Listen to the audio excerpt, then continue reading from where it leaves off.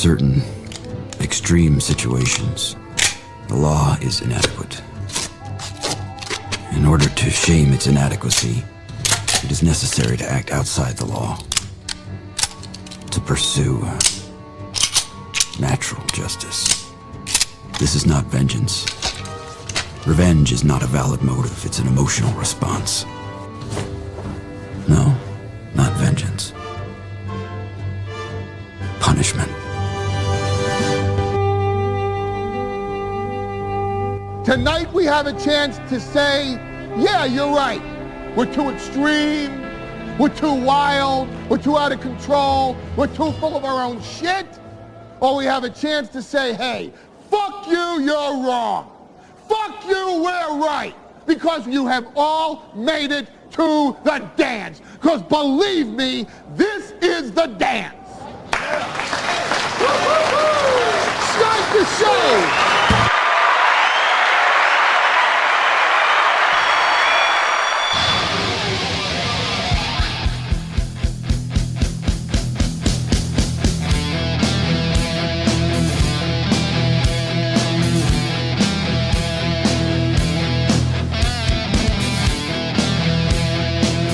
Good morning, everybody, and welcome to the Steel Toe Morning Show.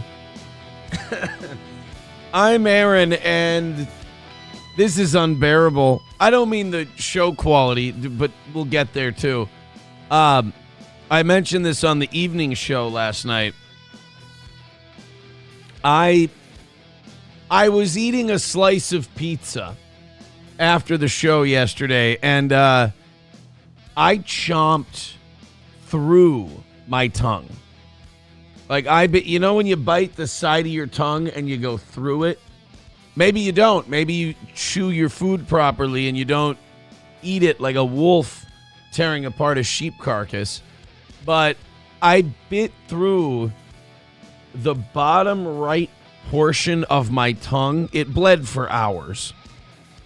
And I have a giant slice in my tongue, and I've been taking Advil. I thought last night, because it happened yesterday morning, I thought last night's show would be the worst of it. It got worse overnight, man. This thing fucking kills. I am not a happy camper, and I have no one to, like everything else, nobody to blame but myself for my misery. But I am not in a good way this morning. I do not feel well. And me not feeling well comes from the fact that my goddamn tongue is falling out. I do feel like I went golfing yesterday and my tee time was at 12:40. I probably bit myself around 10:45. And my tee time was at 12:40. And I was on the tee box of the fourth hole, and I was still spitting blood. So I would say a solid 2.5 to 3 hours after I bit my tongue, I was still spitting out a visible amount of blood. I don't like it. It's that feeling, you know, when you just bite it, and even if you don't bleed, you get that swelling where you bit it.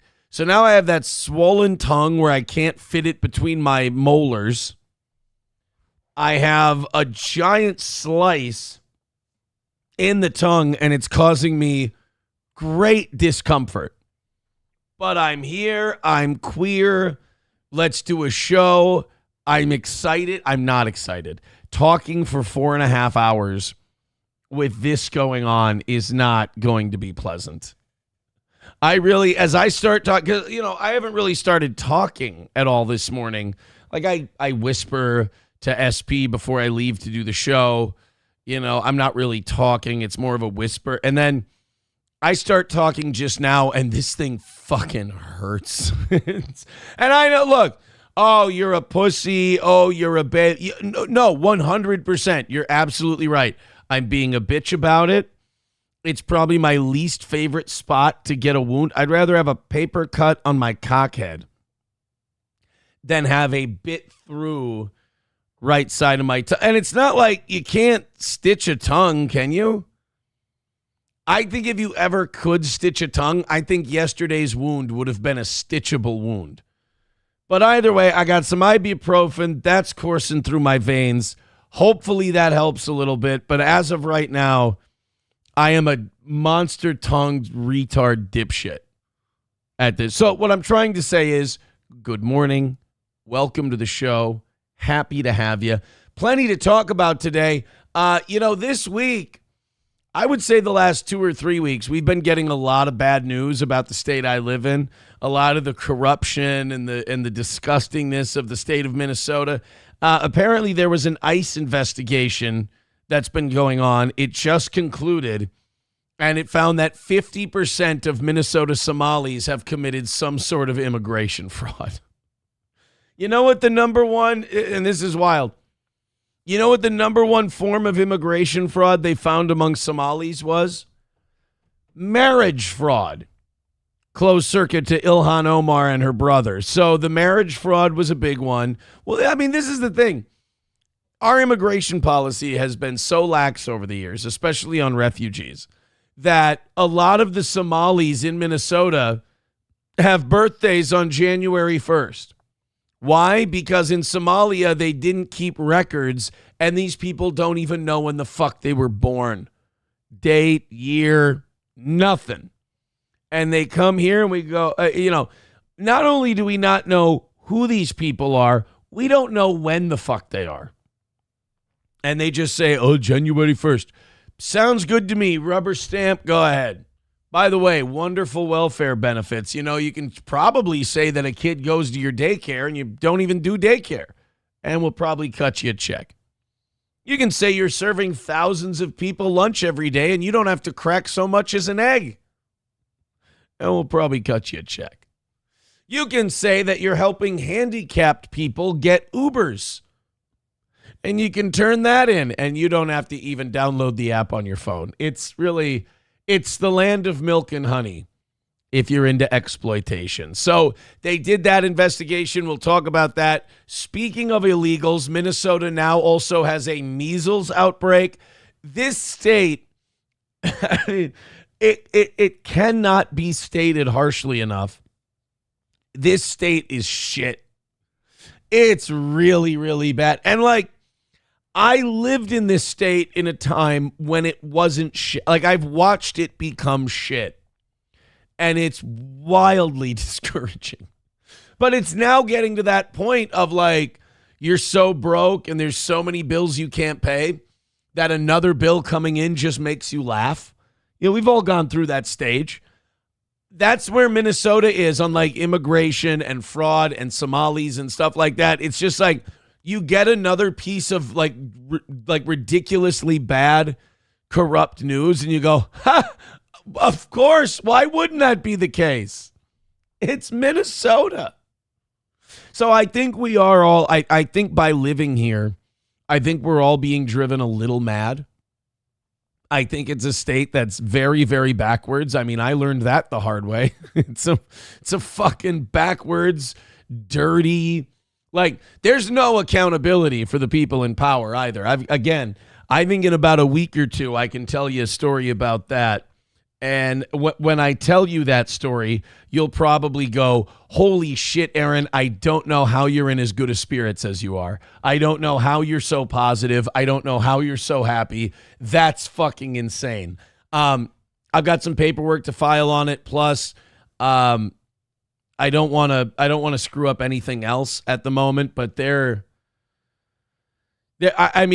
when we found out about the corruption, when we found out about what went on, literally the only thing we could do was write a letter to the file some paperwork with the attorney general and make sure that it doesn't happen to somebody else in my position the next time. Because it's in the movie Recount, they find out that Florida had kicked a bunch of black voters off the voter rolls when they had because they listed them as felons, and they weren't felons. And the Gore campaign was like, well, wait a minute, what can we do about this? And we can just file an appeal so that maybe it doesn't happen in 2004. That's all they could do. So Minnesota is a dirty, nasty, corrupt, overtaxed, immigration fraud, welfare fraud ridden shithole. I mean, it really is an awful, awful thing. It's really annoyed. Wawa supervisor also pointing out, y'all killed Kirby Puckett and let Minnesota go to shit. For shame. Now, wait a minute. We had nothing to do with the death of Kirby Puckett unless you're going to blame our insane number of KFCs per capita. Other than that, our hands are clean on that one.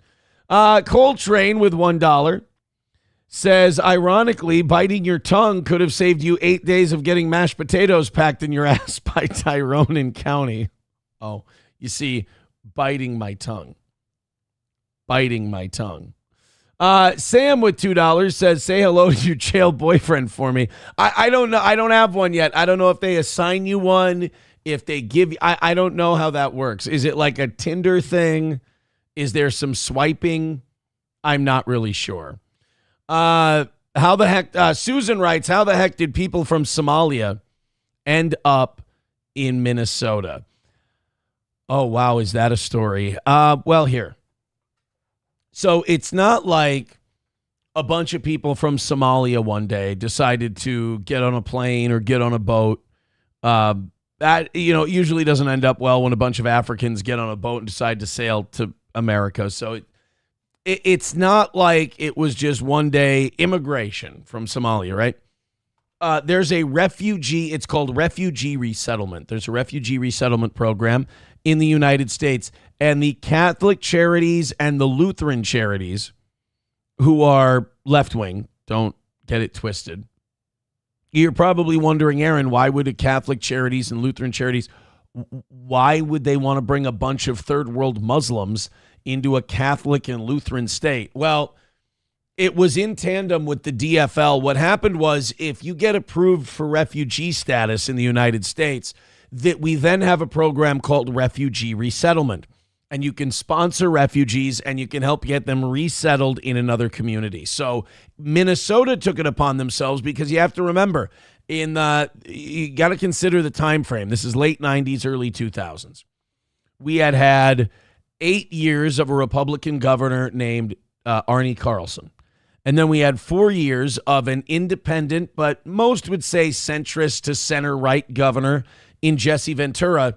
And then we were in the midst of 8 years of a Republican named Tim Pawlenty. So for 20 years, center to center-right politicians were in charge of Minnesota. The Democrats were tired of getting the shit kicked out of them.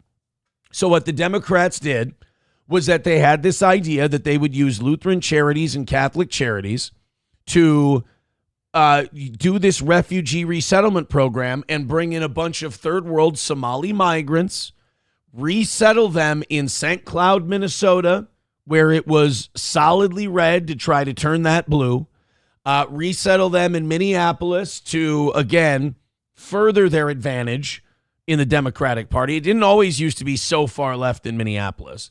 So they would resettle them there and resettle them strategically in other places in Minnesota. Now, once you are here legally in this refugee resettlement program, there's a thing called chain migration. You can get your family members brought over. You can get your wife brought over. And this is where a lot of the Minnesota immigration fraud is coming from. We'll talk about this later in the show, is that people were getting sponsored as spouses, as mothers, as fathers, as brothers and sisters. And because Somalia's record keeping is so shitty, we kind of just took their word for it. And they're finding a lot of marriage fraud, a lot of immigration fraud now. Not the state of Minnesota, by the way. This is ICE. This is the federal government had to come in and save Minnesota from itself. Same thing with the daycare fraud. Same thing with the Feeding Our Future scandal. Same thing with the Medicaid fraud that we're finding. Minnesota didn't find this fraud. The federal government had to find this fraud. Minnesota's lefty politicians didn't give a shit if Somalis were robbing the state blind. In fact, in a lot of cases, like in the Feeding Our Future scandal, they were helping. So if you're wondering how Somalis got here to Minnesota. That's how. NGOs. Catholic charities, Lutheran charities, and other non-governmental organizations, many of them Soros-funded leftist organizations, helped that. And wouldn't you know, ever since we started bringing Somalis here in droves to make Minnesota, turn Minnesota from a slightly red state to a total blue state, we've had 8 years of Mark Dayton, a liberal Democrat, 8 years of Tim Walz, a liberal Democrat, and now he wants 4 more years. And I kind of think that he's going to get it. I do. So, yes. That, Susan, if you're wondering how Somalis ended up in Minnesota, that's the story. That's the story. Balls Deep says Ilhan Omar Elmi is a prime example. Yeah, I think old Ilhan, they never really looked into her marriage fraud, but it hasn't. She's the only one who's denied it. I mean, I would too if I were her, but now, Susan, goddammit, now you depressed me because I told everybody the story of Minnesota. Corms with 279 says, are you going to be a top or a bottom in jail? Bunk. Oh, bunk. I was ready to answer what I thought was your original question. Oh, bunk. I'll be honest. I'm not a bunk bed kind of a guy. I've requested at minimum queen mattress, Tempur-Pedic if we could, Sleep Number if possible. I have sent out my rider. I hope it's accepted. I hope my terms are agreeable. I want red Starburst, preferably in a candy dish. That would be good.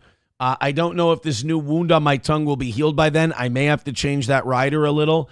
And a vinyl music collection, including but not limited to Jim Croce, Gordon Lightfoot, and Eric Church vinyl, if you could find it. Like, here's my biggest thing. I don't want to be a pain in the ass. I just want what's owed. That's all.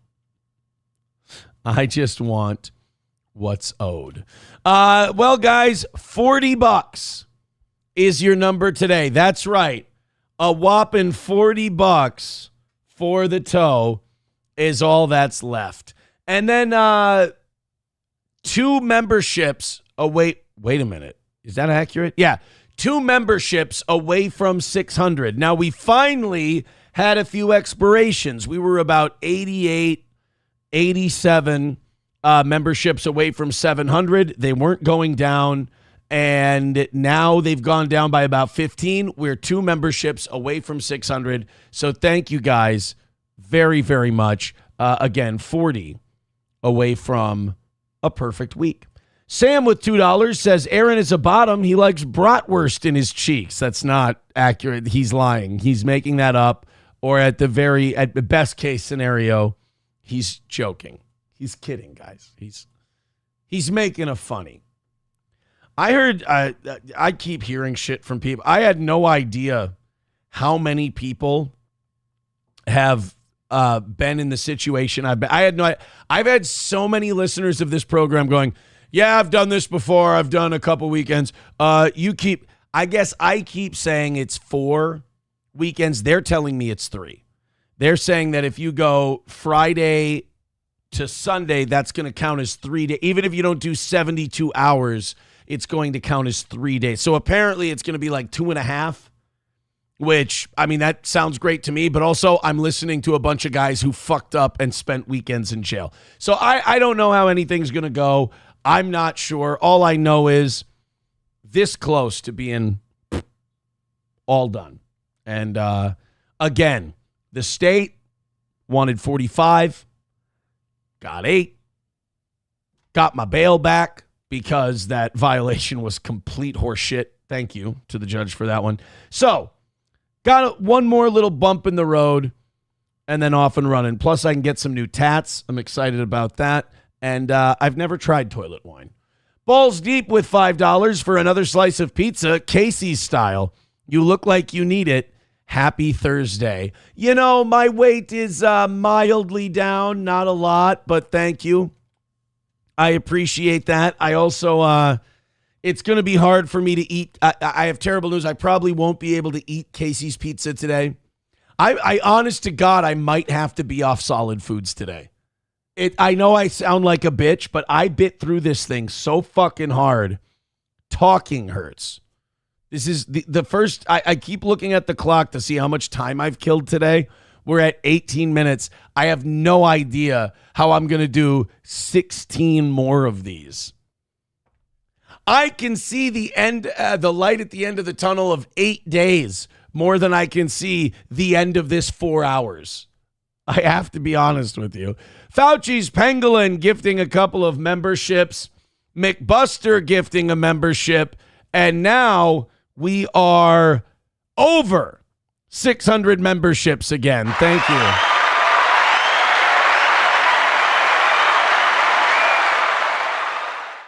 I'm sorry. And we're 25 away from today's goal. Thank you very much. And another perfect week for the toe. Thank you very much. That's Bubba at the end of your tunnel. Thank you. Rexstart parody account says no solids, so another mashed potato day. It's funny. Stearns County Jail warrior success sent to me by Nova. Thank you, Nova. I'll be sure to check that out at some point today. Everything we've been through the last 10 years, I must say that this audience has always been, if nothing else, fun. Mr. Sister with $1 says, hey, kitty girl, before they put you in bars, have SP get you a Brazilian. Not the waxing, but a Brazilian. He will get you ready for any black business. Oh, man. No, Corms, I'm not getting a tramp stamp. I really don't think all of this is necessary. I really don't. All right, let's get into some things today. Again, I'm a little upset that you guys made me go into how depressing of a state Minnesota is immigration-wise already today, because we have some stories about this coming up a little bit later on.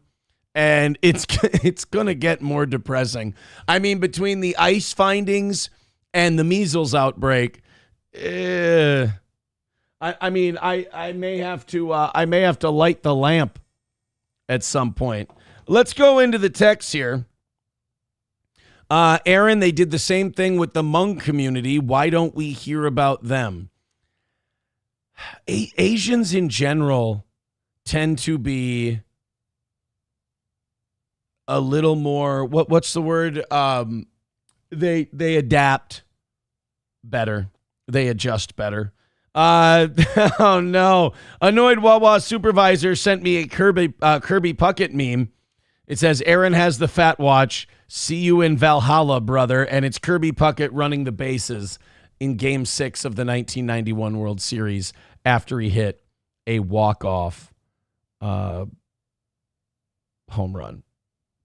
Veldrain with $1 says, did the state want 45 days because you are a white, debatedly straight male living in a Marxist far-left shithole?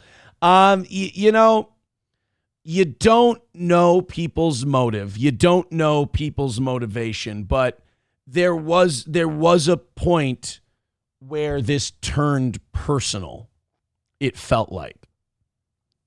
There was a time, and I think it was when I had a sense of humor about the plea deal, and that's how I deal with things. I have a sense of humor about it. I'm a very optimistic, positive person. I don't think it's right that the state can just be mad about that and then try to break you and lie about you and all that. But like I said before, just don't get in trouble. Just don't get in trouble, and they can't get you by the balls like that. But it got weird. It got really weird there towards the end, especially the Aaron's behaving himself. Aaron's doing everything right. Aaron's done everything asked for. And then the state of Minnesota trying to hang something on me at the last minute. That was weird. that really raised my antenna and my attorney's antenna, and we're like, oh, this is a pile-on. And but again, don't get yourself in trouble, and then they can't do that shit to you. We gotta get into some stuff today. I know you guys are very interested in all this, but I think our regulars, I think the people that love Steel Toe, it's become repetitive and boring, and I'm kind of repeating myself. So, guys, you're gonna be fine. If you like gardening, do some gardening today. I played golf yesterday. There aren't that many good golf days left. Get out there. Let's start with this guy. Sometimes you look at a guy and you just know he's a problem, and you've been taught your whole life not to judge people by the way they look. So you go, all right, you know what? I'll ignore that instinct that I'm having, like, deep in my gut. This guy, Lorenz Krauss, went on TV to talk about, I don't know if he talked about his parents. I don't know if he was brought on to discuss his parents, but at any rate, he went on the news. He went on the local Channel 6 news. His parents had not been seen or heard from for about 8 years, yet they were still receiving and cashing Social Security checks. When the authorities came to the couple's house with a warrant last week, their remains were found. So as this really took a dark turn, so they found out, well, something happened to these two old people about 8 years ago. Their Social Security checks were still getting cashed. They find their bodies in the backyard. So their son decided the first thing he was going to do when his parents' bodies were dug up in their backyard was he was going to run off to the local news and talk to them about it. He was going to discuss it. He was going to tell the public what was going on with his mom and dad being found in their backyard. Now, I would have to say that when something like this happens, you got to not go on the news and talk to journalists.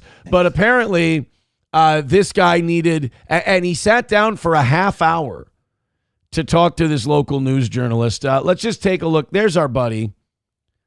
By the way, that's the journalist right there on the right. No. So this guy came to the news station dressed like this, was 7 minutes into the interview, and then this happened. They asked you to take their lives, to do what they couldn't do? Implicitly, but not explicitly. So you were just granting their wishes? My mother, after my sister died, my mother would give me these do not resuscitate things every few months, and she wanted to die given her grief for my sister, her daughter. And you love your parents and you wanted to honor their wishes? You know, there's something special about our family that we can somehow read each other's minds. Okay, so you're picking up what he's putting down, right? This fucking guy went on the news, admitted to killing his parents, but then said, no, you guys don't understand. They wanted me to kill them. I don't know how much Law and Order you guys have watched, but unless you're going to get some juror nullification shit going on, your parents asking you to kill them is not an excuse to kill them. In fact, if you accept and you say yes and then you do it, that's the very definition of murder, seeing as it was clearly premeditated. Going on the news and telling a random stranger that this is what your mom and dad would have wanted, also incredibly stupid. So being things explicit isn't necessarily, I could complete my grandmother's sentences for her, and she would say, well, so, I mean. Right, like one time his grandmother said to him, I would like, and then he went, me to bash you to death with a hammer. I get it now, Granny. And she said, no, I meant I wanted a sandwich. But Jesus Christ. This guy, first of all, he looks the part. And second of all, the fact that he went all Dennis from It's Always Sunny in Philadelphia, like the journalist asking him, so your parents were so overcome with grief by the death of your sister Or maybe it was the fact that you were the one remaining child. I don't know which one it was.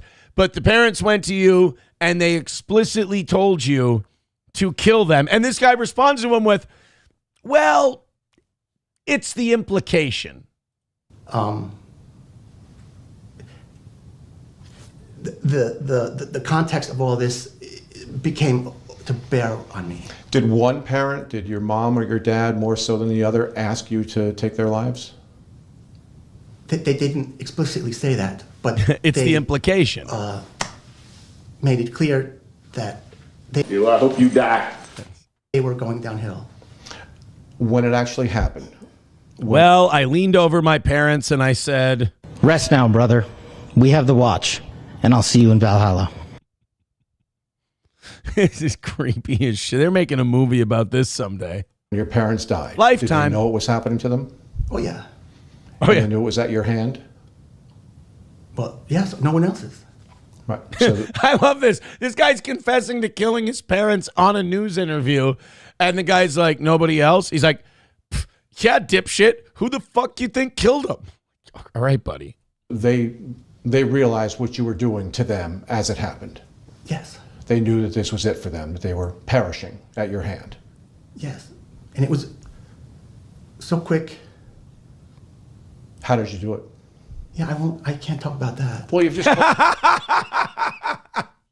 How'd you kill your parents? Well, look, I don't want to get in trouble. I was here to tell you that I killed my parents. I can't tell you how. They might fuck me over on that deal. Jesus Christ, dude. Look, I've played enough Clue to know that you need a person, a weapon, and a location. You're not going to get me on this one, fancy Jewy newsman. told us that Right. it was at your hand. Right. Were there drugs involved? Was no. there a suffocation? Was there? You suffocated them. Oh my God. So it was a few seconds later. The news guy goes, how'd you do it? Well, I can't tell you that. Oh, would you drug him? No. Did you suffocate him? Wait, what? Go back. I want to see how long it took for him to say, I can't answer that, to then answering it. Was it for them that they were perishing at your hand? Yes. And it was so quick. How did you do it? Yeah, I can't talk So, about it. okay, 8:22. So at 8:22 into this interview, he says, I can't talk about how I killed my parents.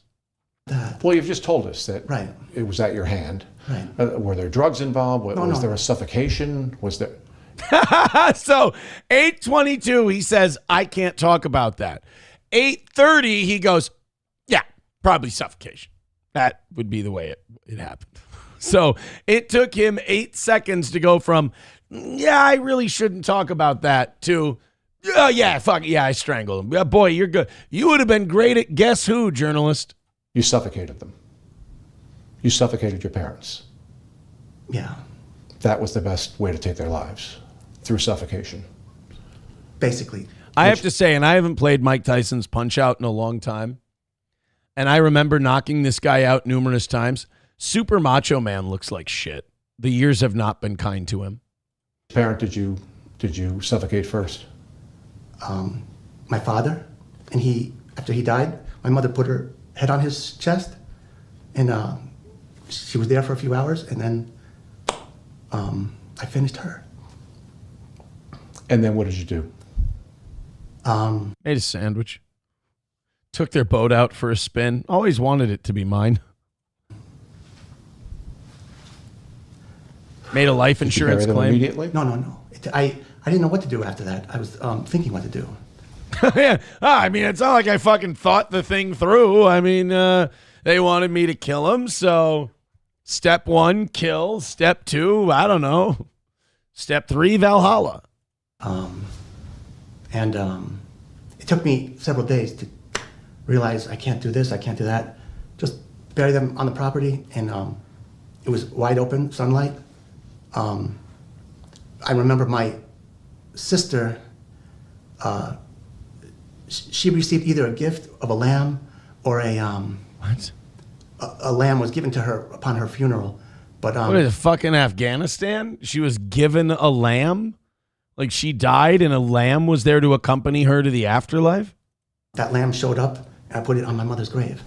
And the police must have that now, too. You call it a grave? You bury them in the backyard? You see it as a grave?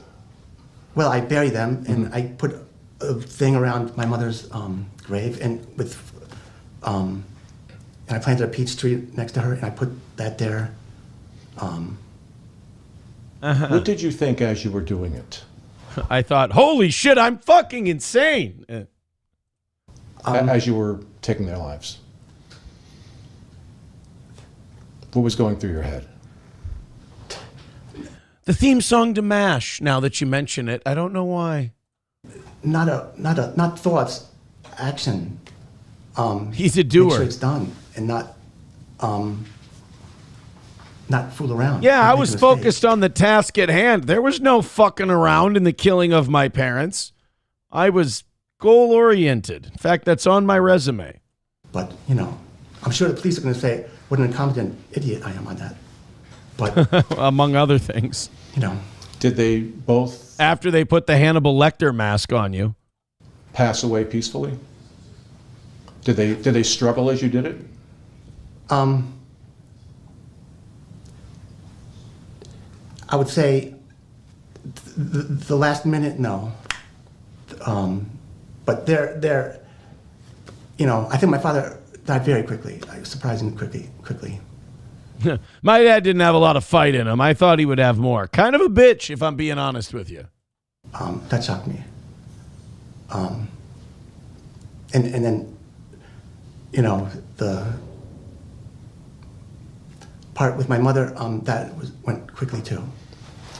Did you realize what you were doing, as righteous as you may have thought it was illegal? And Oh yeah. Well, I mean, yeah, what am I, a fucking idiot? I mean, so did you realize while you were doing this that this was against the law? Oh, 100%. So this guy went from, I'm not going to confess to killing my parents for 8 years, to I'm going to tell some random overweight newsman in my local community that I killed both of my parents, to I'm not going to tell him how. And then 8 seconds later, he goes, I strangled him. And then a minute or two later, the guy goes, did you know this was illegal? Giving you another shot at an out. And you went, oh, yeah, 110%. This guy plays by the rule of eights. Took him 8 years to say that he murdered his parents. Took him 8 seconds to change his mind on telling the newsman how he killed them. you knew you were breaking the law. You knew. And his sentence will be 8 days. No. You were. Well, that's what I'm saying. We have to squeeze the law to fit the humans, not us, the humans to fit the law. And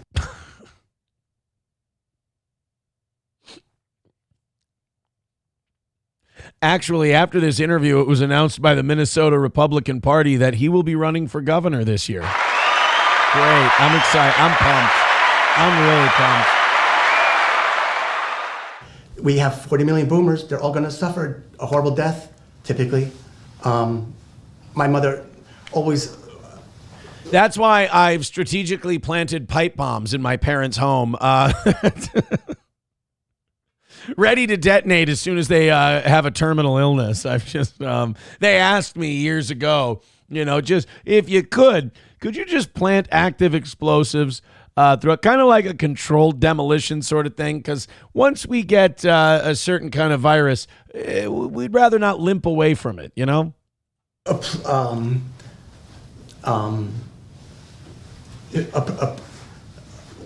somebody died in their home, she would say, great, the person died with their boots on, instead of going to a hospital and going through a meat processing factory kind of thing.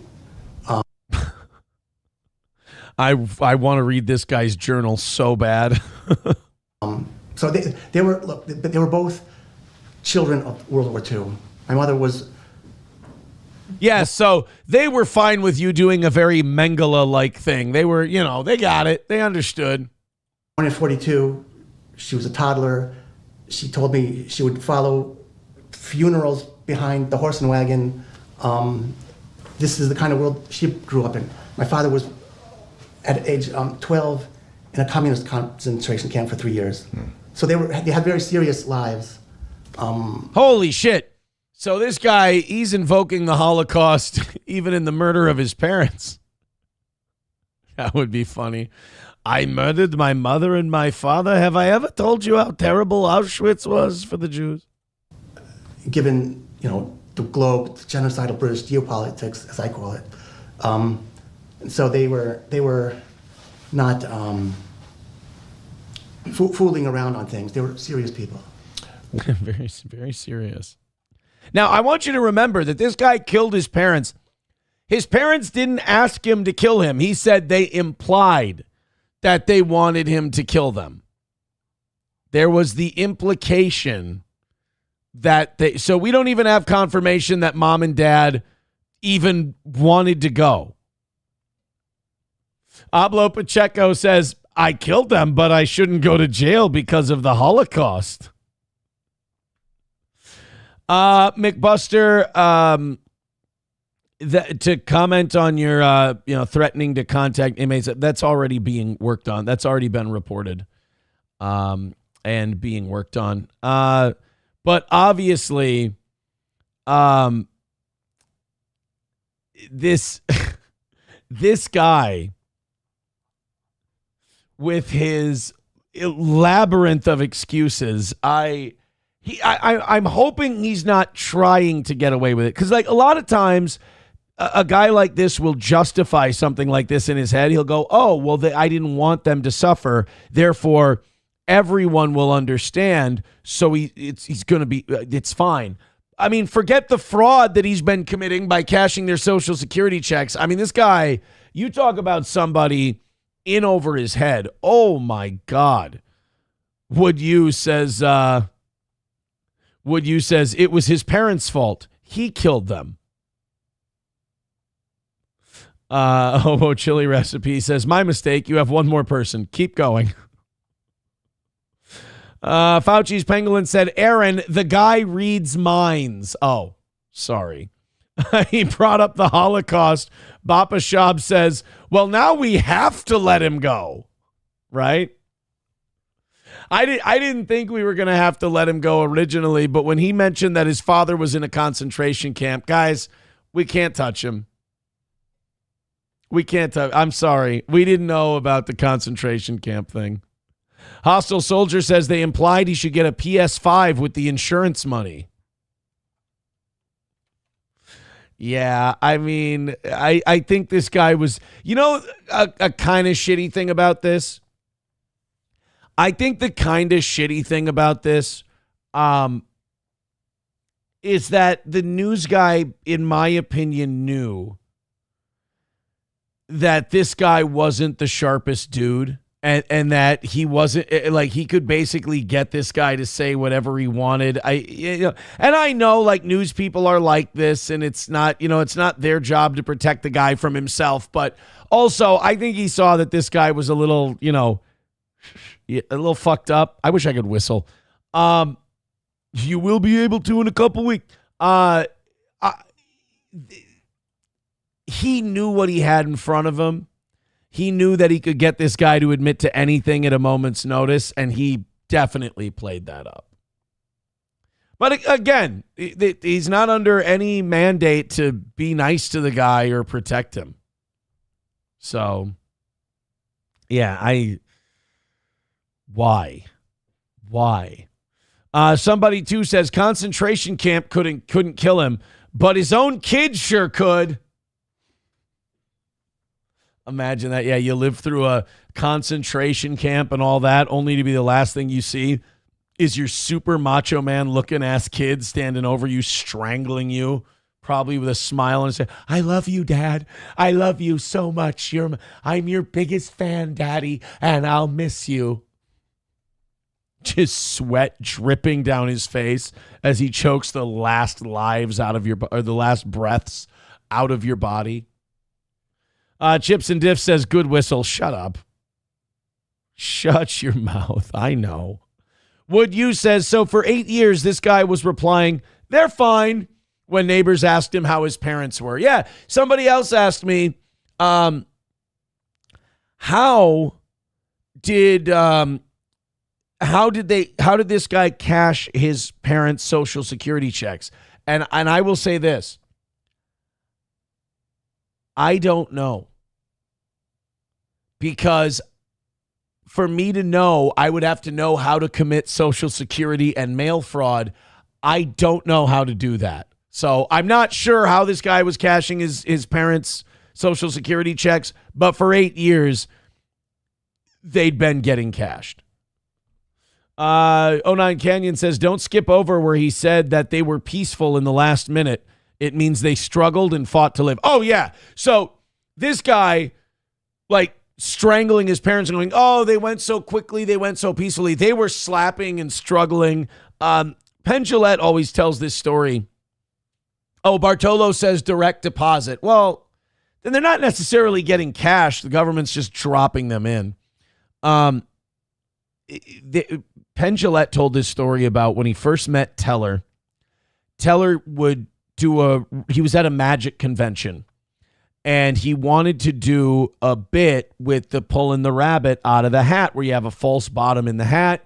You remove the false bottom, you pull the rabbit out, blah, blah, blah. The problem was his rabbit was very wily. It was very energetic. So Teller had the idea that he had a friend who was pre-med.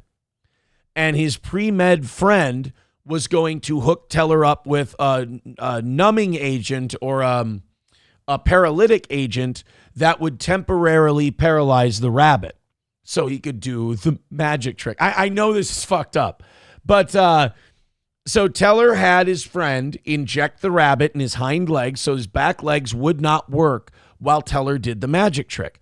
The problem is his pre-med friend gave the rabbit way too high a dosage and actually permanently paralyzed the rabbit. So Teller, not wanting the rabbit to suffer, decided that he would kill the rabbit. He would put the guy out of his misery. Teller didn't have a gun. Teller was in college. He didn't have enough money to go to a vet and have the rabbit put down.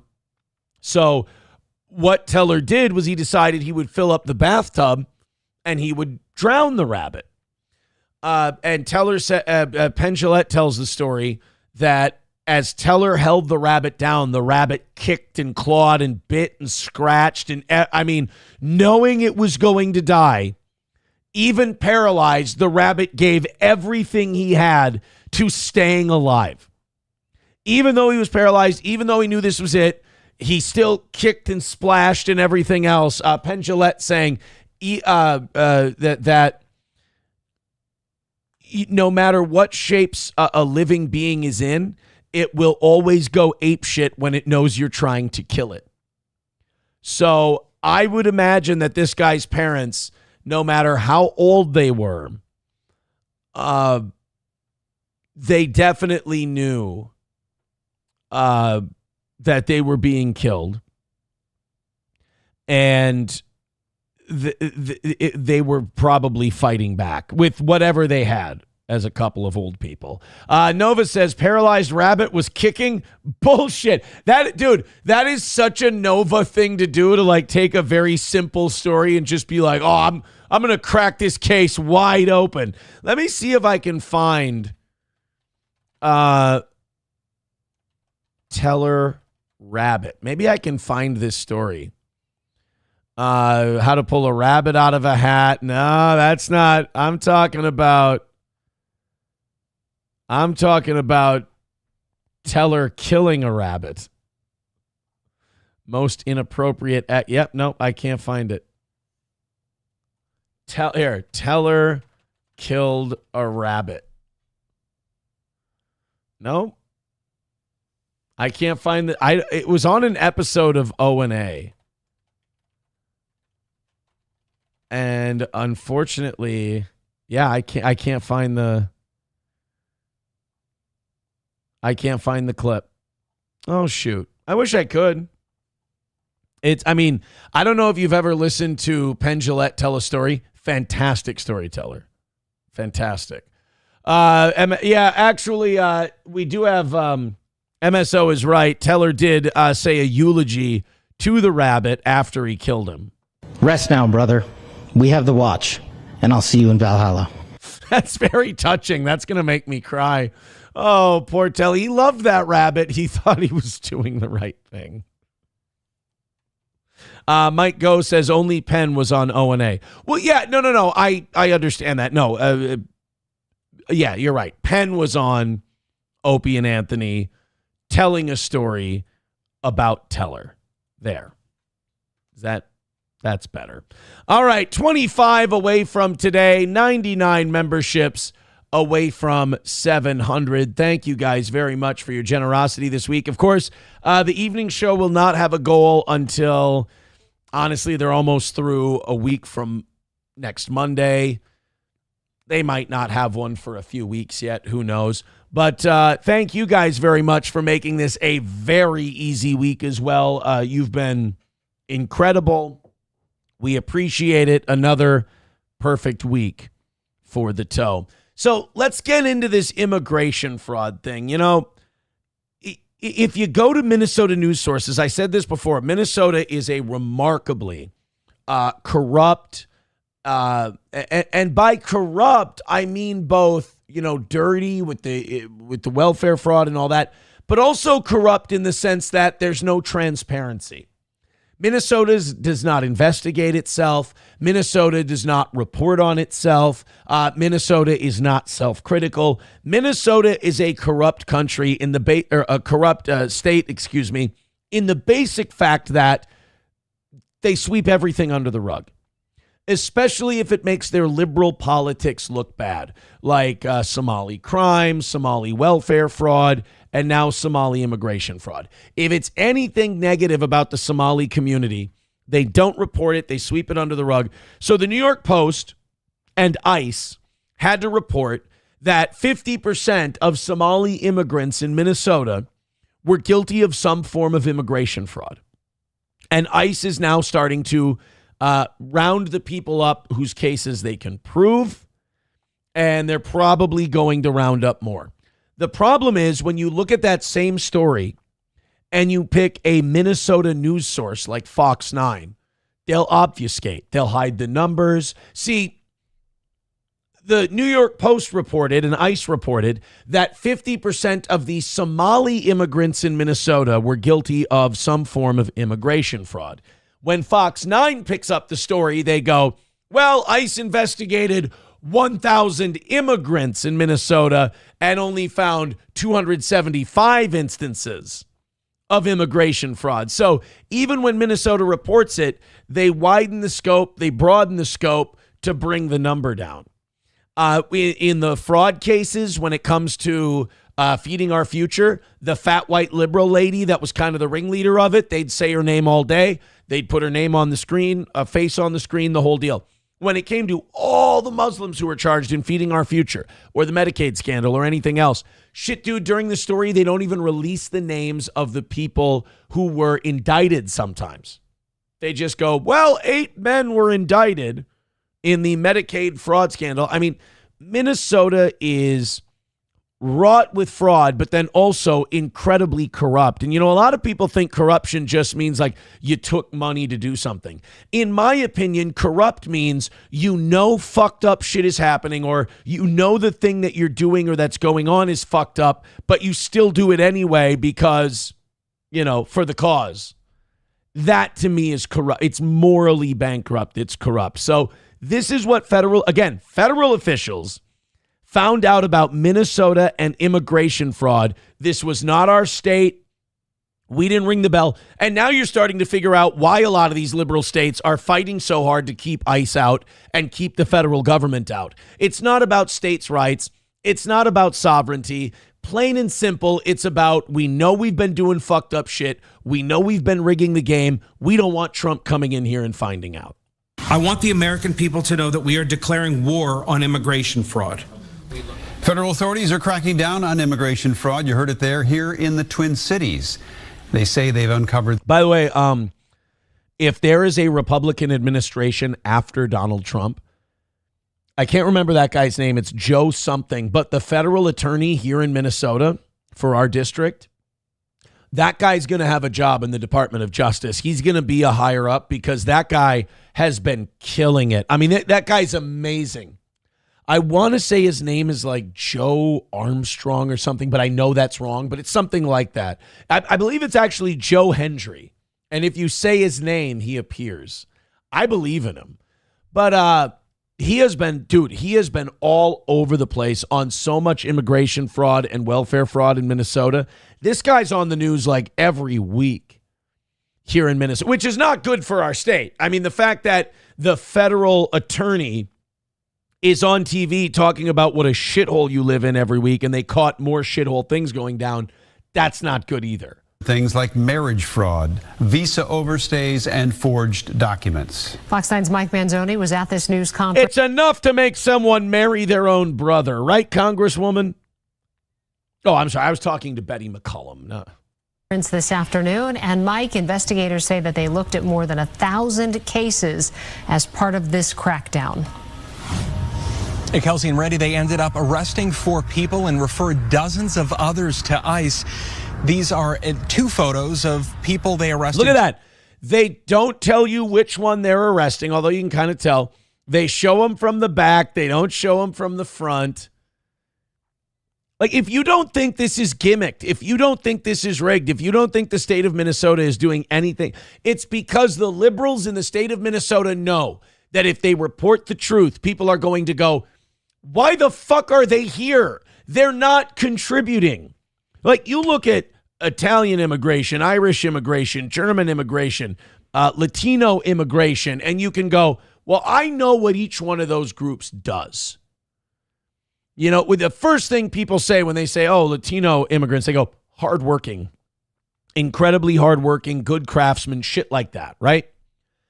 If you say some immigrants from the broken state, the failed state of Somalia, I mean, again, this is not shitting on anybody. This is not berating anybody. This is our state. And we have a right to go, why do these people get to come here? They're not contributing anything, and they are fucking around at a disproportionate rate than the rest of us. 2 of the 4 arrests during what they called Operation Twin Shield. It happened over the span of the last week and a half. Investigators say they found at least 275 cases of suspected immigration fraud. One case involved a man who admitted to using a fake death certificate from Kenya to convince the feds that his wife was dead, even though they say... So this guy had a wife. They were going to kick her out of the country because she overstayed her visa. He faked her death. Now, if you did that and you were just a citizen of the United States, you'd be in prison right now. This guy, they didn't even figure it out.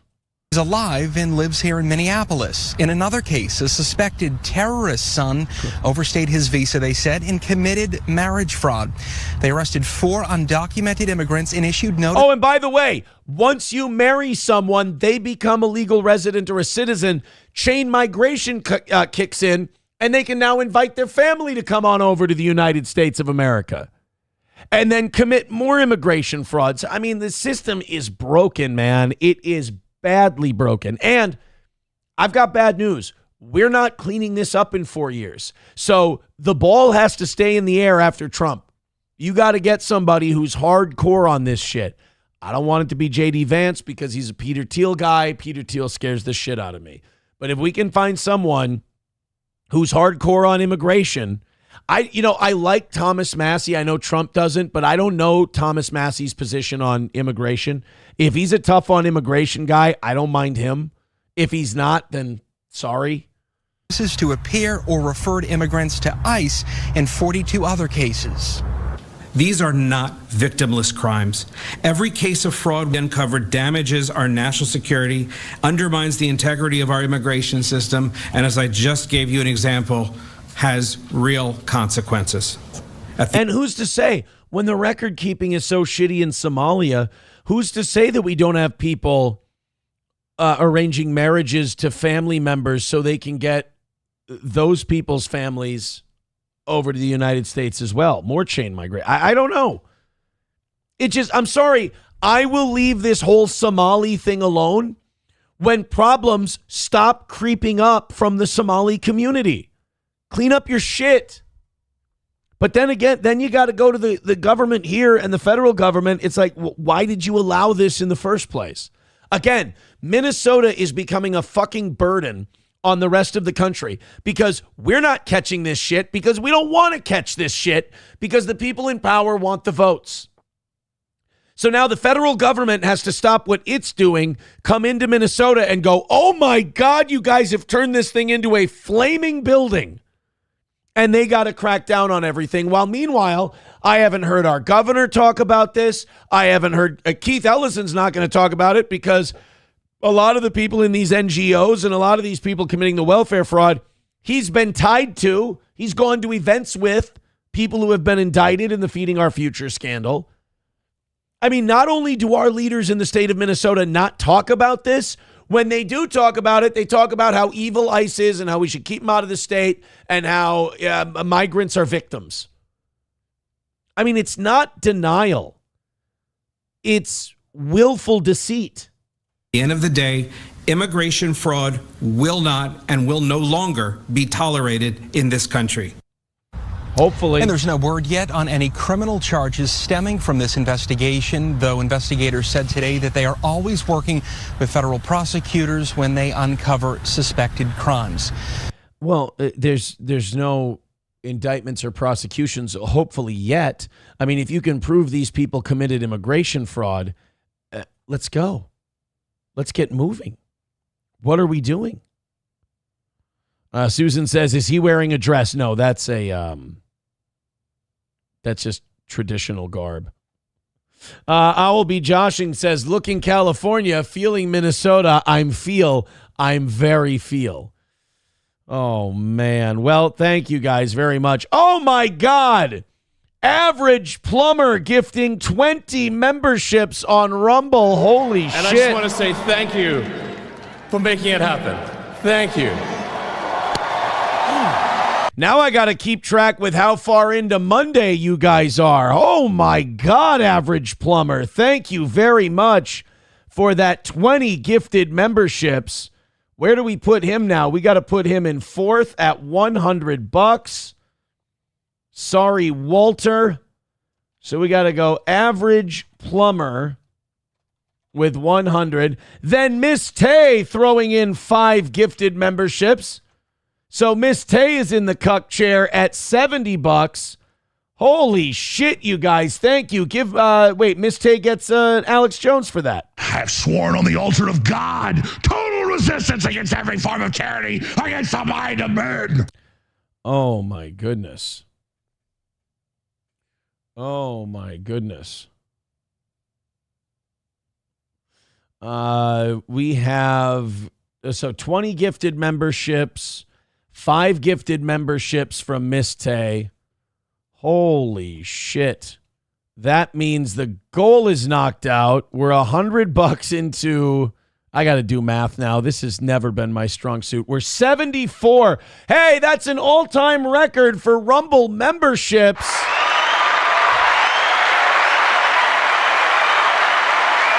And also over on the YouTube end of things, we are pushing 500 memberships. So if you guys want to gift the shit out of those, why not?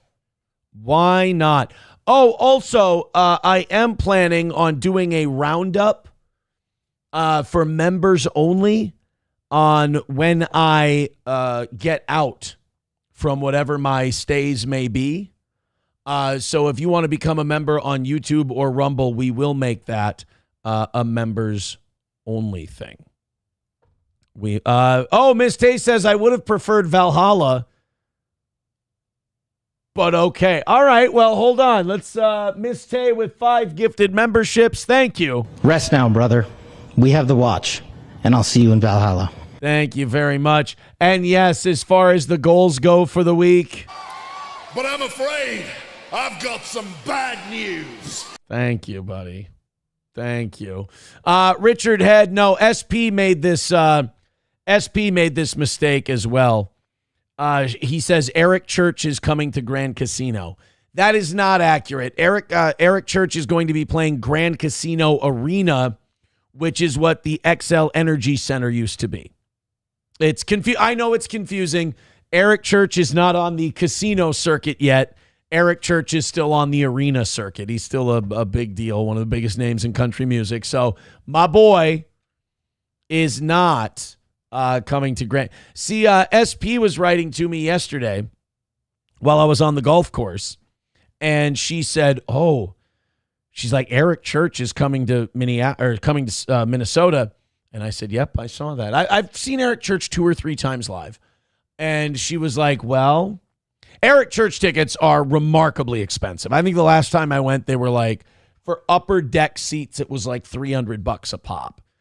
And he's coming to town again. And she was like, well, for Christmas, we can either do the Eric Church. Like, I'm a big Eric Church person. Her, not so much. Nobody's going to be as big of an Eric Church person as I am. I'm retarded. But she said, well, we can go back to Florida. We go do a big Eric Church weekend. And I said, I got to be honest with you. I think I'd rather do Florida. I've seen Eric Church a couple of times. Love him. He's fantastic. He does a great job. I'll always be a huge fan. But I don't think I need to go see him again. I don't think so. Bigot on Socialist Media says Aaron in his 50s following Eric Church on his casino shows. Correct.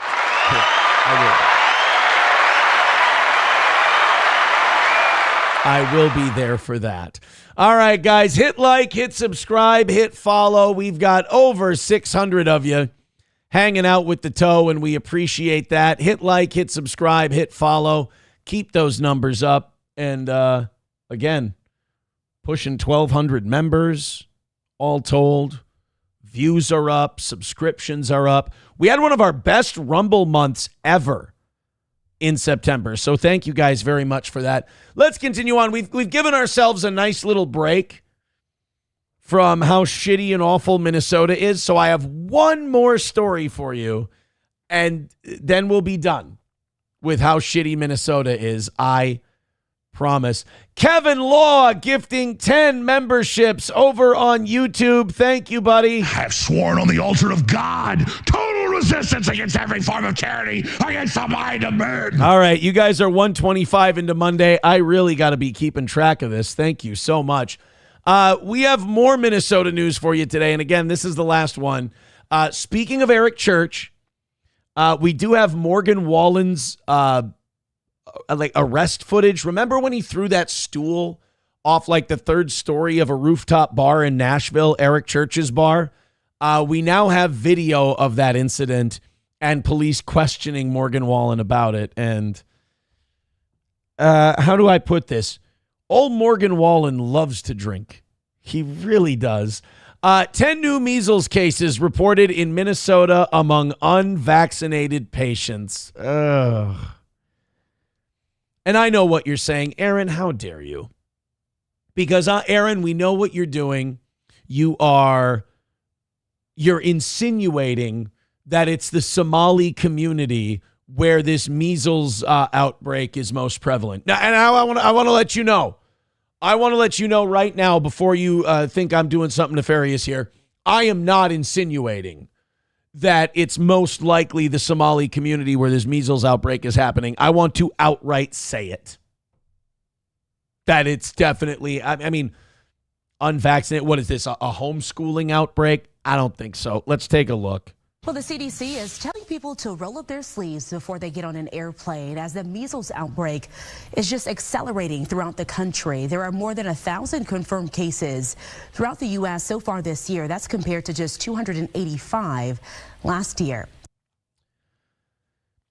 Can we just, there is part of me that just wants to take everybody who's not a citizen, kick them out and start over. It's not a color thing. It's not anything like that. I don't care what you are. If you're a citizen, you stay. But you almost got to reset the rules. I mean, at almost 4 times the amount of measles cases in the United States. Measles should be fucking eradicated in any Western country.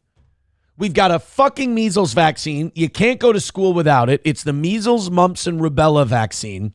You get the shot. You're probably not getting the measles. You know how you get measles? You're not vaccinated. You're exposed to other people with measles.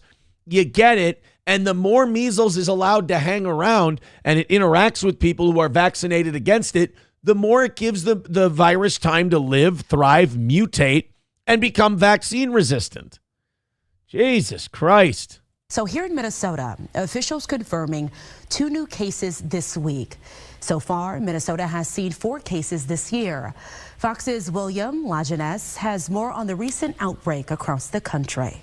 Yeah, and I know that you guys... I have sworn on the altar of God, total resistance against every form of tyranny, against the mind of man. I know you guys, you just heard that. Again, this is how shitty Minnesota news is. In that video, you heard, hey, there's only 4 cases in Minnesota this year. It's a lie. They just went on the news and they lied. Because if you go and read, again, national news media... The Minnesota Department of Health, since September 29th, says it has confirmed 10 new measles cases, all in the Twin Cities metro area. The new cases bring the state's 2025 case total to 18. Now, wait a minute. 10, the local news told me it was 4 people. Now there's 10 new ones, and you're telling me there was 18. So that means that the Minnesota local news underreported this number by 100%. It was double the amount of cases they said there were. And you wonder, like I tell you people that don't live here, the local politicians hide it and cover it up. The local news hides it and cover it up. We're not crazy, all right? This is what they're doing.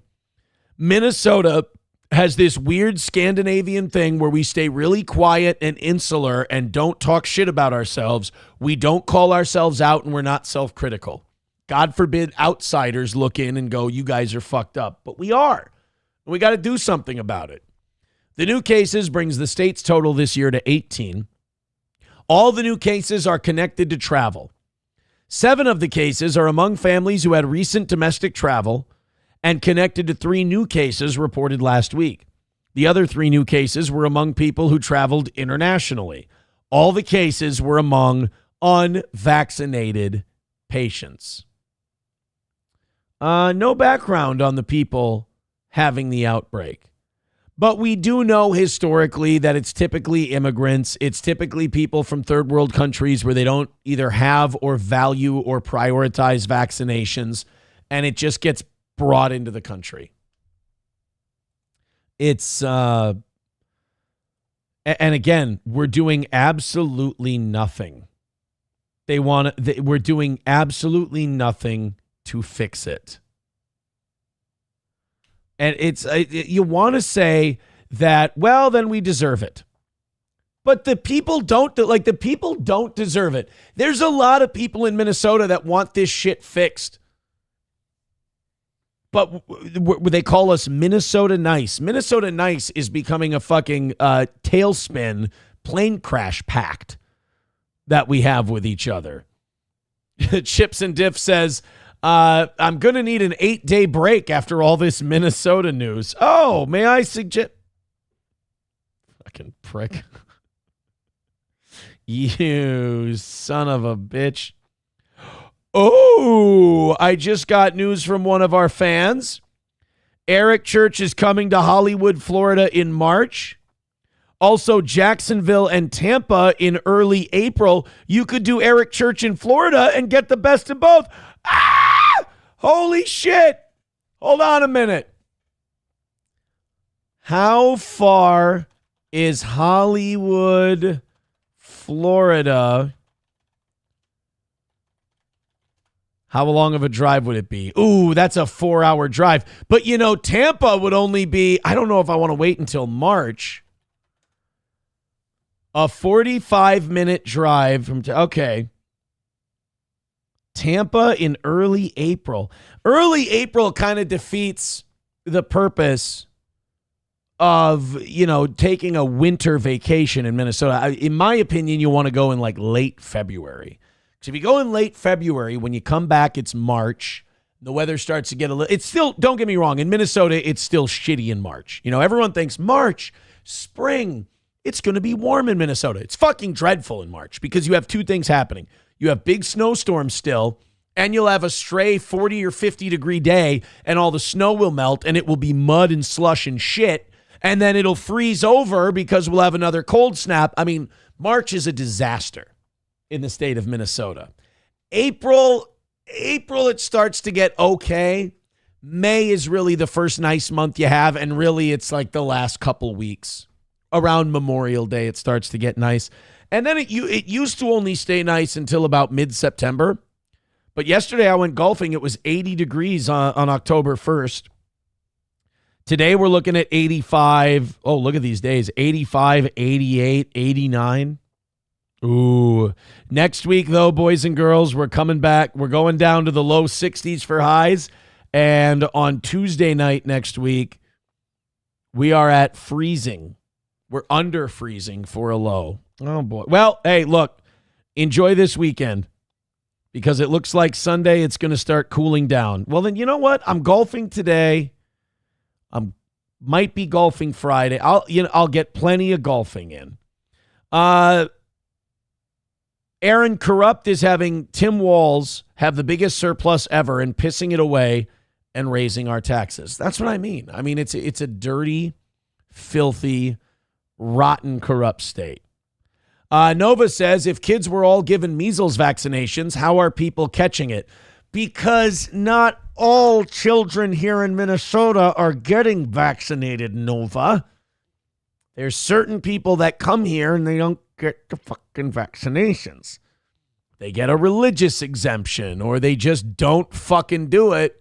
And Minnesota holds certain people to lower standards than others. It's a fucking dog shit state. Let's continue on here. MN Gal says, I am old, got a booster. F that measles vaccine works. Go ahead and get all the measles you want. Enjoy. Wolfhound says, they are not sticking me with shit. Don't care what the reasoning is. They want us all dead. Americans stay. All non-citizens get the fuck out. Rusty Grammar says, don't blame me. I'm racist. It's not what I want. King Kong Dong says, I went to Missouri this year. It was hard to not just say fuck it and move there. Hearing that a lot. I think Minnesota might be like I think Minnesota might just be a few years behind California. You know? I think that Minnesota might just be the next state where you hear they're moving to Texas, they're moving to Florida. We have a lot of snowbirds. And I think what might start happening is you might see a lot of these older people just say fuck it and start staying in Florida or staying in Arizona. I know that Minnesota has a really shitty tax system where if you stay in Minnesota, like if you have a cabin here or something, and you stay like 1 day over whatever the limit is, you have to pay full taxation. In Minnesota, we are a money-grubbing, tax-hungry state because we don't want to admit that we have a spending problem. We don't. Wolfhound says, if you go to Tampa, check out Clearwater, Florida. Beautiful. I went to my last vacation this year was in Clearwater Beach. It's beautiful, man. Clearwater Beach is an amazing place. Absolutely loved it. Wolfhound says, and if you're a golfer, Florida is your paradise. Well, yes and no. I went to Florida in May, and it was already by like 10 in the morning. It was way too fucking hot and muggy to golf. But I did learn from the people in Florida that gators leave you alone if you leave them alone. So that's interesting enough. Thank you very much to, we did thank Kevin Law for his 10 gifted memberships. Chad's missing upper lip says, do you have to approve move? No. I am free to travel about the country, as it were. That was another thing. Like, again, there are these people who they hate my guts and they're taking all of this harder than I am. Like they felt like it was unfair or I got off light or whatever. I don't think I got off. I think it was, we argued in court. It was way too much. Way too much. It's ridiculous. But that's what they decided on. But there are, a lot of the Aaron haters are like, no, it can't be only that I fuck it. And their cope is that, well, he must be lying. I mean, these are people, when they get bad news in their life, they just pretend it isn't true. It's fucking brutal. And I keep telling them, like, don't be like more upset than I am about this. It makes you look fucking insane. So when they assume things and I say, oh no, actually that's not accurate, it's this, again, they get fucking mad at me like I'm telling them there's no Santa Claus. It's like, guys, you know that word you turn your head sideways at because you don't know what it means, that word parasocial? That's what you're doing, kid. Let's do the Morgan Wallen thing. Remember last year when Morgan Wallen chucked a chair off a rooftop bar and just about brained 2 police officers in the process?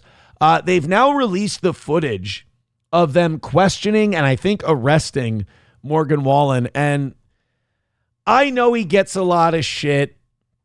I know people are, Morgan Wallen's gay, especially from like hardcore country music fans. But I'll be honest, I like some Morgan Wallen. I enjoy some of his music. I think the song he did with Post Malone last year is awesome. He did another one with him this year that was pretty good.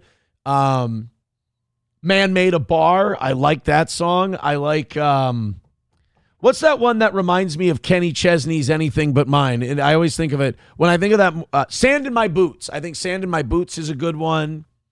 Last Night's a solid song. What's the drinking one? Doing 90 to 100. Yeah, but nothing seems to... You Proof. I think You Proof is a solid song. And by the way, I understand every one of these songs I'm listing, people are just smashing the gay button. I get that. The gay button is actually the thumbs up. So if you think I'm gay and you think my music taste is gay, hit that thumbs up button. That's actually the gay button. Hit it 3 times. Exactly 3 times. So Morgan Wallen got arrested because he was performing at Church's, which is Eric Church's bar. Clever name. And he chucked he was fucking pissed. He was hammered. And he chucked a chair off a 3rd floor balcony. And this is what ensued afterwards as they investigated who the fuck threw that chair.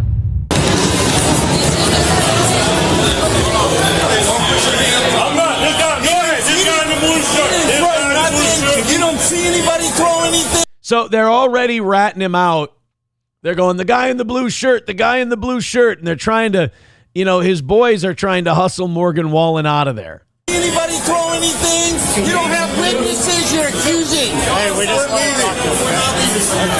By the way, not a good way to deny that you threw the chair. Usually you go, I didn't throw the chair. If you didn't throw a chair.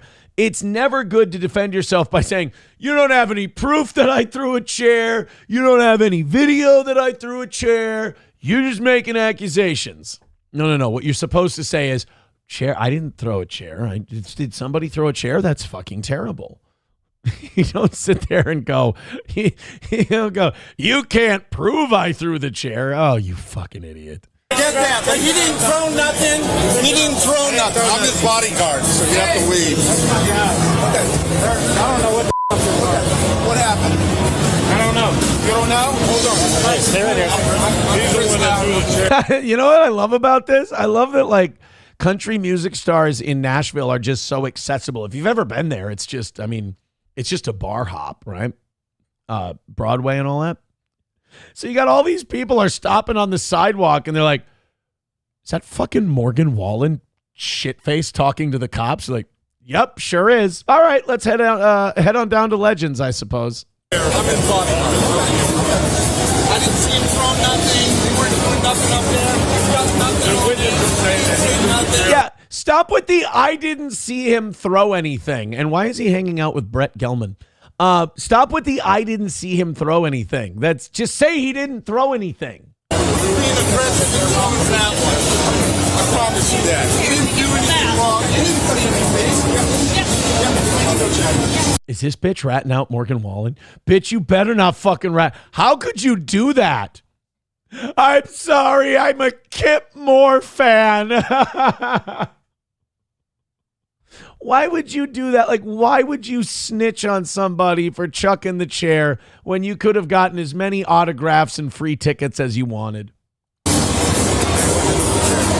go. No, stay right here. You're not leaving yet. You're not free to go. We're investigating the situation, okay? We've not tried to cause no problem, man. I don't know what. Now consider, just a few minutes earlier, he threw a chair, a big fucking chair, a bar stool, off a roof and almost hit 2 cops. And now he's like, look, we ain't trying to cause no trouble, sir. We're just a couple of dirt serpents trying to get on down the road. I don't know why. Well, a chair came flying off the roof and landed right next to my patrol car over there. We're just trying to figure out what happened. As you should. I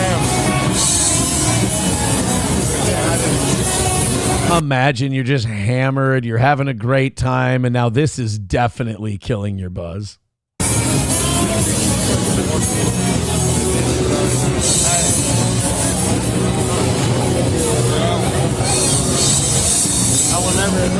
I think it would be hilarious. This is, what time is it?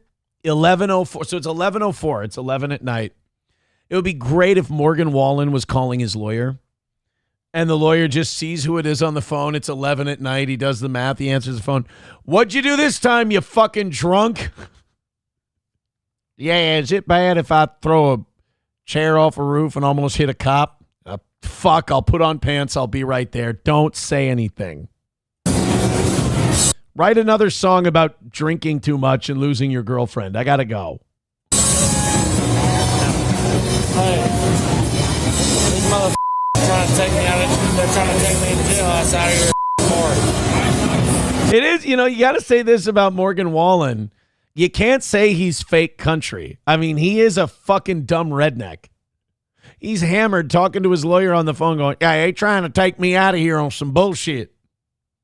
Well, what'd you do? I don't know. He's trying to say I threw a chair off the roof. Well, Morgan, did you throw a chair off the roof? Hey, man, shit, I ain't going to say nothing. The cops. I'm not sure. They're trying to, they won't let me leave. All right, I'm supposed to ask y'all fellers if I'm being detained. I used to have to go to detention when I was in school. I don't know if that's the same thing. Do I got to sit at a desk? He's on the phone. Hi, Eric. Talk to him. Eric, wait, did they say Eric? Is that Eric Church? Wait a minute. Instead of calling his lawyer, this is fantastic. So Morgan Wallen got in trouble with the cops at Eric Church's bar, and I think it's opening weekend. And that's fucking awesome. I love this guy. The police have him separated. They've got him kind of half detained. And Morgan Wallen can make one phone call and he calls Eric fucking Church. Yeah, this is the chief. I assume he just calls himself the chief. Yeah, Eric, we've got Morgan Wallen here. Yeah, arrest you, stupid ass. You're getting fucked up again. Yeah, just take him in. All right. I got to go cover a Tom Waits song. I think it's going to be good. Pop some trees. Hey, how you doing? I want to go back. I swear to God they said, hi, Eric. Talk to him. He's on the phone. Hi, Eric. He's on the phone. Hi, Eric. Talk to him. They either said Eric or Aaron. If it's Aaron, it's probably his Jewish lawyer. But otherwise, he might have called Eric Church to see if he could get him out of trouble. Pop some trees. Hey, how you doing? Well, we're investigating something right now. A chair came off the roof of T's bar and landed next to my patrol car on the street. So we're just investigating at this point. Well, that's the thing. I don't think it's Eric Church's bar. I don't think Eric Church owns the bar. I think it's a naming rights deal. I could be wrong. Because, like, he's got one. Who else has one in Nashville now? Blake Shelton has Old Reds. I think is that in Vegas and Nashville or just Vegas? And then Post Malone's got one, too.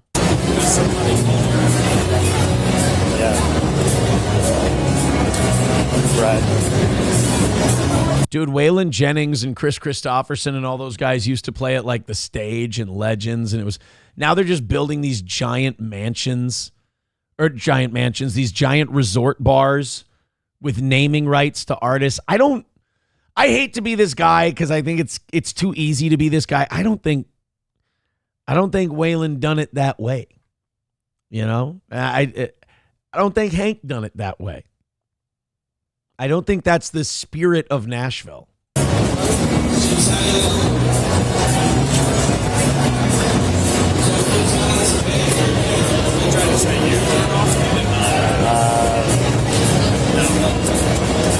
I know I didn't. Yeah. By the way, just remember, all this time that he's sitting here going, I know I didn't, is bullshit. Just remember, Morgan Wallen 1,000% threw a chair off the roof. I treat it like we would with anybody else. Yes, sir. Appreciate it. This is like the front. This lines are marquee in the front of the building. Okay. So that's like straight down the Okay. building. So now they're watching camera footage. All right, sir. So again, I'm Sergeant Wallen, Gavin Newsom, Police Department. I'll let you know the conversation will be audio, video recorded, okay? Yes, sir. So just watch camera footage of you throwing a chair off, landing and laying to a trap. So they pulled him into the back alley and like, look, dude, we just watched video and audio footage of you throwing a chair off the roof. Because they came down there, you don't have any proof, you don't have any video that he threw the chair, and they're like, sir, we just looked at it. You fucking did it. All right.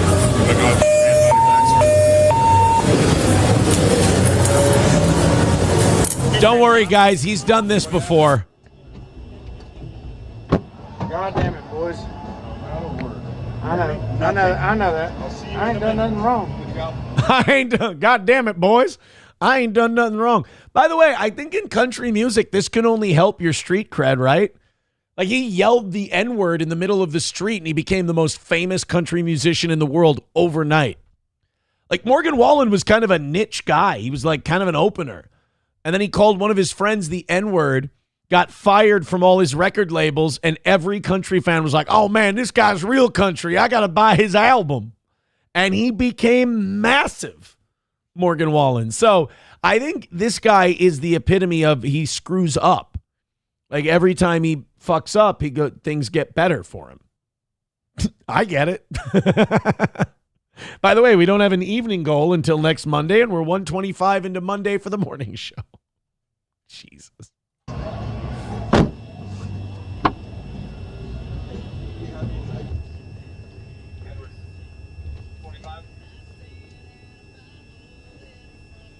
Oh shit, this is me and Thomas Rhett.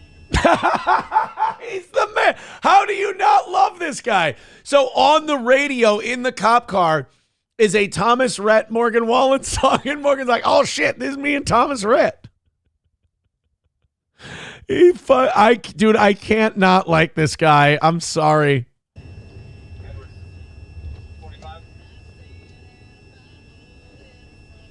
Oh shit, this is me and Thomas Rhett. Turn it up. I love him. Dude, he's fucking vibing to his own songs while he's in handcuffs after he almost killed 2 police officers with a chair. This guy's bulletproof. God save Morgan Wallen.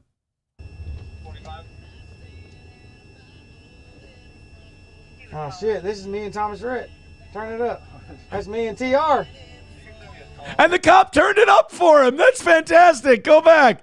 So he goes, oh shit, turn it up. And the cop turns it up. This is me and Thomas Rhett. Turn it up. That's me and TR. Hey, swing. That's me right there. Come on now, me and TR. I'll tell you something funny. That every song that you hear is going to be used. Really? TR is one of the best. He's one of the best dudes in the world. He would definitely not be getting arrested. That's awesome. I love the guy. I like him. That was like when I went in, there were steel toe fans at like working at the jail, and like one of the officers, then one of the guys working at the jail, they were steel toe fans, and it was just, they were fucking cool. They were really nice. They're just running by. Hey, Aaron, what's going on? Oh, nothing, man. Hey, you need like any books or something, man? I can go grab you a couple of books. I'm like, shit, yeah, sure.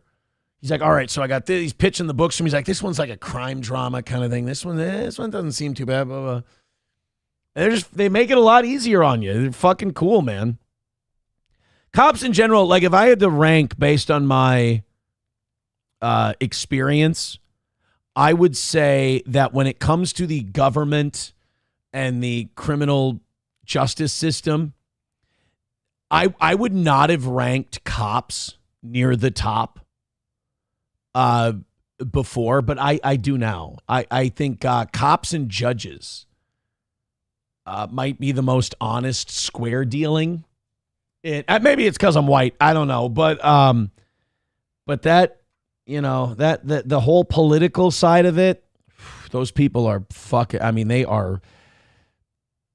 play fast and loose, and they are ruthless, man. That's for sure. But I love that the cop is like, he's talking to him. He's chilling. He's turning up the music for him. I mean, I know people think he's a shithead, and I know some people really don't like his music, but he just seems like a fucking chill guy.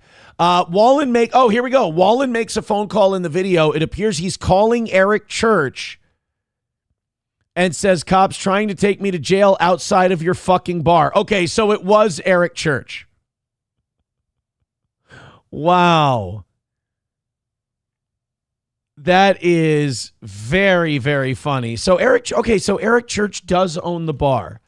Does Eric Church own Church's Chicken? He co-owns a Nashville venue called Chiefs with real estate developer Brian Weprin. Okay, so it is. And then it says, not the Church's fried chicken restaurant chain. Oh, son of a bitch. Does Blake Shelton own Ole Red? No, he does not solely own it. He's a partner in the lifestyle brand, but the company is owned and operated by Ryman Hospitality. So it's owned by Nashville. Ryman Hospitality is like the Nashville concert and event promoter, which also, they own the Grand Ole Opry. All right. So these guys own a piece of it, but Eric Church apparently has a partner and they opened a bar. Well, shit, you always need somewhere to hide your money, right? What do we have? Does anybody, I haven't been in the chat yet. Is anybody else liking Morgan Wallen? Because liking Morgan Wallen is a very dangerous proposition. People think he's a douche. I think Kid Rock also has a bar in Nashville. That's right. Yes, Kid Rock has one. Ole Red does have a Nashville location. Okay, so there's two Ole Reds. There's a Nashville and a Las Vegas. Ablo Pacheco says, damn, they got him dead to rights. Yeah, they got him. His bodyguard deserves a raise. His bodyguard tried to help him out. He's like, get out of here. You don't have any proof that, well, turns out they did have proof. They had it. Ablo Pacheco says, I ain't done nothing wrong is the redneck version of I didn't do nothing. True. Brittany Boo says, I love him so much. Dude, he's the fucking man. I'm sorry. Numero uno Josh Denny fan does not like this nonsense. Oh, Nova, we're not going to have Granny on. Nova, you got to stop with the drama, dude. You're becoming like mildly insufferable. No, I've defended you a lot, but like you're too lost in the internet, pal. Brittany Boo says, I love, again, you're kind of one of those guys that when I have a rosy, happy outlook about stuff, it offends you. You get offended and you go, no, that's not how it is. Bro, you gotta chill. Nova's big thing is like, I warned you about Gino. Everybody warned me about Gino. Are you kidding? That's like saying, I called heads when the coin was flipped. Wow. That's fucking, guys, Nostradamus over here. Miss Tay says, mildly insufferable. Yeah, I know the whole audience hates Nova, but like, he feels this weird need to connect with me. Like, he's always messaging me. He's always writing to me. I'll write him back sometimes just because it's like, dude, are you going to stop? Like, honestly, dude, you shouldn't feel this close to just strangers you watch on the internet. And he's got this like idea in his head of how the world should be. And if it's not that way, he just convinces himself it's not. It's, Jesus Christ, Nova. You got to chill, buddy. I think a lot of people, I defend you, but I think a lot of people are sick of your shit. Skybrick with $2 says, how many men will you kiss in prison? I mean, intentionally, none. And I'm not going, no prison. It's not prison. Nova says, pot, meat, kettle. Oh, so you are admitting you're like that. Another win for the toe. Nova. We're fucking with you, bud. Just take it, just don't take it too seriously. You'll be all right. This really sucks. They came out with the 911 audio of the, I always have a hard time pronouncing her name. Irina Zarutska. This is the woman who was stabbed by the guy, the schizophrenic on the train.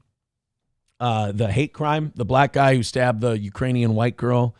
This kind of got swept under the rug once the Charlie Kirk thing happened.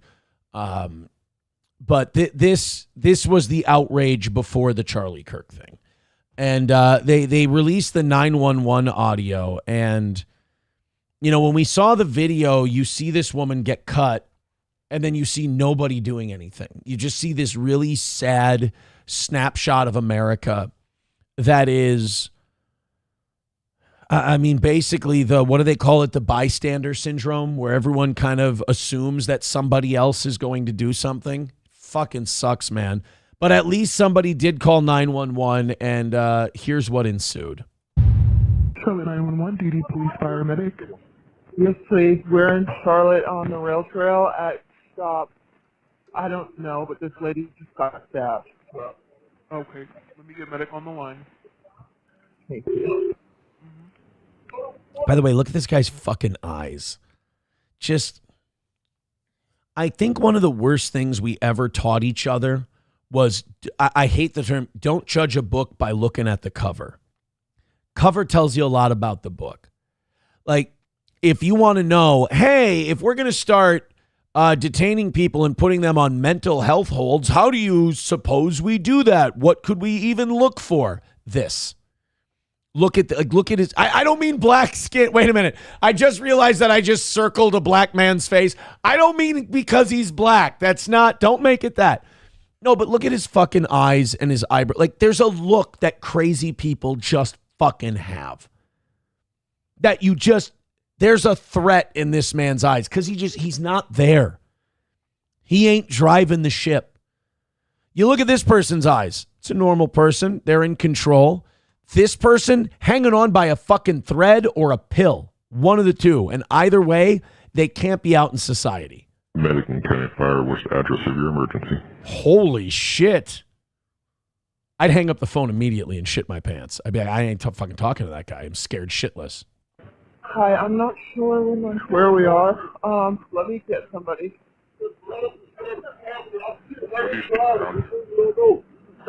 There's a tall building with blue X's on it. Hey, where are we right now? Oh, no. They had a woman call 911 and she was not familiar.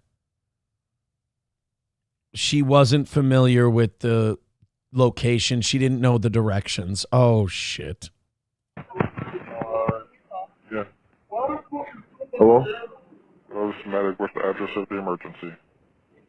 Yeah, we're at the we're on the rail trail at the east-west station. Okay, tell me exactly what happened. It sounds like the same guy is talking to each other. This is like the Charlotte Mecklenburg area Has like the deepest voice motherfuckers you're ever going to meet. A lot of baritones in Charlotte. I don't know. We didn't see it. There's just a lady right now on the ground with a lot of blood. And everybody's screaming that she got stabbed. And I don't know if anybody's called 911 yet. People are just freaking out. Okay, I'm going to get some more information. Are you with the patient now? I'd like a king-size bed and one of those little refrigerators you have to open with a key. Yes, she's on the train. On the train? She's on the train. She's on the ground right now. There's people around her right now. I think they're holding pressure on this wound site. How old is the patient? I will say, like, I know a lot of people immediately during this Irina Zarutska thing, they criticize the passengers for not doing enough. But, and this isn't to downplay, obviously, what happened to her, but, like, imagine how traumatic that was for them, because they didn't ask for this either. And they're sitting there trying to hold a gushing neck wound. I mean, that's going to fuck you up. I've never seen anything like that before the Charlie Kirk thing fucked me up. And that was just seeing a video of a couple seconds of it. By the way, speaking of the Charlie Kirk thing, if you want something really good to watch on that, Piers Morgan did a really good episode yesterday with former CIA agent Mike Baker, the guy who shot Osama bin Laden, Robert O'Neill, and some other guy. And they discussed the conspiracy theories. They discussed the exploding microphone. They explained how it's not adding up to me how they said that the bullet stayed in Charlie's body, but yet the wound we saw was clearly an exit wound. Like anybody who's hunted or shot anything in their life, I haven't heard one person say that what we saw in that video was not an exit wound. So I don't know how whatever hit Charlie Kirk's neck, I don't understand how the round could have stayed in his body, but then also what we saw was an exit wound. It defies physics. But check it. It's like a 37-minute episode. Do yourself a favor and watch it today. Young. I don't know. I don't think she's responsive right now.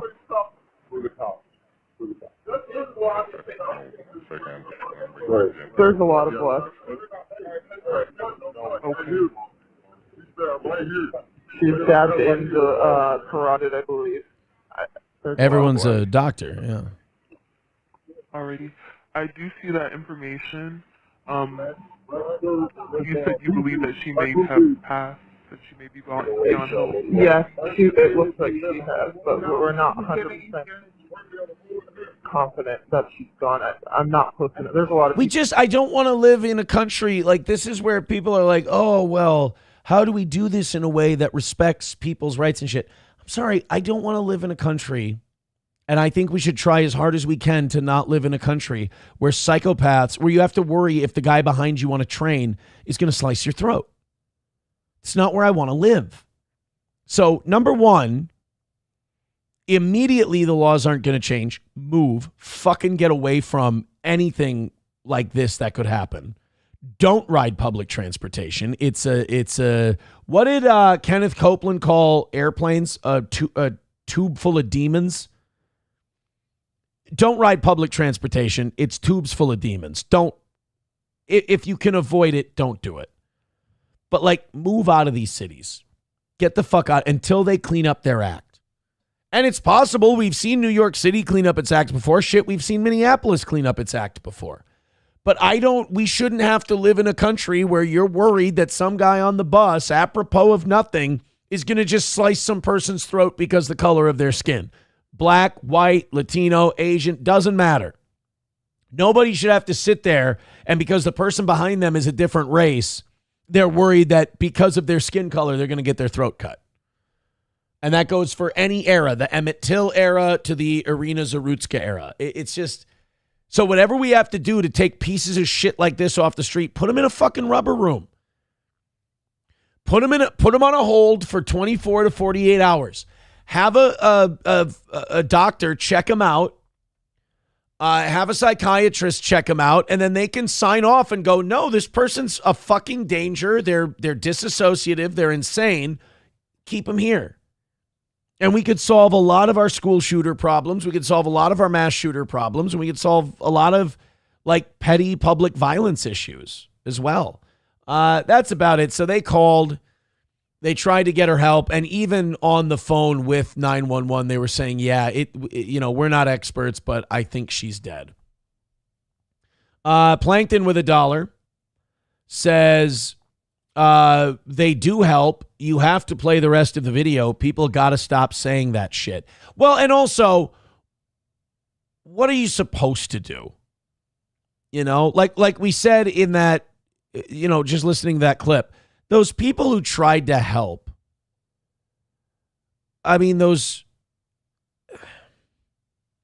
they're fucked up from that. I mean, that's not something your brain's equipped to see. Eric Cartman, good to see you, buddy. He says, Aaron, have you covered the Manchester Jew attack? Send me a link. We'll take a look. Oh, Nova's. I did see Nova's coping in the chat. That's, buddy, you got to learn how to take a little criticism like I do every fucking day. Calm down. Hulkamasha Baby says, I mean, did it hit his clavicle? The bullet deflected into the body and the bone creates the exit wound? ? Dude, I'm having a hard time explaining away the exploding microphone theory. Because, and help me with this one. Again, I'm not saying this as an authority. I have questions, and if you can answer them, answer them. Why did his shirt do what it did? He wasn't wearing a vest. He wasn't wearing a flak jacket. Why did his shirt go? Why did it look like something blew up inside of his shirt? It doesn't seem like that's something that would happen if you get hit in the neck with a bullet. Maybe, and if there's no exit wound. I could see maybe if the bullet came out like that, and the propulsion of the bullet, sent a bunch of air into the shirt and then it did that. But I don't know, man. Again, I'm not replacing the official story with anything. I'm just saying I'm not ruling out alternative theories either because Tyler Robinson isn't cooperating with police. He's not talking. That David Zinn guy, remember the guy who said, shoot me, I'm the shooter, blah, blah, blah, blah, blah. That guy? They locked him down. You can't talk to him. You can't interview him because they locked him down with the CP charges. So, nobody else is saying anything. A lot of the government story doesn't seem to add up. And also, you got a guy like Charlie Kirk who has Israeli defense. You have former IDF guys as his bodyguards. And this guy has been facing death threats for years by his own admission. You don't have guys on rooftops? It doesn't make any sense to me that you have personal security. There's been threats against the guy's life for years. You don't sweep the rooftops? Like the best, you don't sweep the best snipers' nests for potential problems? That doesn't make any sense to me. No sense whatsoever. There's just a lot that isn't adding up that they don't want to tell us. And it's odd. Miss Tay says, I'm guessing it'll be in the forensics report. Well, see, that's the other issue is this guy is going to be tried, right? So they can't release all the information they have because until there's a trial, you can't just release that shit to the public. But that's the other thing. When's there going to be a trial? When are we going to know more about this? Kaiju Koshe says Charlie Kirk was a hologram since 2011. See now, okay, there. I found one theory that I can say that I'm writing off out of hand. And that is that Charlie Kirk was a hologram since 2011. Tamara says Charlotte is violent. We're desensitized at this point. Really? That's too bad. But, I've seen a theme with all of these cities. I want to ask Tamara this. Has it been this way for 20 years? Because what I'm seeing from a lot of these cities, Minneapolis included, is a lot of the people, those of us who have been there, been around for long enough, we go, no, it hasn't been this way. In fact, it's gotten a lot worse in the last 10 to 15. And that's becoming an across-the-board thing for all of these cities. And you wonder if this isn't intentional, Eric Cartman says, Aaron, Manchester Jew attack. Uh-oh, what happened? What happened in Manchester? Muslim terrorist is shot by police after car ramming and stabbing attack in Manchester. Oh, he attacked like a synagogue or what is it? A Jewish community center. Okay. They killed him. Oh, they killed him?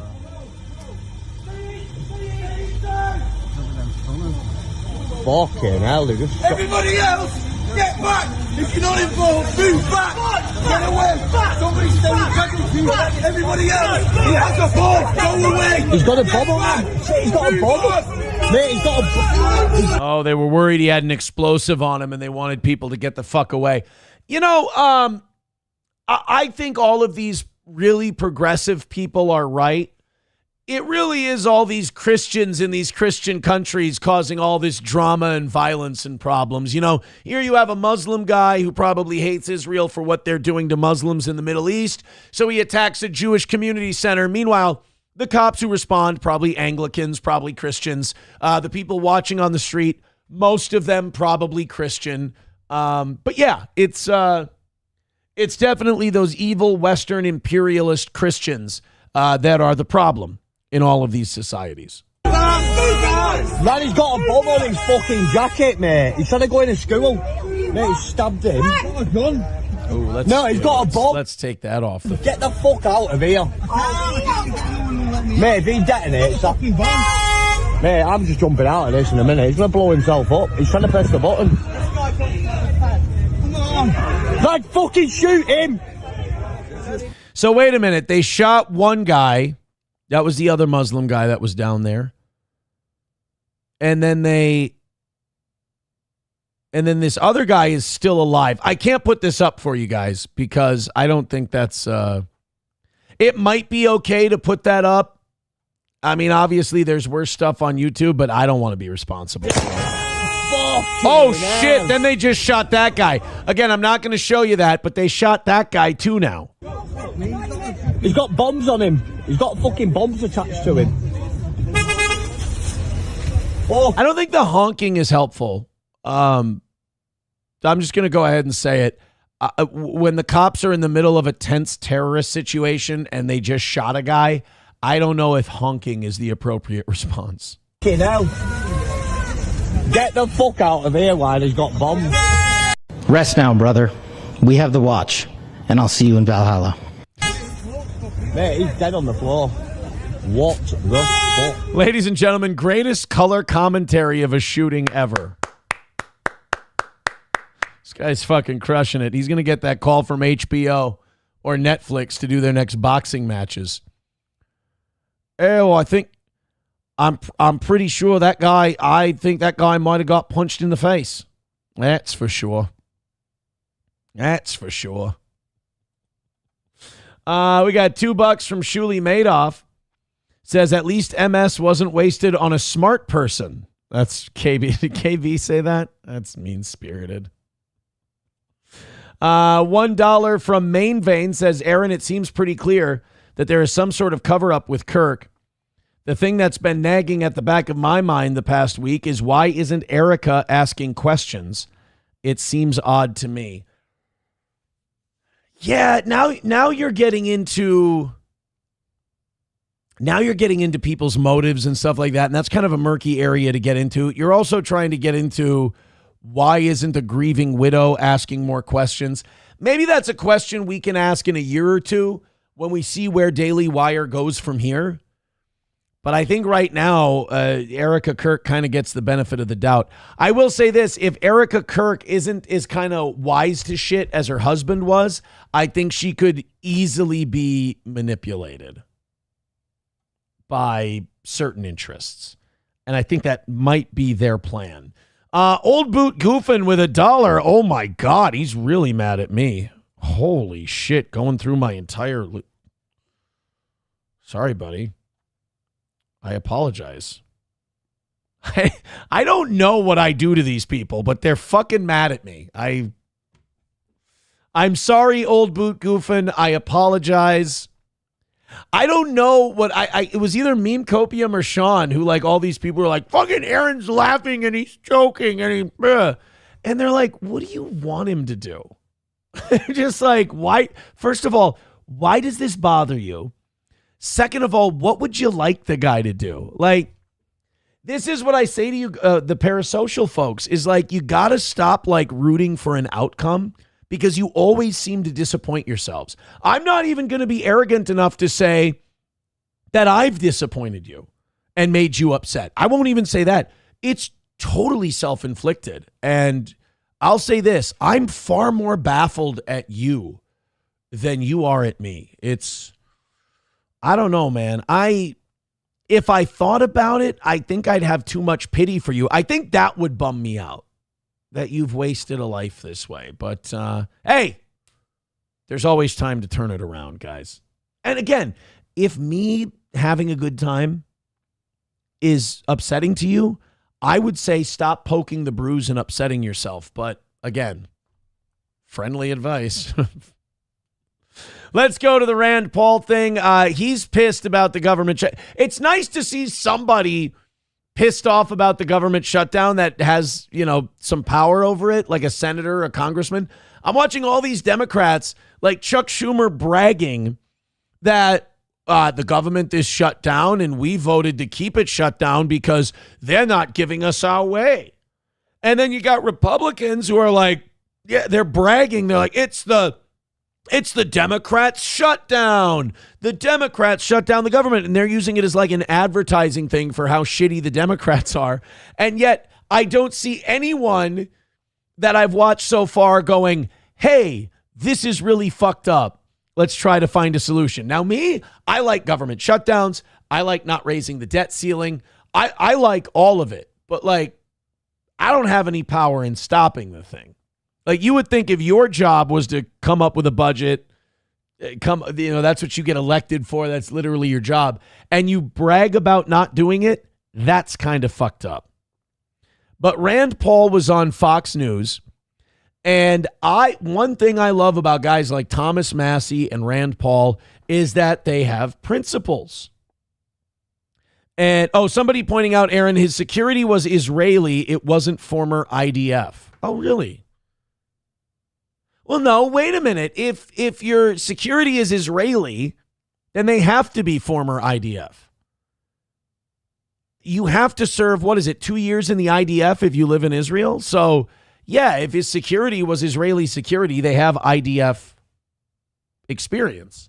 I'm not saying his security was like active members of the Israeli Defense Force. I'm saying if they're Israeli, he said, I have Israeli security. Therefore, they have to have IDF. Maybe I'm wrong. I mean, I'm certainly willing to be proven so. But one thing I like about Rand Paul and Thomas Massey is they'll call out Republicans when they're doing not Republican shit. Like, how many times have you seen us on this show and we go, what is conservative anymore? What even counts as conservative? What are they conserving? Conservative is supposed to be balancing the budget, anti-national debt, anti-deficits, low taxes, low spending, cutting government programs. Well, the one thing that was put in place in the Trump administration to eliminate government programs was Doge. Remember, Elon Musk went from running Tesla and SpaceX and all this to getting to run Doge. And you gave Elon Musk like 90 to 120 days running Doge, and he went, this government shit is fucking insane. This is impossible. I'm out. He made all these recommendations for cuts. He pointed out all these programs and said, all this shit's got to go. What was Elon up to? Wasn't he up to like hundreds of billions of dollars in savings? And he said, put all these cuts in a bill, and it was supposed to be the big, beautiful bill, and let's really start slashing the shit out of government. And then when the Republicans end up presenting the big, beautiful bill and Trump endorses it, it had like $70 billion in Doge cuts. So now Rand Paul is on TV saying that, this funding bill that we're trying to jam down everyone's throat, and we're saying the Democrats are bad for opposing this bill. He's saying, well, on our side, this funding bill is wiping out Doge cuts. It's not conservative. It's not cutting spending. It's a bullshit funding bill. Let's go ahead and check out. This is Rand Paul on Fox News, and this was yesterday. Oh, by the way, since we got 30 seconds here, speaking of the first day of the shutdown yesterday, did you see what the stock market did? Oh, my God. The S&P 500 and the Dow both had record closes yesterday after the government shutdown. So so at least day one, I'm not saying that this is going to hold, but at least day one of this nightmare scenario of this terrible shutdown, apparently the markets are not too broken up about it. All right, let's go to Rand on Fox yesterday talking about the shutdown.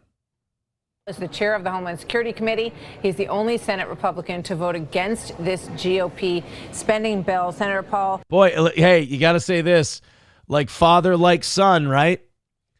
Ron Paul, Rand's dad, who basically paved the way for his son to have a career. Ron Paul was known in the Congress as Dr. No. Dr. Ron Paul, Dr. No, because he voted no on everything. If it wasn't paid for, or it wasn't directly laid out in the Constitution as something the Congress is supposed to appropriate funds to, he voted no on it. He said absolutely not. Good to have you with us. We showed that 71%, according to the Gallup poll, disapprove of Congress. Obviously, that's a pretty ugly number for the place where you work. Why do you think that is, and why did you vote against this bill? It's pretty consistent, though, like 71%. Like Congress has always had like a 25% approval rating. You know, historically, when you look at polls of Congress, everybody hates Congress in the generic, but people tend to like their own congressman a lot better than that. So what does that tell you, though? That tells you that people are stupid. I mean, if you're like, Congress sucks, but my guy's great. Well, do the math on that. If everyone thinks their guy's great, but everyone hates Congress, that means at least half of us are retarded. That actually kind of tracks. Most incumbents actually have the reverse of those numbers. What I would say about the spending bills is I address every spending bill, no matter which party presents it, as to whether it will add to the debt or save us money. What a novel concept, huh? A Republican, a conservative Republican, saying, you know what, I'm going to make my decision based on whether or not this adds to the amount of money we're printing that we don't actually have, or if it saves us money. I tell you, that Rand Paul, he's a radical. Republican plan adds about $2 trillion to the debt. The Democrat plan would add about $3 trillion to the debt. Okay, there you go. Boom, right there. This is what we always talk about. What is the Republican Party? Who is conservative? And is Michael Malice right? Is conservatism, progressivism driving the speed limit? It would seem to be that way in this plan. $3 trillion under the Democrat plan, only $2 trillion in the Republican plan. And this is how politicians work. You know how the Republicans will pitch this? We saved $1 trillion in our spending plan. What? Yeah, we saved $1 trillion. Well, the Democrats' plan added 3, ours added 2. That's like saying, I don't have a drug problem. I smoke way less crack than the biggest crackhead on the block. I'm good. I'm just not for piling on more. We have a $37 trillion debt. Somebody's got to do something about it. Someone has to take a stand. And there needs to be a conservative wing of the Republican Party. And sometimes I'm it. Right now, I am it. I'm opposed to deficit spending. I proposed an alternative, the penny plan, which would balance over 5 years. And I will vote for that. I will vote for something that has less deficit. But I'm not voting for a $2 trillion deficit. Wait, there's a plan? I need to see this plan. There's a plan that will balance the budget in 5 years. You understand our budget deficit is somewhere around $2 trillion a year. Let's go to U.S. Debt Clock real quick. USDebtClock.org. U.S. federal budget deficit right now is at so it's at about $1.9 trillion. That's our annual budget deficit. We're at $37,554 billion in change right now in national debt. Again, U.S. federal spending, $7.4 trillion a year. Guys, check this out. let's go into the debt clock time machine. And let's go to, there's a way we can go back to like 2020, 2024, 2000 something. Oh, shit. It's not letting me click on it this time. Well, at any rate, if you look at debt to GDP ratio, our GDP right now, or our debt right now is 123.95% of our GDP, meaning we owe more than what we produce in a year, meaning you could take every dollar in wealth that the United States creates and produces, and you'd still fall probably somewhere around $10 to $15 trillion short. $7.4 trillion a year our federal government spends. Your income tax revenue, by the way, $2.8 trillion a year. $2.8 trillion your federal income tax takes in. And we can't run the government on that. Payroll tax, $1.73 trillion. Social Security, $1.545 trillion. So the payroll tax is barely covering our Social Security payouts. As far as Medicare and Medicaid, it ain't covering both of them. That's for sure. Defense, $930 billion. Interest on the debt, $1.05 trillion. I mean, this is a fucking mess. This really is a mess. How do you fix it? I don't think you can fix it. Like, I think we are so, like, the disease is so bad in the United States right now that you can't fix it by just going, all right, cut this, get rid of this, raise this.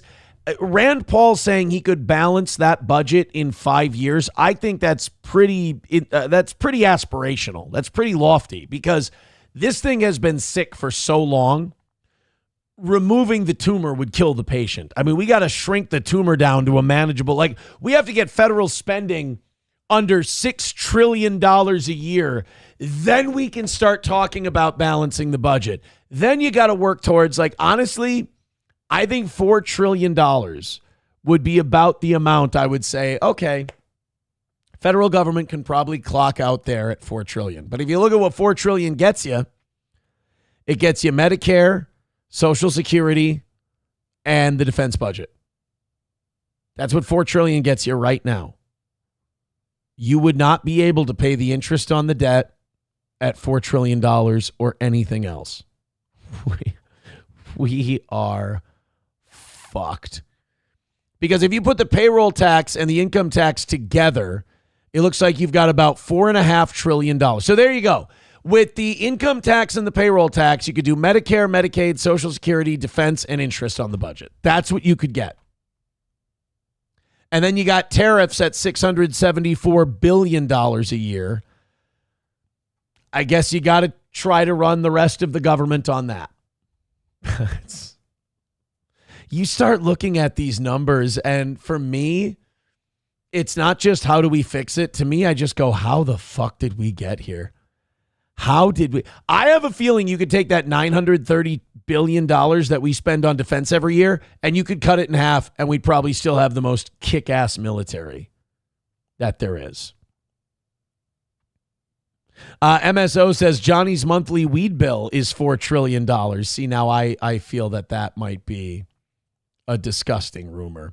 Old Boot Goofin, not very good at math. Just under 600 of you watching the toe. Thank you, Old Boot Goofin, for being one of them. Hit like, hit subscribe, hit follow. We appreciate it. It's been another week. It's been another perfect week for the toe. Thank you very much.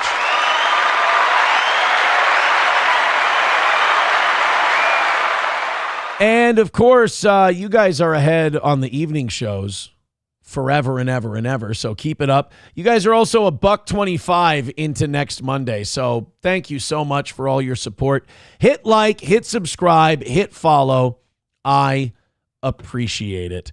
And Mr. Beat says in 2001, we had an annual budget of annual budget surplus of $128 billion. What the fuck has changed so much? Well, 9/11 and the military spending after that and all the wars. That crippled us, all that military spending. But we were told it was necessary. Social Security keeps getting more expensive. Medicare and Medicaid keeps getting more expensive because we're getting older and unhealthier.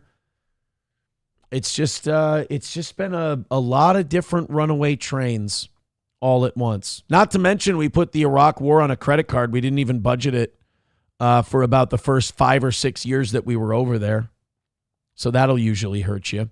All right, guys, hit like, hit subscribe, hit follow. Let's do this Gavin Newsom, J.D. Vance thing. Look, this was one of those topics I wasn't going to cover today because I'll be honest, I looked at the couch thing, the J.D. Vance on the history of sofas or whatever that Gavin Newsom put out there. He put out some AI thing.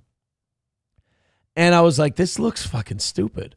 But then I kept seeing it on every website. Like, well, I go to X and it's on there. I go to Mediaite and it's on there. I go to TMZ and it's on there. CNN, it's on there. Every site I go to get the show ready, they're all talking about this Gavin Newsom, J.D. Vance thing. And hello and welcome to my show. Apparently what this is an AI creation made by Gavin. Like Gavin Newsom was going off yesterday. He made a cartoon about Stephen Miller walking Trump around like he's his dog. Laura Loomer said it made him a Nazi because they made Stephen Miller's nose bigger and said that was anti-Semitic because, Laura Loomer's all about, not being so sensitive and legalizing comedy until you say anything that might be perceived as a criticism of anything Jewish. Then she turns into, oh my God, it's a blood libel.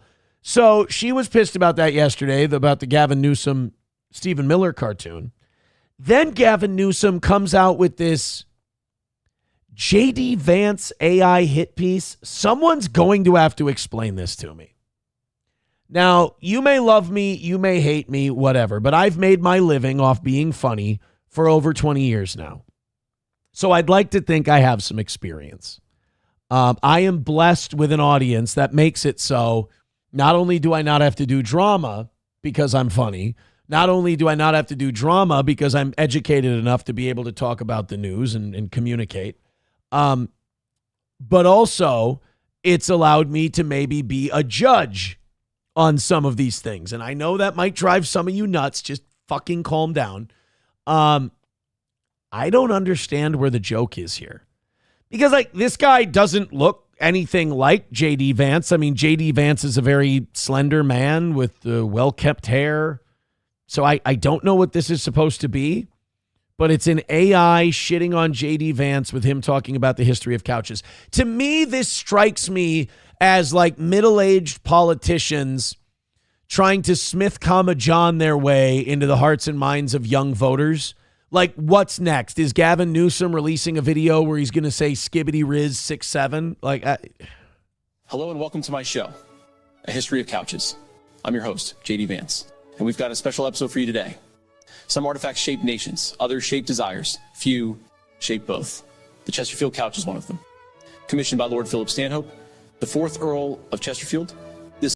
So is that guy supposed to look like J.D. Vance? He looks more like Dan Fogler than J.D. Vance, and it's not even a good Dan Fogler. Sofa was designed for posture, elegance, and control. Deep button tufting, rolled arms, a back and sides of equal height.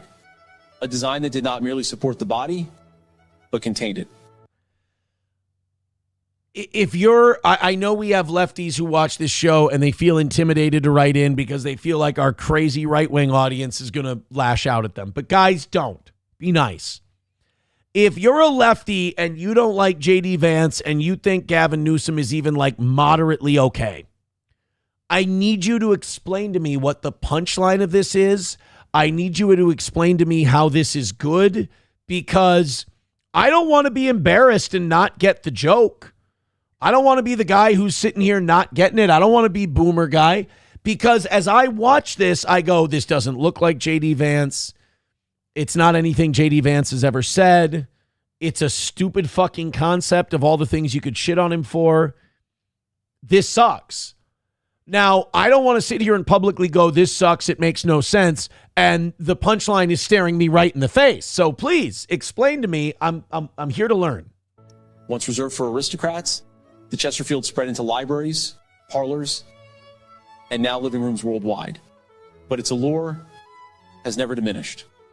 There are rumors that I once had an encounter with a Chesterfield. People exaggerate, twist the truth. But when you sit on one, you understand where such stories come from. The Chesterfield isn't just furniture. So did Gavin Newsom just make a J.D. Vance fucked a Chesterfield joke? That's the... All right. It's an experience, and some of us know that a little too well. Thank you for watching A History of Couch. There you go. Gavin Newsom's big ha-ha hit piece. I mean, it looked like it was something that was made by a Steel Toe hate show, because sometimes they'll do shit. You'll just go, all right, that was, I mean, that existed. All right, fine. I mean, usually it's just a lot of cope about people who want to sit in my living room with me and hang out. But okay, that's fine.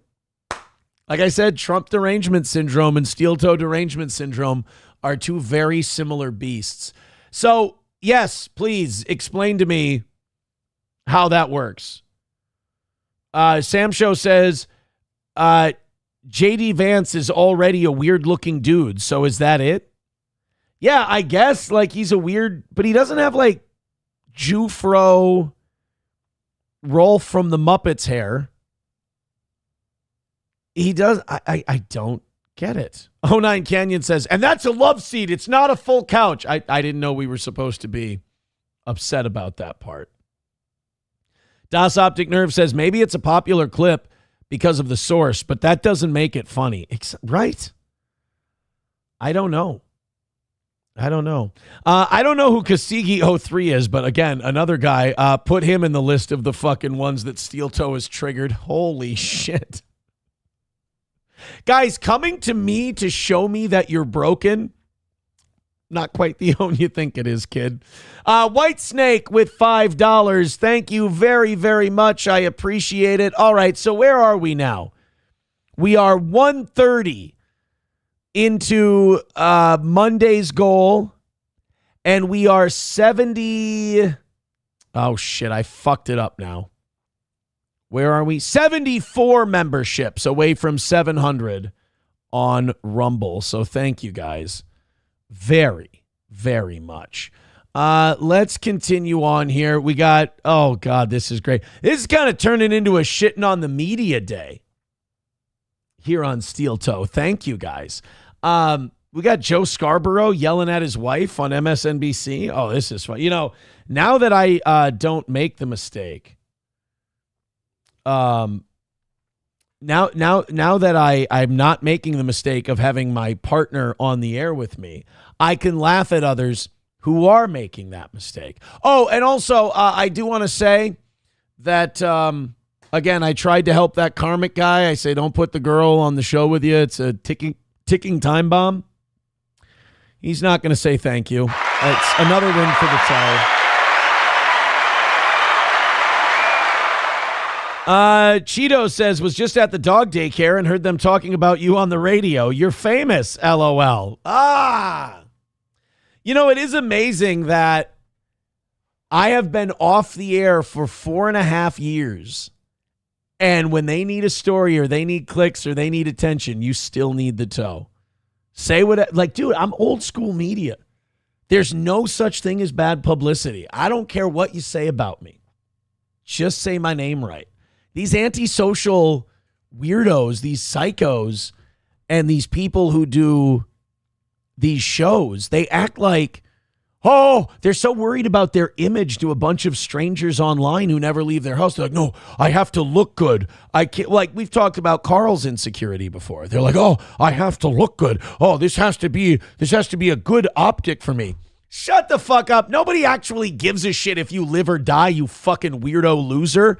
It's all fine. All right? All publicity is good publicity. None of this matters. None of these people matter. You're going to be fine. Relax. Stop getting mad at everything I do. You just play into my hands. But yes, of course they're talking about me today. Why? Because they're still upset that they could never beat me while I was there. And they know if I came back they know I'm getting more clicks than anything else they're going to post or do. You talk about me, you post a story about me, it's going to be the most popular. I'm still the biggest thing in this area. You know that it's true, and that's why you do it. And you know that if I came back tomorrow, I'd fucking do it all over again, baby. Why do you think there's so much pushback? Why do you think there's so many people trying to, we got to get the toe, we got to shove him down, we got to end him, we got to get rid of him. There was a guy who for the last 2.5 years now, he said, I'm going to make sure that he never is on the air ever again. It's like, you failed. I won. You lose. War's over. All these people have been trying because they know straight up there ain't no beating the toe. So anyway, Joe Scarborough was yelling at, sorry, I'm bragging again. It really, I'll be honest with you, it is unattractive when I do that. It is bragging. It is. But like when these people are wrapped around your finger and you can get them to emote however you want, and then they come to your own show to cope about it, what am I supposed to do? Joe Scarborough yelled at Mika. It's about time. Remember when Joe Scarborough used to be the conservative on MSNBC? And then he married Zbigniew Brzezinski's daughter, the Trilateral Commission guy's daughter, one of the New World Order, wait a minute. By the way, is Zbigniew Brzezinski still kicking? Because if he's still kicking, oh no, he died in 2017.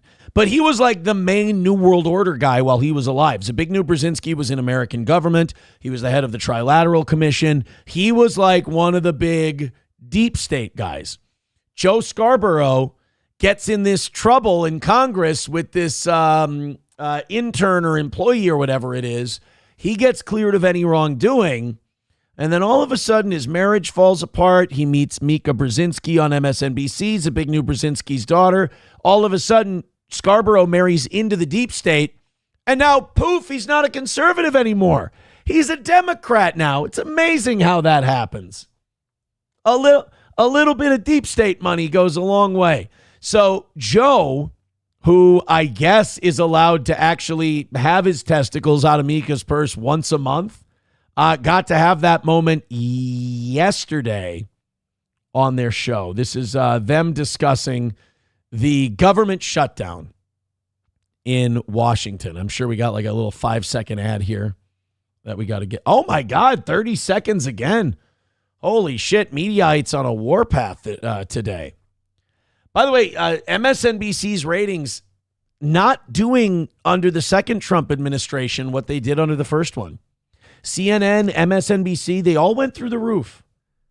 I mean, they couldn't beat Fox, but they all went through the roof during the first Trump administration, and they're just not getting that same lift this time around. All right, let's check out Mika and Joe. I also just don't understand why we're blaming the Democrats for Republicans lying. At the highest level of office, they have the biggest megaphone. They have TV networks that repeat the lies and say things on those networks with no consequence. And yeah, I would really hate that if you had a news agency that had an implicit political bias and they just spouted bullshit on it all the time. That would be really fucked up. things they say are violent. Okay, so they're not only repeating the lies, but adding to this coarseness. Yeah. And there's no consequence to it. And we're blaming the Democrats? Yeah. We're blaming the Democrats for this. What exactly are the Democrats supposed to do? You keep repeating. They're supposed to fight back. Yes. They're supposed to know. They're and supposed to do like what exactly? No. Uh-oh. You know what? I think here's what happened. Joe hasn't been folding the towels right at home when Mika has him fold the laundry. And he's been taking that abuse about folding the towels for a long, long time. And he's finally fucking had it. And Joe's about to snap. And Mika's trying to get him back under control. Like, don't get me wrong. We got plenty of problems in this country, and I'm sure they have disagreements on it. This is about folding the towels. Bill Clinton just completely abused and used Republicans in every government shutdown. I know, I was there. He was smart enough politically to do it. Barack Obama knew how to always get the best of Republicans. All right. Oh, now come on. Anybody notice the 8 years he skipped over? Dude, George W. Bush and Dick Cheney beat the living dog fuck out of Democrats for 8 years. And by the way Cheney and Bush dog walked the Democrats was basically convincing half the country that the Democrats were representing Al-Qaeda. I mean, they were ruthless when it came to the Democrats. They took John Kerry, a guy who served in Vietnam, and made him and running against George W. Bush, who was in the Air National Guard during Vietnam, and they made George W. Bush look like the war hero and John Kerry look like a traitor. That's how brutal the Bush administration was. So let's stop Clinton was brutal to Republicans. Obama was brutal to they're all brutal to each other. How the fuck do you think we got here, guys? We're not blaming Democrats for Republicans' lies. We're saying the Democrats at some point have to figure out how to answer those lies. And that's not whining. The whining comes from Democratic leaders that still don't have an answer to Republicans. Look at her smirk. Look at how angry he's getting. This is what I mean. This isn't about the politics. Joe Scarborough is one pushback from Mika away from going, and it's a good size. It's not small. What I meant was the shutdown is lies 10 years into Donald Trump's terms. Jen, how do we answer? And I have to. That was cunty. Did you see that? After Joe was done, she was like, Joan, what do you think about all this? Fuck, that was weird. That's why I don't think couples should do shows together, because the rest of us get to read too much into it. We get to we get to see Joe and Mika, and there's this weird interaction I wonder if she you listen to me. I'm talking about how they're folding towels at home. I just don't think it's worth it. Sergeant Holka with $5 says, is Gino talking crap about you on WATP? I thought you guys were buds. Gino, this is the wonderful thing. Gino can say whatever Gino wants. I'm not associated with any public statements from Gino Bisconti. So God bless. Look, man, I ain't the one obsessed. They need the toe. They're obsessed with the toe. They hate that I point that out, but if it weren't for the toe, you got to think about this. If it weren't for the toe, these people couldn't pay their fucking bills. I am the only thing keeping these people alive. I'm keeping them. I would say I'm keeping their families fed, but none of them have families, which, by the way, never trust anyone over 40 who doesn't have any kids. They don't have the life experience. They don't have anything valuable to add to anything. I mean, once you've decided you're not having kids and you're over 40, you might as well just head for the dirt nap. We don't really need you anymore. You've outlived your usefulness. But I have not outlived my usefulness, as I have children. And also, these people are my children as well. You guys, honest to God, this is not me just talking shit and burying people. If I go away, these people starve to death. Now, some of them are morbidly obese, and it would take them a long time, but eventually you're going to rot and die. I need to keep doing shows or my children don't eat, and I'm not talking about the biological ones. We have the watch, and I'll see you in Valhalla. Yes, of course. That's what I meant to say. A nicer way of saying that. All right, let's continue on, and let's go to... Freeside Thug is incorrect. He says these people all had shows, but nope, they had 30 people watching them. 30 people. I am their God. You can cope however you want to, Freeside Thug, and they can cope however they want to. That's basically what their shows are. Love letters and copes. I am their God. A flawed God I may be, but a God nonetheless. All right, let's continue on. We've got a lot going on here on today's show. No, numero uno, don't get offended by what I said about having kids and shit like that. Look, I know people get offended by that. I'm not trying to offend you with that. I'm saying that's what people say. That's a common, and I mean biologically, yeah, our job is to replace ourselves. So if you don't, you kind of just, you did a lap around the world.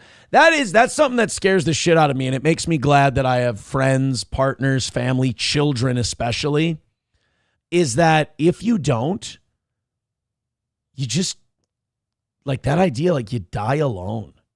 Like you get one trip around, and I guarantee when it's all over and you're surrounded by nobody, you had no kids, nothing like that, that's frightening because you're like, oh, it was all for nothing. You don't have to think that way, but I'm saying that scares the shit out of me. Let's go ahead. Let's go to Portland. Portland's always good for a laugh. 4 men were arrested in Portland for shining lasers at Border Patrol helicopters. So I don't know how good of eyes these guys have that they can tell which helicopter is a Border Patrol helicopter, but these guys would find Border Patrol helicopters. And this is so childish. It's not like these people were teenagers.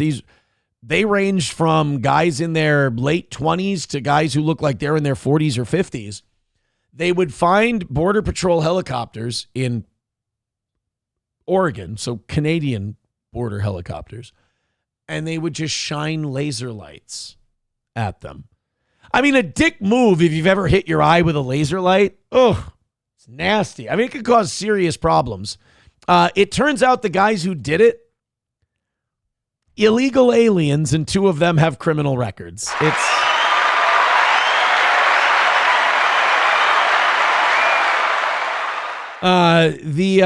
they are. Look at that. You can see them right there. There's the laser shining right at the helicopter. It turns out that the 4 illegal aliens were arrested at a Portland residence on Saturday, where a laser was being pointed at the Border Patrol helicopter during protests. They include aliens with priors for meth possession and DUI. All are Mexican nationals in ICE custody and are being processed for deportation. Diogenes Alvarez Suchiapa, Andres Brian Lopez Labra, Benito Zamora Alvarez, and Hector Miranda Mendoza. All illegal, all from Central America, 2 of them with criminal records. One of them has been in the country illegally for 31 years. 31 years. I would think that if I was in a country illegally, I can't see myself, being in a country illegally, but if I was in a country illegally, I would be so on my best behavior. I would be like white knuckling, not getting in trouble every day, because the last thing I want is someone to find out I'm illegal and I get kicked out of the country. This is how much of a joke our immigration policy has been historically, that none of these guys had like the fear of God put in them that, oh my God, if we do something retarded, like shine a laser light into a helicopter, could we get in trouble for that? Never even considered. Never considered it. On a wall with $1 says, my cat loves me. Well, there you go. Well, here's the problem with it being a cat, though. Like, the problem with it being a cat is that we know this is accurate. Your cat, if you die and there's no one there to report your death, your cat will eat your remains. It's true. They've gone into people's houses who, somebody reported them missing after like 4 or 5 days, and like cats are eating their eye sockets. Cats are nasty bitches, dude. There's a reason I'm a dog guy. Like, cat lovers have such bullshit takes on their cat love. We're like, they're just more independent animals. All right, so you're lazy. You don't want to take care of an animal. That's fine, but you don't want to be alone. I get it. Yeah, they're more independent animals. Okay. They're not better. They're uglier. They're dumber. They're less social. They're less fun to be around. And your dog isn't going to eat your corpse. You don't have a friend. You have a roommate when you have a cat. Numero uno says, any animal will eat you if they are left to starve, even humans. Nope, not Gordy. Gordy would never eat my body. He told me this. Gordy said he would leave my body alone because, first of all, a bowl of food for Gordy lasts at least a week. They're little tiny dogs. They don't eat much. If Gordy came down here right now, I'd show you. Gordy's just a little guy. Miss Tay would love it. But your cat would eat your body before it's cold. Telling you. Hobo says, you don't have a dog. You have a Mexican rat that presents every time you walk by. Numero uno, I didn't mean to set you off today, buddy. I'm sorry. There are two different numero unos. There's numero uno who agrees with Aaron, and he's nice and lighthearted and funny.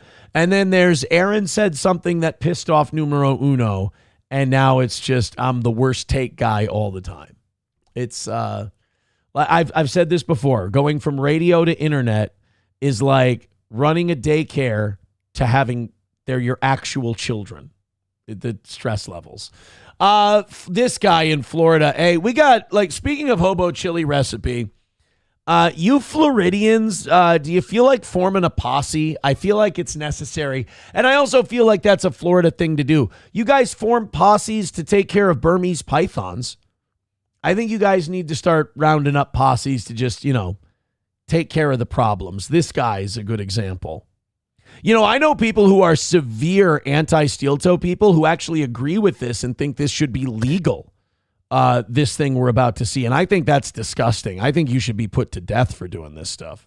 A man has been arrested in Marion County after he allegedly created AI-generated child pornography. The sheriff's office believes he was using photos he got off social media. Yeah, I mean, if you want to know if you're on the right side of history by being team toe or team all the people who hate the toe, I would say you're on the right side of history if you're either team toe or you don't give a shit. I think that's probably the biggest winning side because, like, the people on the other side of the toe are people who think not only should AICP be allowed, but that it's a good thing. I mean, that is fucked up. You got to keep those people away from children. Fresh 2's Haley Crumbleholm explains the new law taking effect tomorrow, specifically to crack down on using AI to create images like this. The Marion County Sheriff's Office said they were contacted by a mom who found disturbing pictures on a man's phone earlier this month. I think the immediate reaction is that of shock and horror and, oh my gosh, how did this even get here? And then take a second for you to realize that this is artificially done. It really doesn't matter, though, because even the AI stuff, you have to feed real, like, images and stuff like that into the generator in order to get that. So this guy, in my opinion, this guy's a pig twice. Number one, he had to feed an algorithm actual victimized CP so that he could create CP that he thought would be like some kind of workaround. Like, this guy, honestly, give him the death penalty and give him the death penalty twice. Arrest report for 39-year-old Lucius Martin. It says Martin was living with a woman and her daughter, whose age wasn't released. But fuck him. Yeah, bury him. Bury him. That's the thing you got to look out for always, man, with these, a lot of these offenders, they're so sick. You can't underestimate how duplicitous they can be because they will form relationships with the mother because they're attracted to the child, and then that whole situation becomes a ticking time bomb. You just need a good, like I said, Hobo and all these guys, they need to round up posses, and you got to do this like, WWND, what would Negan do? and just handle it that way. Is a minor. It says the mom alleges she found photos on Martin's phone of her daughter and her daughter's friend. There would be a picture of the child clothed and then a duplicate of the picture with the child without clothes. Lieutenant Paul Bloom with the Marion. So you have to feed, like I said, you have to feed real children into the algorithm to get AI to, it's fucking disgusting. Like this should be, I know that the law doesn't always catch up to technology, but once it does, the fact that CP, possession of CP and all that and creation of it, the fact that it's not an executable offense to me is a failure of society to protect children, because it, like, violating children in that way should be one of the worst things you can possibly do. And for one of the worst things you can possibly do, like, I'm going to break my position. I said yesterday I'm anti-death penalty, and I am. But I get so emotionally wound up by these stories that if you got to take a guy like this out, I'm not going to stop you. It's a personal failing on my part. It's a contradiction. But man, when it comes to hurting children, this is another thing when you're a parent. When you do this, the kid crimes and the stuff like that, it makes you irrationally angry. It makes you like, you almost can't be held to account for hypocrisy because you're temporarily insane because of how evil and awful this is. The county sheriff's office said the latter were AI generated. These were essentially just normal photos taken from maybe a social media platform or something like that. And then the artificial intelligence is able to remove the clothing of these juveniles. After the mom contacted law enforcement, Bloom said on Monday deputies tried to take Martin into custody by pulling him over in this area in Umatilla. And when we pulled him over, he refused to exit the vehicle. And while he was in the vehicle, I began trying to erase his phone. He's now there facing you charges go. for trying to destroy evidence. You can't just delete them off your phone. Like when we had some guy who ended up getting arrested because he sent April and I the most disgusting shit you've ever seen. We called the cops immediately, reported him. Even though the number wasn't like his actual number, they were able to backtrace it to the guy. And we asked the officers, like, is there something you guys can do to get rid of this? And they said, yes, that's the process. I feel bad for the guy because the cop has to save it onto his phone. Like they have to take it so they can keep it as evidence. And they're trained on how to do the full delete and get rid of the thing. And fucking thank God.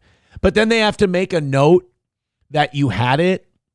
Like you have to be like, so that you don't get investigated later or whatever. And they don't go after you. They have to make a note. This was sent to them against their will. We've fully deleted. We've collected the evidence, blah, blah, blah. It's fucking gross. It's so gross.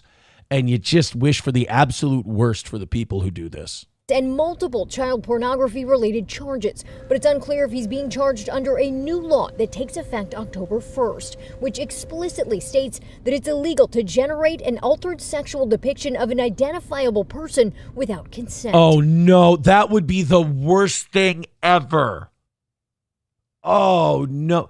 If this guy did this on like September 27th and there's a law that takes effect October 1st and please don't. Then Hobo, I'm going to have to ask you to get that little shindig together. We're very, very glad that new law is in place because we don't want there to be any type of loopholes when it comes to protecting children. Horatio Masonette, president and CEO of Cybersecurity Solutions, says most reputable AI programs have guardrails to prevent people from creating these types of images. Good. But sadly, there are a couple of models. There are models out there in the wild, as we say, specifically in the dark web, that has zero guardrails. And no matter what you ask them to do or what the request is, the AI will execute and generate it. I know we all hated the days of junk mail and all that stuff, but I think it's time to start asking. Even if it slows down the economy, like even if it doesn't allow us to do business as quickly, were we maybe better off without the internet? Like, and look, this would affect my ability to make a living as well. But I have to ask the question, were we maybe better off without it? And if we shut it down and took a step back technologically, would it be the worst thing in the world? because this is fucking gross. And then you look at the shit it does to people's mental health. And I mean, you see how many fucking hopeless people like bury their lives in the internet and basically destroy themselves and rot from the inside out. I mean, it's sad to see. Covering Marion County, Haley Crumpleholm, WESH 2 News. The sheriff's office recommends keeping your child's images safe by checking the privacy settings on your social media account and Dude, fuck that. I'm about to just start taking like family photos with a Polaroid at this point. Jesus. Is it going to be illegal to make Kamala a prostitute? Well, too late. She was a politician in the United States of America. MSO says, you do realize that moronic logic is parallel in gun control. Blame the gun, blame the internet, not the person. I'm being hyperbolic. Of course I know. I'm just asking, was our life not better before? Like, I'm a millennial. I grew up in the 90s and the 2000s. I know both worlds. And I feel like you had way less mental illness. You had way less psychopaths, schizophrenics, and people that were able to indulge themselves. It was easier to, I'll be honest, isolate crazy people before that. Yeah, Reformed Rapscallion says, before the internet, girls needed a mom to make them feel fat. Exactly.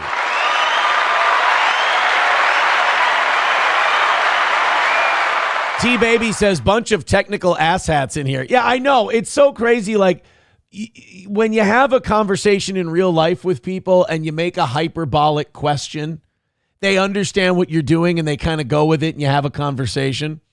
This is parts of the internet when you try to talk like an adult and a grown-up is you go, oh, wait, but actually, and you're like, oh, Christ, here we go. Yeah. No, go ahead and get overly specific with something where we all knew what we were talking about. No, we'll wait for you. MSO says, does he say he was being a hippobolic? No, because there's no such thing as a hippobolic.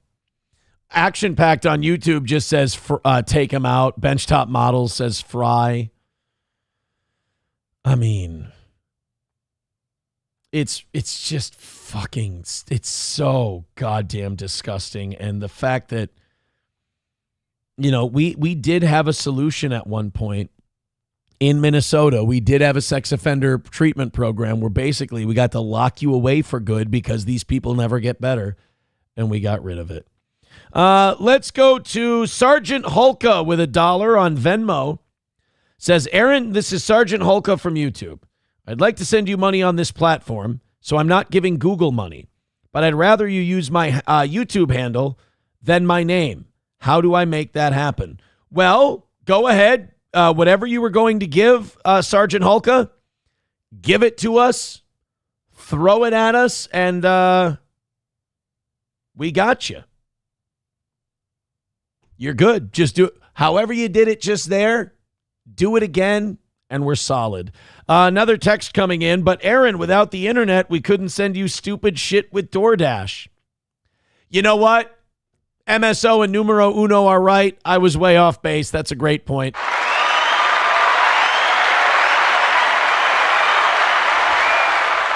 No, 09 Canyon, I was not talking about the testicles of a hippopotamus, not hippobolics. But thank you for getting British. Reformed Rapscallion says, I just knew several girls whose mom gave them a complex. Well, what are bitter old high school whores supposed to do other than make the next generation feel like shit for doing the same shit they did? I mean, what else is being a mom? MSO says, to be fair, I was multitasking, doing other things, not paying that much attention to your little silly show that's on in the background. All right, well, fair enough. Then engage on that level, cocks. Numero uno says, was Aaron being hyperbolic when he said he was educated enough to discuss the news also? Yes. No. Wait. Damn it. Fuck. I was trying to be a smartass and go, yes. No, I am. I am educated enough. Doggone it. I'm smart. Battle Brother Zio says, here's an idea. Parents should stop posting pics of their kids online. I always put like faces over my, like if it's a really cute family picture or at like a wedding or anything else, I always put the like smiley face. I block out the faces doing that stuff. I think it's only right. I mean, I've had like really pedo creepy people talk about having sex with my kids over, not joking, like saying it in a very serious way over and over. So you don't, you got to watch out for people like that. They're dangerous human beings because they don't know that they have a problem. That's the scariest part. They think it's normal. Oof. Numero uno says, because you followed that statement up with a news story that you knew nothing about. How? No, I knew everything about it. I was acting.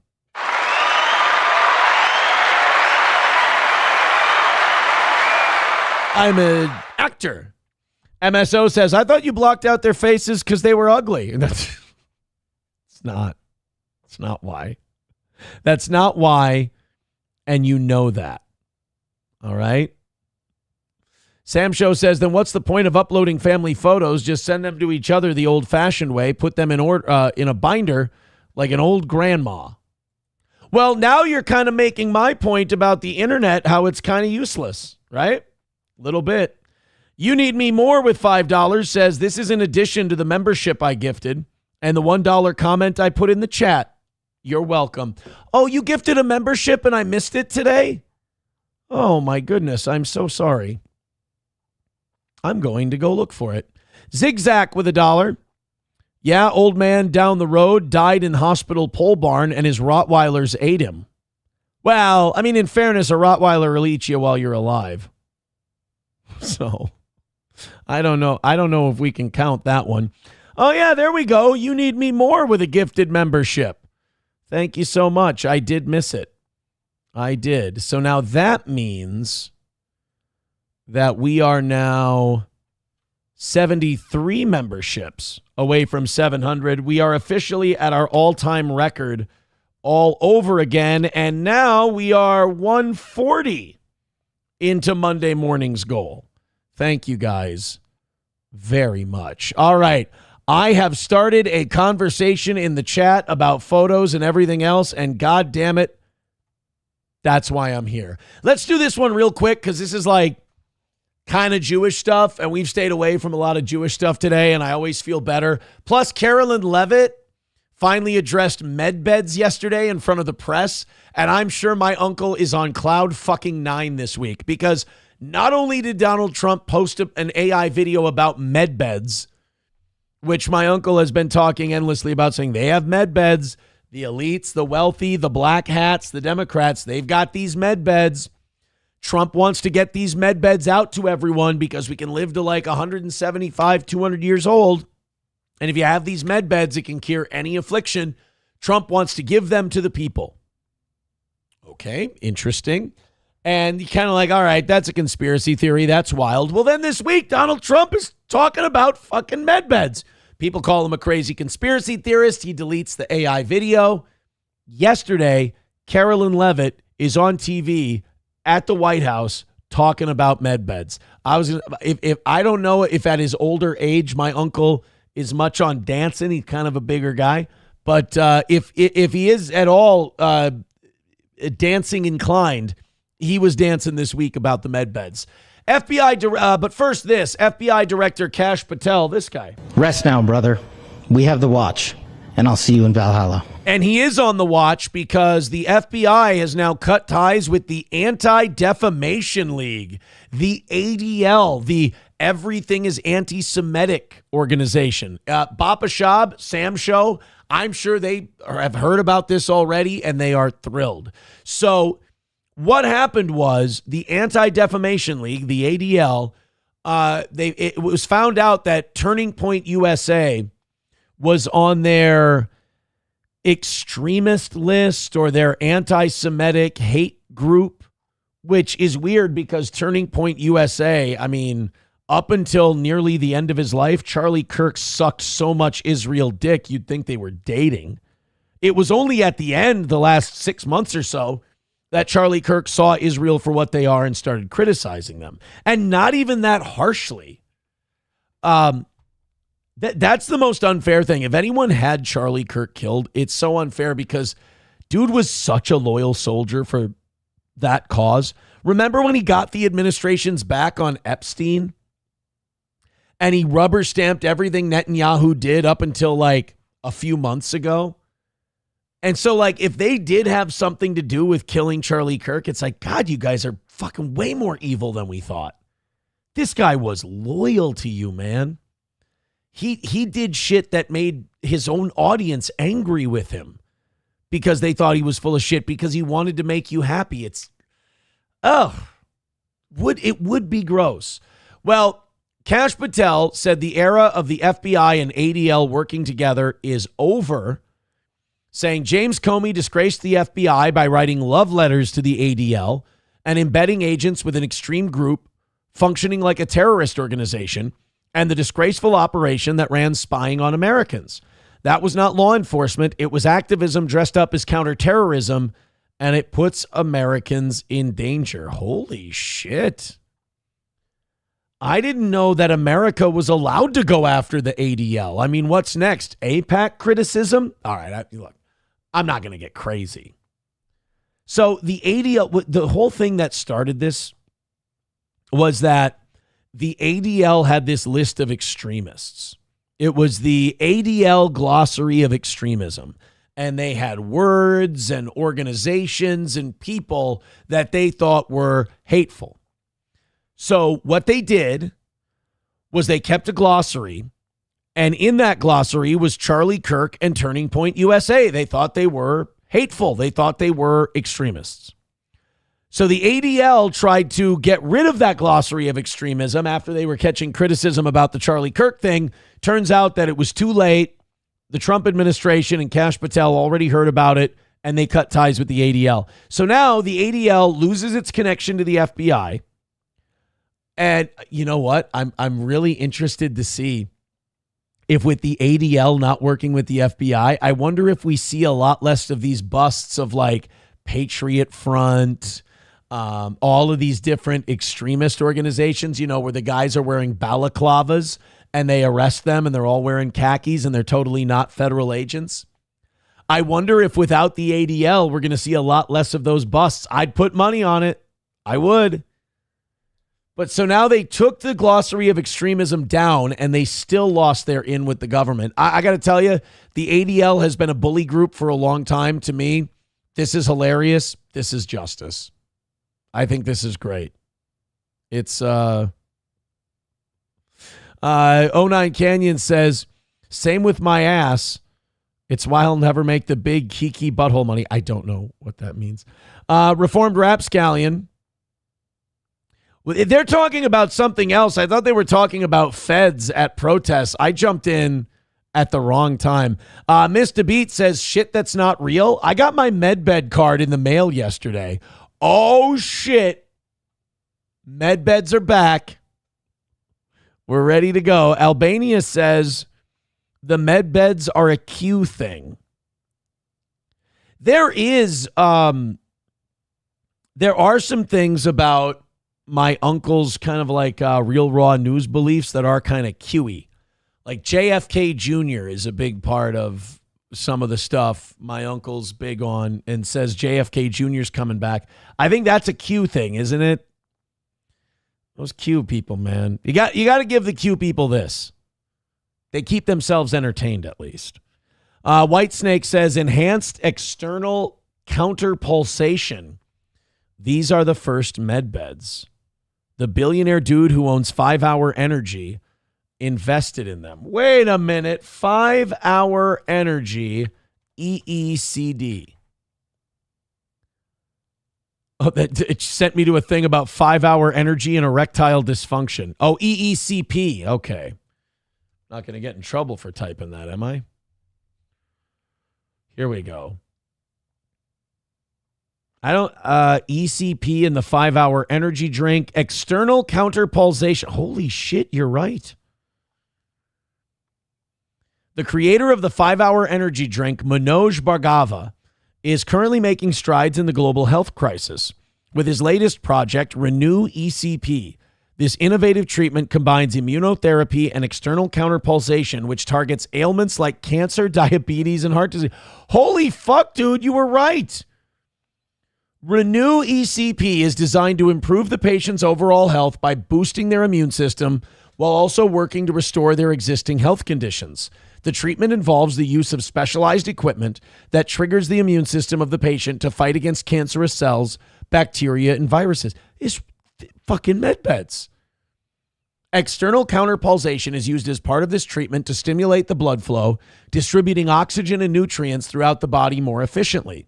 Renew ECP works to restore the natural ability of the body to heal itself by improving the delivery of vital nutrients. Well, holy shit.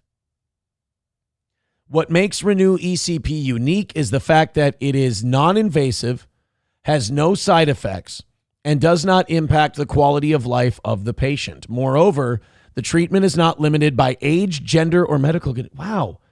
So the 5-Hour Energy guy is making med beds. I love when I learn shit.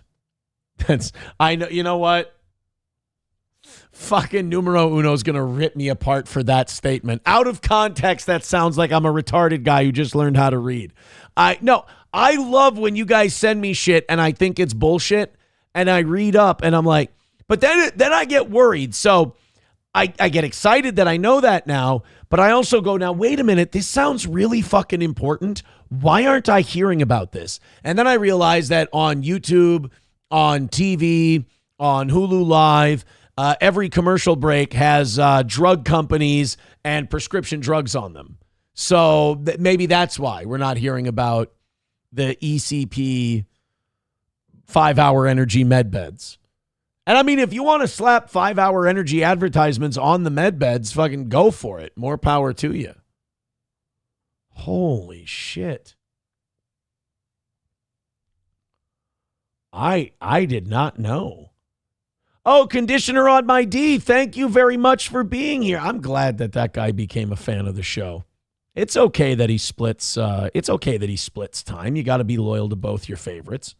Numero uno says, don't worry. I know it's fake. You actually love not to know. Thanks. Zen Man says, you love when you learn stuff. Just wait till your weekends in jail. All right.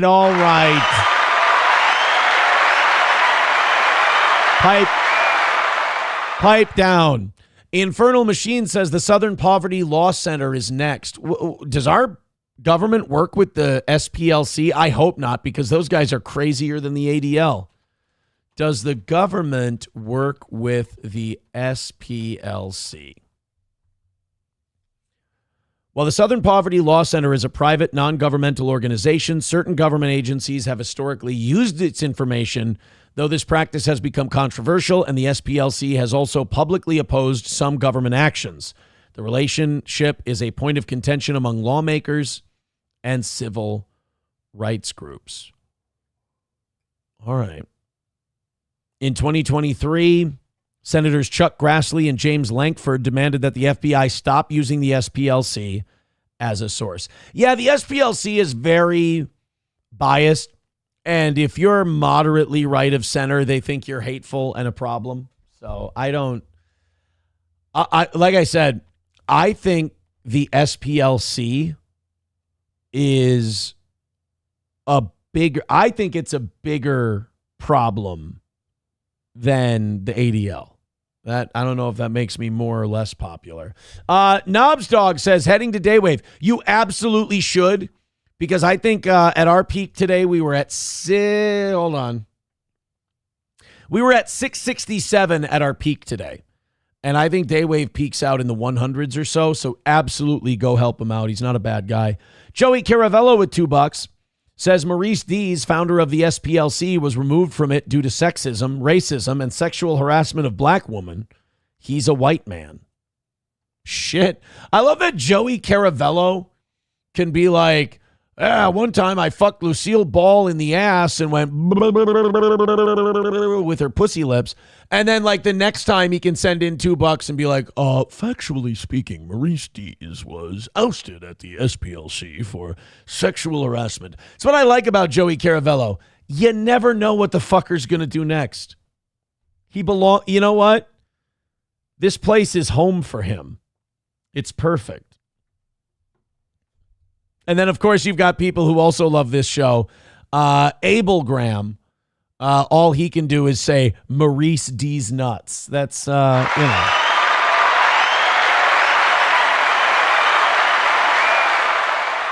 Rabbi Smoothie says, well, that endorsement was definitely not passive-aggressive. What? What did I say? The guy needs help making steel toe numbers. I'm trying to fucking help the guy.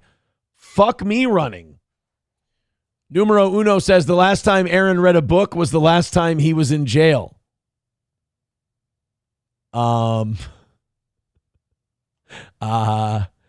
Actually, yeah. I don't like it when numero uno's right. It's not good. Crowder Wears Panties says, Daywave is great. If you wake up too early and need to go back to sleep, most boring show in the morning, he should be proud. That's not nice. That is really not. That's mean-spirited. 09 Canyon says, both numero uno and Rabbi both made salient points. Thanks. I appreciate it. All right, guys, where are you now? You're 1:45 into Monday morning. You guys have officially knocked out half of Monday morning's goal. Thank you.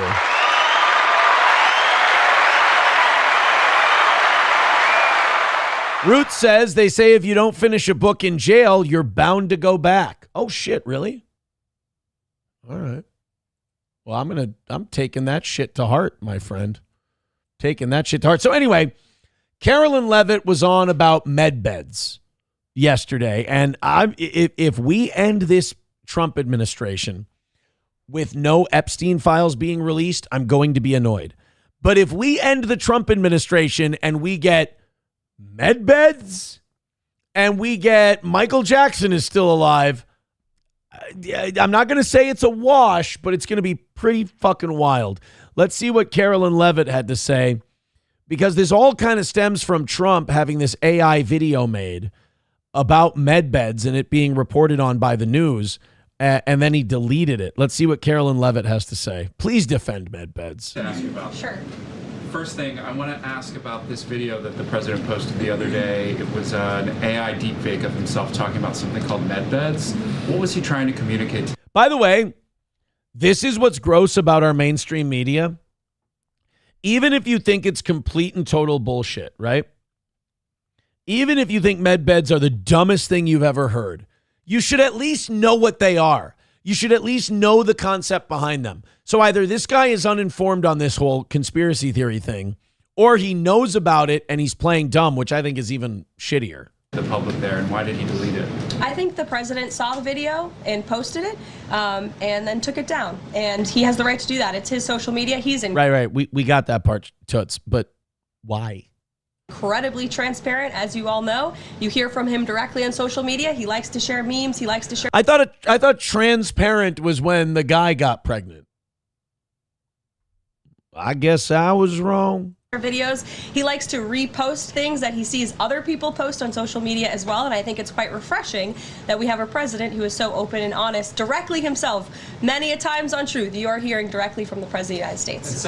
And I have to Did she really do the I think it's great and refreshing that we hear directly from our president, whether it's true or untrue? Hey, even when he's bullshitting you and he's fucking with you, isn't it great that he's talking to you? I mean, that's kind of a weird thing. That's like you're in a verbally abusive relationship and you're like, well, I mean, even if she's telling you you're a piece of shit and you're garbage and she's gaslighting the hell out of you. I'm sorry, my second marriage. Even if she's gaslighting the shit out of you and yelling at you and making you feel like a piece of shit for being completely okay, aren't you glad she's saying words? No, I'm not. Not at all. I don't think that's how it works. I would rather, basically they're saying, look, even if Trump's lying to you, aren't you glad he's talking to you? No, I'd rather, if he was going to lie to me, I'd rather he just not say anything. That would be better.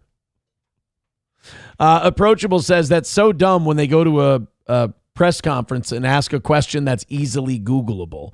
Well, they don't really know why Trump deleted it. I think that's a Fair question. Numero uno says you should at least know what medbeds are. Guys who didn't know the hugely popular viral Vance meme. I think it's a big difference between a gay internet meme and a conspiracy theory about a universal healthcare bed.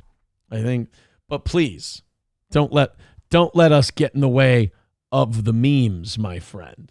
Let's go into K Fallen the Great's got a clip. Now what did I do? Oh, fucking hell. All right. Here we go. Eric Church is coming to Hollywood, Florida in March. Also, Jacksonville and Tampa in early April. You could do Eric Church in Florida and get the best of both. Ah! All right, then. Look, when you play that out of context, it sounds like I'm screaming like a little bitch over Eric Church coming to town around the same time when I'm going on vacation. That, I know it sounds like that, but he cut out the part where before that I went, wouldn't it be the super gayest thing in the world if I did this? And then you're buying it, right? All right. You know, I got to admit, I'm disappointed in the steel toe hate crowd again today because ever since we started going back into the YouTube chat, they have completely fucking disappeared. I don't like that I'm this big bad monster guy because I always think of myself as like fun and like we make fun of our haters. We tease them. We always say they're the butt of our joke. You know, and then I come by and they see me as like this big, scary monster guy that they have to avoid and run away from. I don't like that. I don't want to be seen that way by those people. I scared them all off. I ran them off. I don't like that. Not without a fight anyway. Numero uno says you should have just clipped the "you should do Eric Church in Florida" followed by the girl scream. Where's Boozmock when you need? We don't need Boozmock. Nobody said we needed Boozmock for this. The phrase, where's Boozmock when you need him, you're supposed to say that when you need him. We don't. Keep it shut. God damn it. We don't need, and don't you go DMing him or anything like that. Just calm the fuck down, okay? Thank you. Hey, I got an email update from Mayor Jacob Fry. So excited. Sergeant Holka with $1 says, Aaron, will you give me APL's ass for a $50 drop? What's APL's ass? You drop $50 and I will play whatever sound drop you want. I don't know what APL's ass is, though. Apple ass. I don't know. I don't know what that means. I don't know. We taught it says, Aaron, did you address why your boy Alex said you're in jail? I'm guessing because Alex doesn't fucking care and just says what he heard. That's fine. Everybody wants like gossip and don't you want to say everybody's a high schooler who wants to start saying, did you hear what Alex said? I'm pretty sure Alex probably did what we do to Alex. Used me as content. That's okay. There's no fight there. I like Alex. I do. I think Alex is great. And also, like, I did a really fucking retarded, gay, stupid thing. I got punished for it. Why can't Alex comment on the punishment? Even if he doesn't get it right. Dude, when people, I guess I've been getting reported on for over a decade. So, like, people not getting shit right, like, I'm callous to it. Like, it doesn't bother me anymore. It does bother people when I correct them sometimes, but I can't help it. I will say it is kind of weird that, like, the state can like straight up lie at hearings. Like they can say shit that's demonstrably false. Like the prosecuting attorney in my case said that we filmed and published the anniversary show on YouTube. We did not. The anniversary show, in violation of an order, was a person was sent by somebody else to surreptitiously film our show against our wishes and then published in violation of an order. And they just went in court and said, I did that. Like, that is a demonstrable lie. And I didn't know that you could I learned a lot throughout this whole thing. And I learned that you can just you can do that. Like the state's attorney just said, because they were trying to get the that fake violation that they tried to hamstring us with because I was being a good boy. And then she goes, somebody just said surreptitious, like maple syrup. It's a fat joke. It distracted me. That was such a good line that actually broke my train of thought. You fucking asshole. Give yourself a point. But like they said, the prosecutor said in court, like to try and make their case, they were like, oh yeah, he filmed it and he recorded it and he posted it, which is 3 lies. And I was in court. I'm sitting there going, it's like, I know not to say anything, but you're like, it's fucking insanity that you just get to say that shit. It's like I said, I learned a lot. That's for sure. There was also, I will say this, I got a report from someone. They told me that my boy Tukey was talking about the whole thing. And they were like, it was the most level-headed, fair thing I've ever heard an obsessive steel toe hater say about you. He said, you're not a bad-looking guy. You're not fat. Your hair's fine. You cleaned up well. He also, Rocco said I was right about Quick Trip. So another win for the toe there. He also said he thought the whole thing was fucking crazy and ridiculous. And I mean, that was his opinion. And, he gave like an incredibly, from the report I got, I don't know how, I mean, this was the person who sent me this report. I trust him. It sounded like he was incredibly fair. Now, I predict, because I don't know how much honor there is amongst these guys who need me for a paycheck, but I'm going to guess that if he has any honor, he will stand by that. But now that I've said something publicly and that I like it, he's going to feel a lot of pressure from people. He's going to catch a lot of shit from people to kind of reword that in a better way. I'll see. I'll get reports. We'll see if he's got any dignity or honor. And if he admits he doesn't and then goes back on it, I think that's like in a strange way admirable too. But I will actually be really impressed with the guy if he stands by his,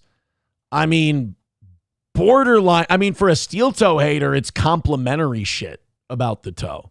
So I do appreciate that. $1 from Give Me Tips says, oh, now we know you're lying. You are fat and ugly. Oh, and gay. Thank you. Of course.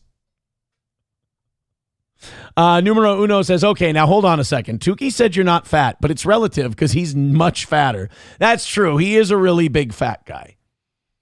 And I don't know. Maybe that's where some of the hate comes from. I don't know. Maybe it's internalized self-hatred. That would explain a lot. Do you guys, I like this story, but I feel like this is self-indulgent. The Vikings are playing the Browns this weekend. And I guess that I guess that Joe Flacco has been benched by the Browns, and they're going to start rookie quarterback Dylan Gabriel. They're not going to start Shedeur Sanders. Shedeur Sanders was not happy about still being the third-string quarterback in Cleveland. And Rex Ryan on ESPN told Shedeur Sanders to just shut up and don't say anything and just be a good boy, essentially.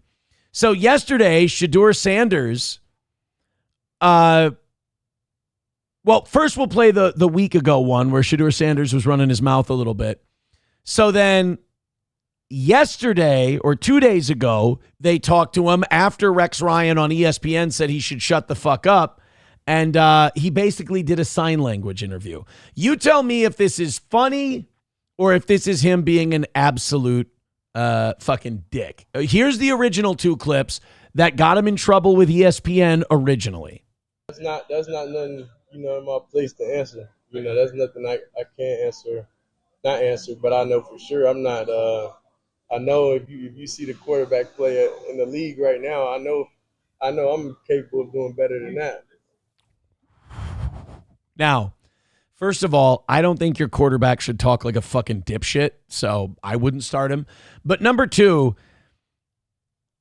you can't, when your team's having a quarterback controversy, you can't say shit like, I'm not going to comment on it. Like I ain't not going to comment on it or nothing. But then you have to shut up right there. You have to stop right there. I kind of agree with Rex Ryan on this one. You can't then go, I've seen the quarterback play in the league and I'm betting lots of them. It's like, that's you directly shitting on your teammates who are ahead of you on the depth chart. And then you wonder why this guy, a lot of people thought he was first round talent and he dropped to the 5th round. It's because he's fucking stupid. Shedeur Sanders. Then he said this in that same interview. Let's do that. Let's play this clip. And then we'll get to what he did this week when he was being interviewed. Locked in, standing to everything, and remaining focused on the main thing. Do you feel like you're kind of close to getting to where you want to be in terms of, getting a chance to play this game? I don't think playing or not playing, is in my hands. I think based on the situation, it's if things happen, things pan out where I play, then I'll be out there and I'll be ready to play. So I'm ready to play right now. He just talks like a fucking idiot. I can see why he dropped down. So then he said that, and Rex Ryan said, maybe you should just keep it. Maybe you should just keep it shut. Maybe you should just shut your mouth. So then he gave an interview this week, and this is kind of a dickhead thing to do. Like, this is how you know someone's sensitive to criticism. Like, if you watch this show, we get criticized for shit all the time, and I just make fun of people, right? You can tell when criticism gets to someone when they start reacting oppositely, when they start doing the opposite thing.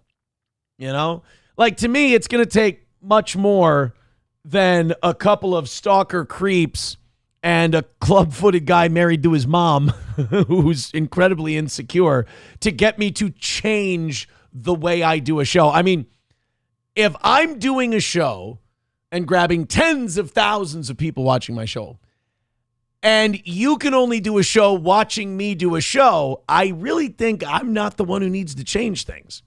But Shedeur Sanders got the criticism from Rex Ryan, and he felt like he needed to just be a fucking asshole about it. So here's Shedeur Sanders this week after getting criticized.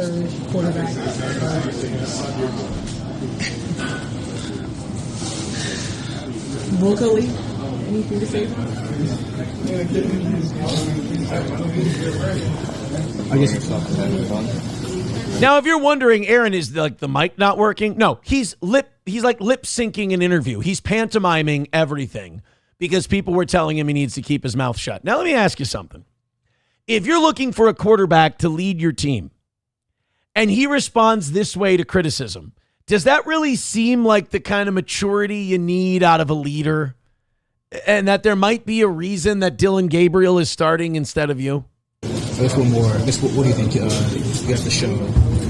Show to the coaches just to have that belief in you that you can be ready. What game you say?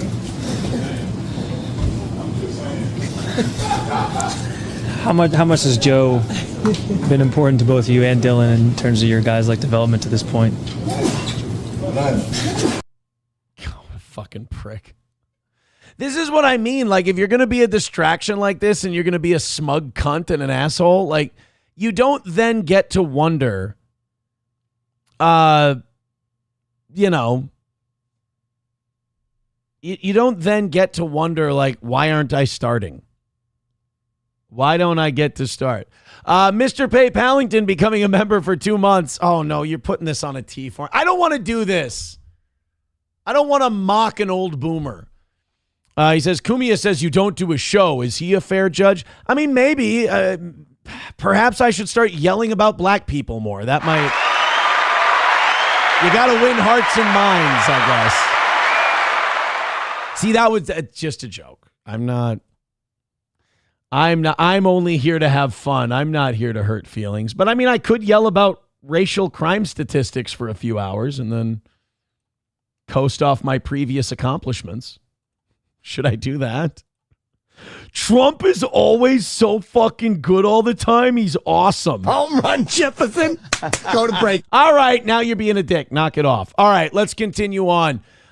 Joe Rogan is jumping into the fray on this Pete Hegseth thing. God damn it. Yesterday, this caused so much trouble. Like, there were so many people just mad that Pete Hegseth said that the military should be in better shape and that the physical standards for the military should be tougher. The women on The View were saying that he was fat shaming. And like, I'm sorry, but if there's one place fat shaming should be okay, it's soldiers. It's people who are going to fight wars. But they said it was fat shaming. He was being a meanie head. I really don't think any of us outside of the military should really get a say because it's a different world. It's not a world for super sensitivity. And it's certainly not a world for high body mass index. So Joe Rogan had a little more of, I think, a rational take, even though he's not a military guy. Oh, here we go.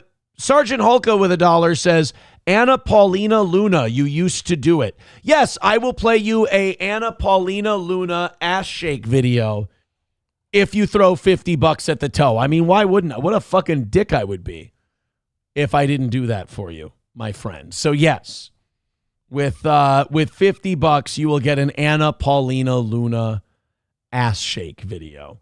Rabbi Smoothie with $1 says, Cumia, you mean the guy who copied Howard Stern? Now, that's not nice because a lot of people say I copied Cumia, so now I'm a third generation ripoff. Oh, shit.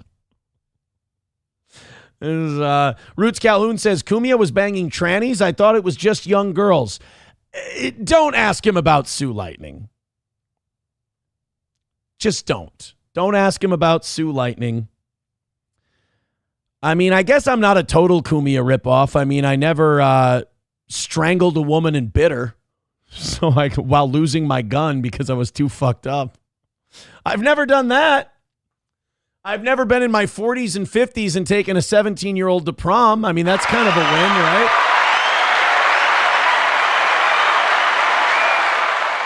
I'm kind of excited about that one. That was embarrassing, man. I mean, 8 days in jail is not exactly the greatest accomplishment of my life, although he's been to jail too, so I guess I'm following in his footsteps.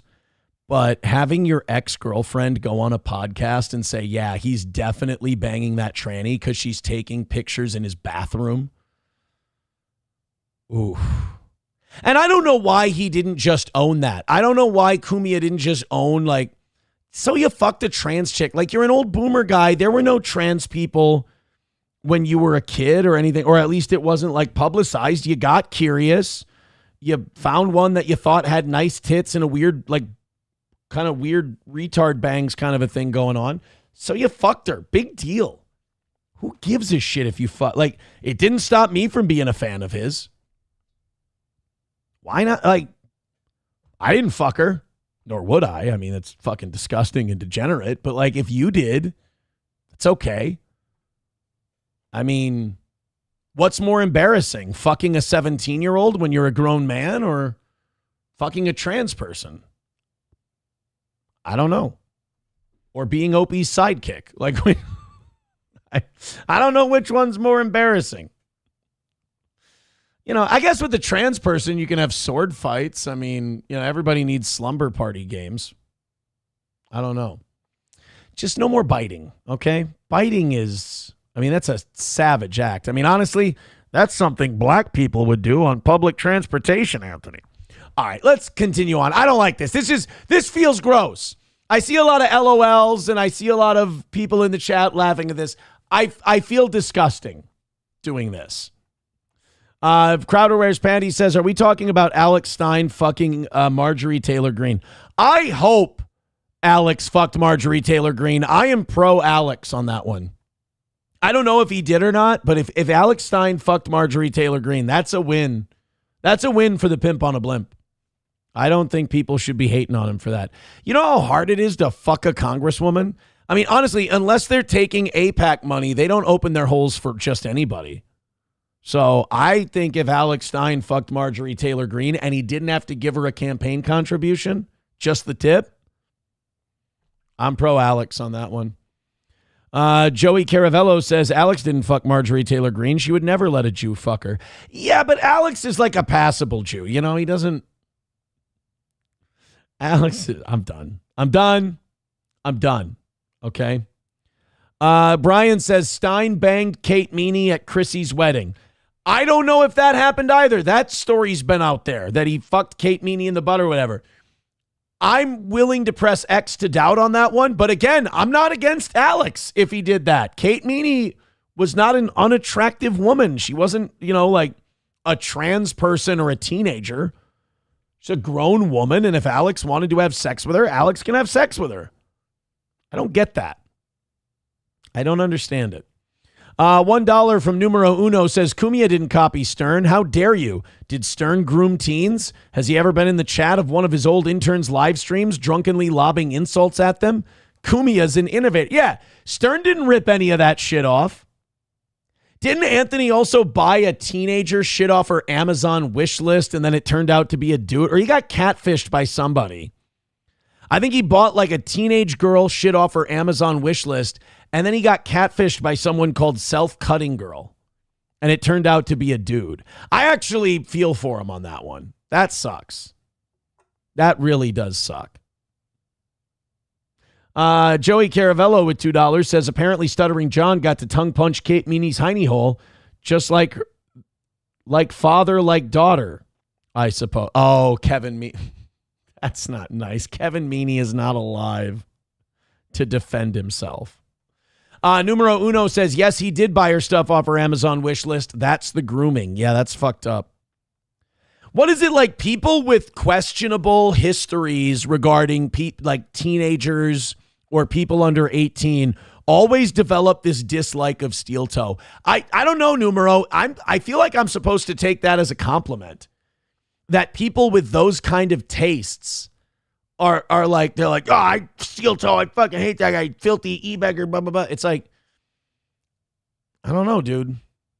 Glass houses and all that, I feel like I should take that as a compliment that most of the people who despise me either have physical malformities like a clubfoot or they've had really fucked up relationships or comments with underage people. I don't make the rules. I just try to follow them as often as I can. We all slip up sometimes. Numero Uno says there's hard evidence of it, and he changed his story 3 times about what he claims really happened. Yeah, I mean, a lot of questionable stuff there. A lot of stuff to look into, and a lot of people have. There's a guy named Beige Frequency who did a multi-part documentary on this, and it's 100% accurate as far as I can tell. I don't know if it's still up there. It's called I think it's called Demented World Cumia Documentary. Watching the Demented World Cumia documentary. Here it is. It's now, oh God, it's a 5-hour documentary and it's been re-uploaded by a guy named Corrado Soprano. Oh, Corrado, obviously. There's the link in the chat. If you want to learn more about it, there you go. There it is. Link in the Rumble chat. Rabbi Smoothie says, you're the poster boy for following the rules. What up? There you go. Mr. Pay Pallington is mad that his super chat backfired. He goes, didn't you used to wear a Cumia shirt? Oh, yeah, fuck yeah. I loved the Opie Anthony show. I worked for Compound Media. I did like 6 or 7 shows. I filled in for Anthony when he was dying, for God's sake. I co-hosted his show with Gino, I think, twice. So, yeah, I did a lot of shit for Anthony. But, look. I've always said, if you need the toe for clicks, use the toe for clicks. Just spell my name right. Joey Caravello with $2 says, Opie told me that Jim and Anthony would give each other back rubs and kisses during the commercial breaks. I don't believe that. I'll believe a lot of things, but I don't believe that one. All right, let's continue on with today. We can't just sit here shitting on people and being funny and goofy. We got to do a real show. So can we yell about black people, please? Otherwise, he's not going to think we do a real show. Did you know that 13% of the population, when I was a kid, we didn't let this. Oh, my God. Yes, the civil rights struggle was crazy, Grandpa. Central Michigan University's admission process is being exposed. Not exposed by a whistleblower, not a whistleblower, who applied for the school's counseling program. As part of this process at CMU, the student was sent an essay about white privilege written by a radical leftist and told they would be required to answer questions about it in front of a board of faculty as a condition for acceptance into the program. Wow. I don't know. People read this and like this is always like boomer porn. You know, they read this and like, this is more DEI. This is more anti-white shit. You know, but here's an idea. Don't go to fucking Central Michigan University. Go somewhere less shitty. It's like, yeah, did you know this university makes you read an essay about white privilege and answer the questions? Well, then you're a fucking idiot if you try to go to that school. It's, it's like wanting Mexican food and going, ugh, this Chinese restaurant serves wontons. That's not what I wanted. Well, then don't fucking go there. Like the best way to handle this Central Michigan thing is to not go to Central Michigan. It's like anything else. Don't shop at a store you don't like. Don't eat shit you don't like. Don't buy stuff from people you find morally reprehensible, like giving $4 billion to Israel every year. But this incessant bitching, this race baiting thing, my problem is both sides are doing the race baiting thing and they're both accusing each other of race baiting. Like on one hand, you got, white privilege is this and that, like just targeting white people. And then on the other hand, you get white people who their counter to that is, look what they're doing. They hired a black person. Ah! It's like, here's a good idea. And it's been working, by the way. You don't like what these universities are doing? Guess what? Millennials and Gen Z don't fix their own electrical wiring. They don't do any welding on their own. They don't do any plumbing. They don't do heating. They don't do air conditioning. They don't do bricklaying. So all of these jobs are having to pay more and more. They don't repair their own cars. All these jobs are having to pay more and more and be in higher demand. They don't take a college degree. So don't go to a university, don't get the fucking degree, go into the workforce, and then you can bypass all this shit and you can have kids and you can raise a family, you can make good money and you can teach them shit. But God, everybody just wants to do this incessant bitching. The left wants to call out the right wants to call out the left, and it's just like, that's all well and good and we should criticize terrible ideas, but like some of this is just like, it's the equivalent of tattletaling. It's like, look, I question whether or not this person really even wanted to go to Central Michigan. I have a feeling they got this thing and it was like, oh, tell us about, white privilege and all of this, just so they could run to Twitter and go, look what I found. They're making you talk about white privilege. Like, okay, cool. What'd you decide to do about it? Well, I decided not to go to that school. Brilliant. Perfect. I don't understand any of it. Like I get to a certain extent the calling out the DEI. I get to a certain extent calling out some of this stuff, but like when it seems like you're just doing it just to yell and scream about the thing, like you're not trying to change anything socially, it just seems kind of reeks of gay ops, to be honest. Let's go to numero uno Josh Denny fan for $2. Says, the one time I saw Kumia in chat suddenly leave because he has better stuff to do was right after Stuttering John started watching the Beige Frequency documentary. Weird. I mean, I'd get the fuck out of there if I was him too. There ain't a lot of good shit in there. Anthony is a tragic case of, well, I mean, he's got millions of dollars. He's not a tragic case, but like psychologically, he's kind of a tragic case. And this is a lot of boomers where he clearly was psychologically, and I think he's even said physically abused by his father. And that created a lot of probably bad coping mechanisms. And it's probably led to a lot of the other really embarrassing stuff that happened to him in his 50s. Was he done by his 60s? Like, I'm done with all my misdemeanor and in my 30s, which I still think is a decade too late. But he wasn't done biting and choking and getting in trouble until his late 50s, early 60s. I hope to be done before that. But I think a lot of that and the immaturity and the never getting, never having children or having a family, the cope there is that, well, you never wanted one. It's probably unprocessed trauma from how your dad treated you, to be honest. Numero uno with $2 says there's a big fat gross guy who was near tears recently after Cumia finally noticed him and said his show is funny. Same guy argued in favor of AICP a few months before this. Coincidence? Why are there so many people like that? It's so fucking strange that they're just allowed to walk around. 09 Canyon says, my university made us take racial diversity courses too. You do it, you spit the answers they want, you get the easy A, and you boost your GPA. Waste of time, but it's over quickly. Yeah, I mean, I feel like if you're confident in your beliefs and you're confident in your intelligence, you can do that stuff, spit out the bullshit answers, kind of turn it around on them in a way, and just move on. Reformed Rapscallion says, when I look at Aaron, I can't help but wonder if he is bathed like the circus fat man in Big Fish. Now, wait a minute. Listen to Rocco. He says I'm just a tall, lanky guy. Never thought I'd say that, by the way. Listen to Rocco. He defended me. Numero uno says, Cumia would have gotten in way more trouble if he wasn't such a big pussy. Hulkamasha Baby says, so what happened to you that you're such a fuck up? Well, I'm the opposite. I didn't listen to my parents. Listen to your mom and dad, kids. They know it all.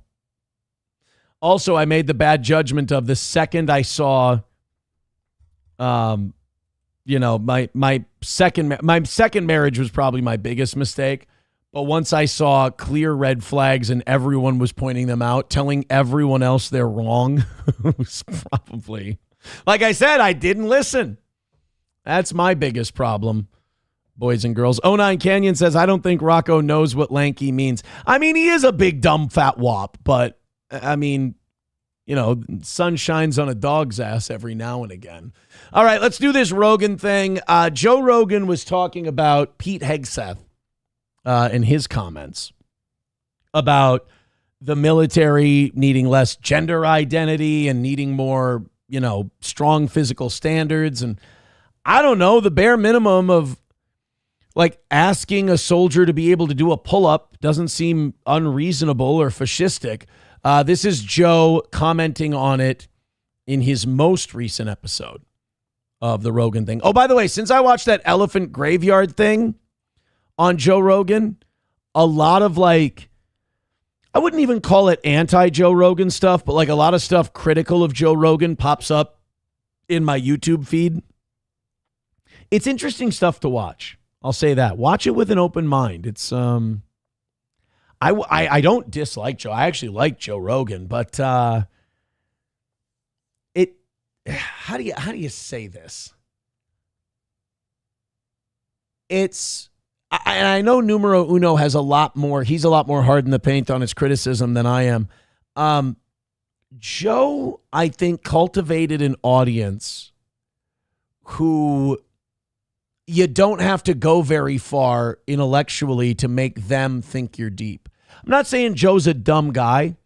I'm saying his audience, if you go below surface level on anything, they go, whoa, that's crazy. And I don't know. Since I've watched the elephant graveyard thing, I've been doing a lot of noticing. This is Joe on the Pete Hegseth stuff. And now they just called all the generals together. You seen that? Yeah, Hegseth did. But supposedly what they're doing is giving. If I hear one more fucking person say I won't even say the word. If I hear one more fucking person say supposedly, I'm going to burn down the house I live in. Well, that's not good. Now I'm just going to have a bunch of people writing supposedly in the chat. But no, the word is supposedly. It's not difficult. Someone please show me the word supposed in the dictionary. The word's supposed. You're supposed to be somewhere.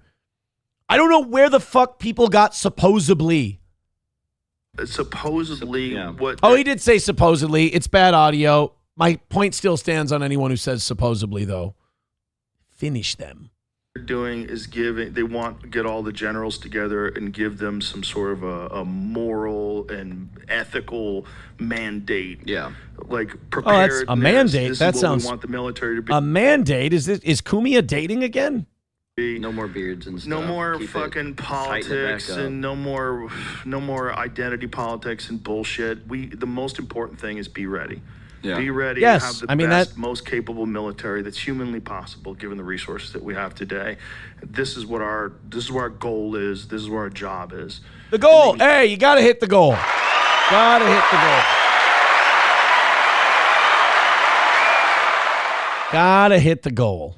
Needed Makes to call sense. everybody together to do that. Well, you saw what the fuck was going on over the last 4 years. Yeah. You got Yeah. guys in dresses talking about how it's really important to have inclusiveness. It's the most important thing about the military is inclusivity. Like, Yeah. we had crazy people that were in charge of very important positions, including that guy that was stealing women's clothes. Yeah. Oh yeah, the atomic energy guy, the loose nukes guy. What was his name?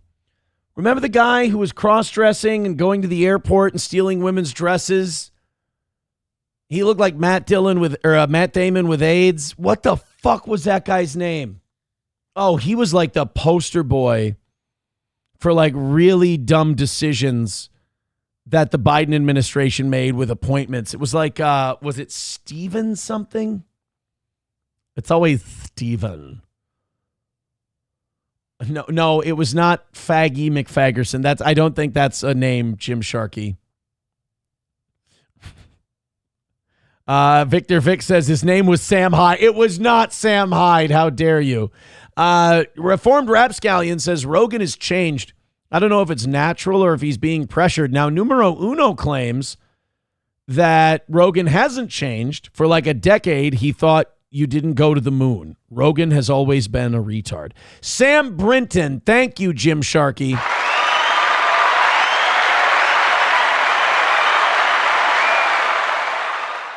Let me. I don't know if Sergeant Hulka did that $50 yet, but I gotta find that Anna Paulina Luna swimsuit thing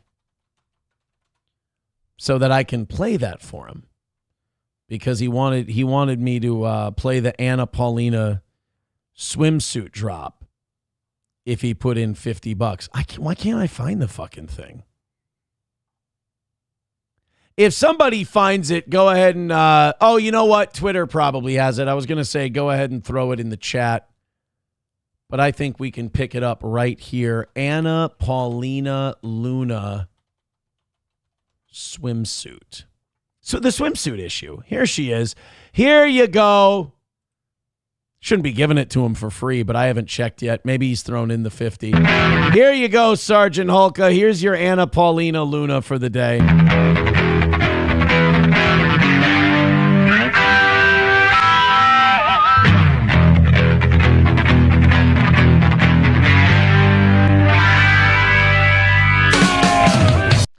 I don't know if a congresswoman should be doing that. I know I sound like a fuddy-duddy or whatever.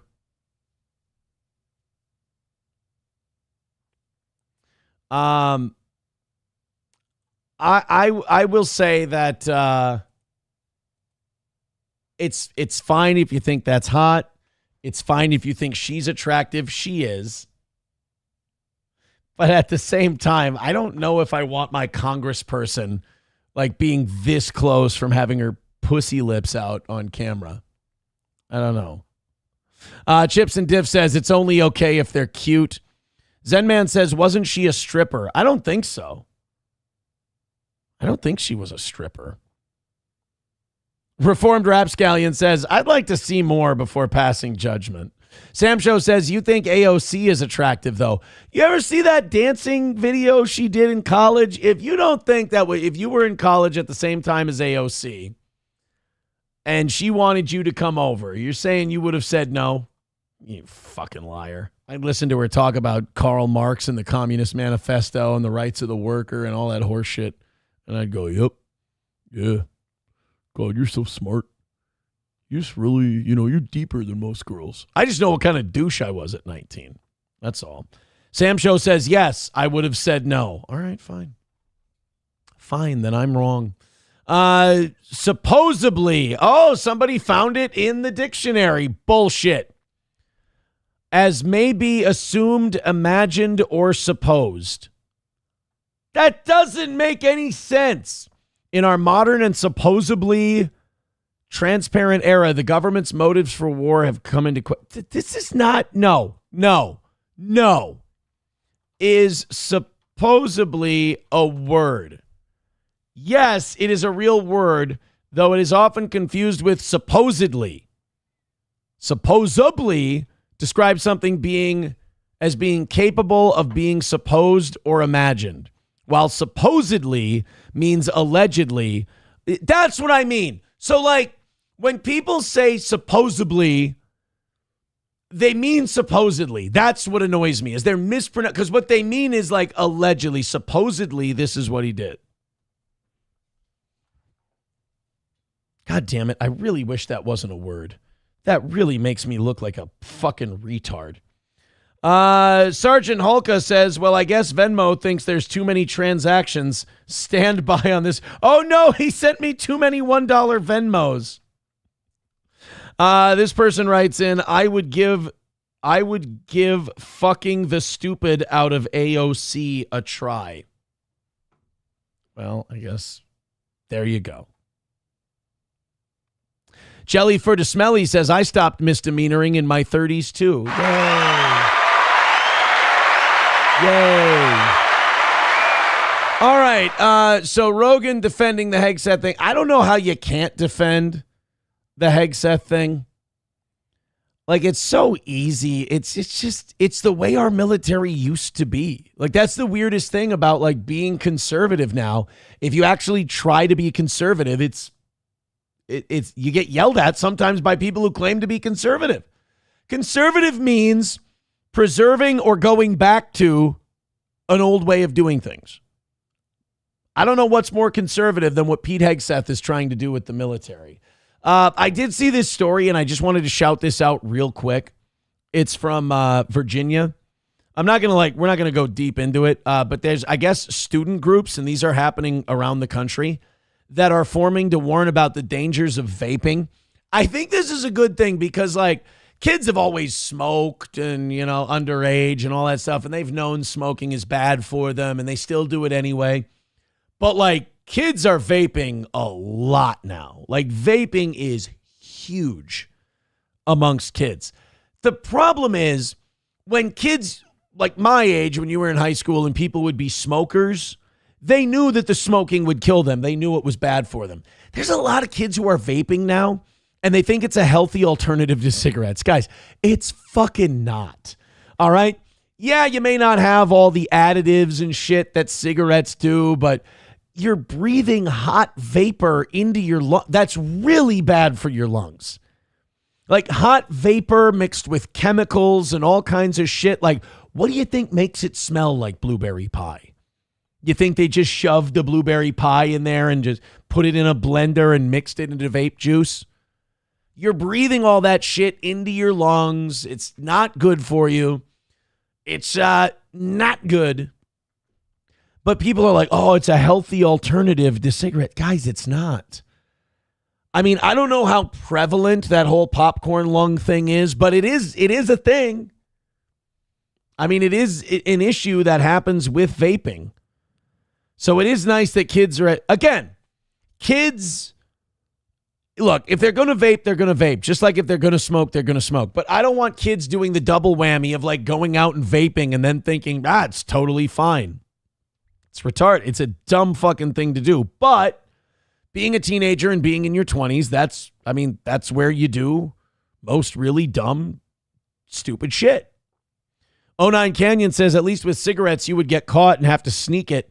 So it was a hassle, and most people don't keep doing it for life. Vapes taste like candy and don't stink up everything. It's a good point.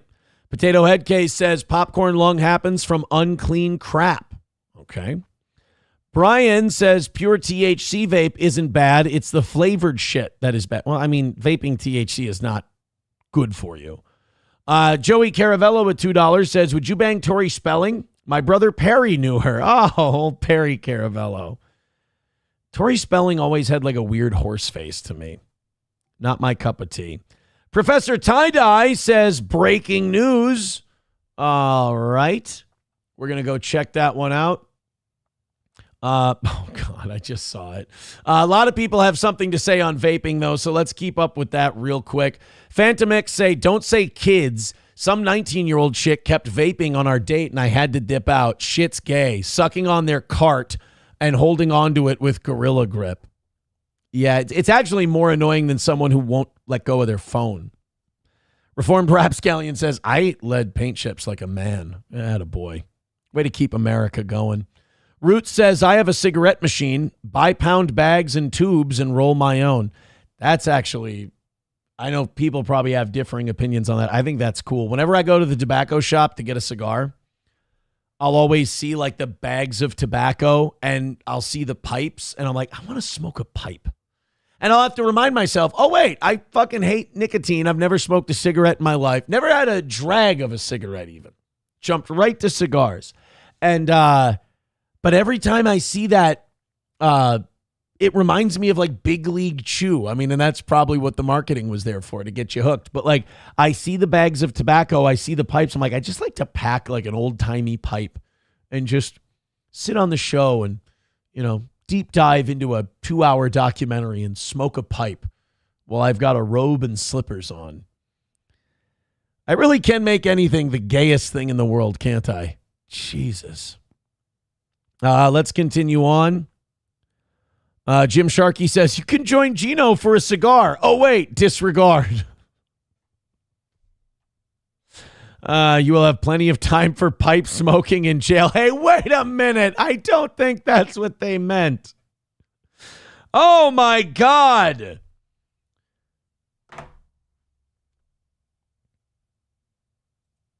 Holy shit.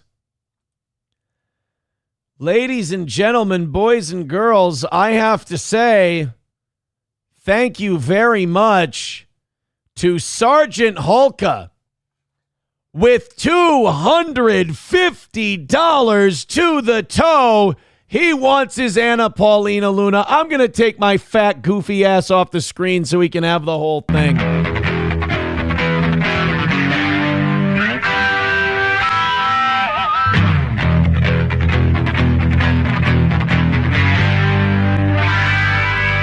Wow. Thank you very much, Sergeant Holka. Jesus, guys. Now you're $100 into Tuesday. Also, Holka, tomorrow is VIP ordering day. I am a week behind. I was a little busy last week. I forgot about Friday. I apologize. We're going to be sending out about 10 or 11 orders to VIPs for merch on Friday, tomorrow. So if you haven't gotten me your address yet, make sure you get it to me. If you have sent it to me, I have it. Be sure to you'll be getting your order here very quick. So Sergeant Holka, we need to update this. Holka was at 22 plus 250 is 272 for Sergeant Holka. So now Holka's at 272. That puts him in third place. Unforced Ego is in fourth at 221. Average Plumber is in the cuck chair at $100. And Miss Tay is falling out of the cuck chair at 70. Where's our girl Tay? 70. There we go. Thank you very, very much. Balls Deep with $5 says, good to see you getting back into the old swing of things. Well, thanks, pal.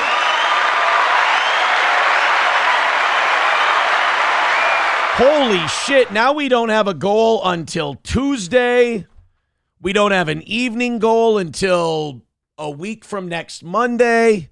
Shit's getting weird for the toe, boys and girls. Thank you very much for your contributions. And also, you guys are only 74 gifted memberships away from 700 memberships. We are at our all-time high of memberships.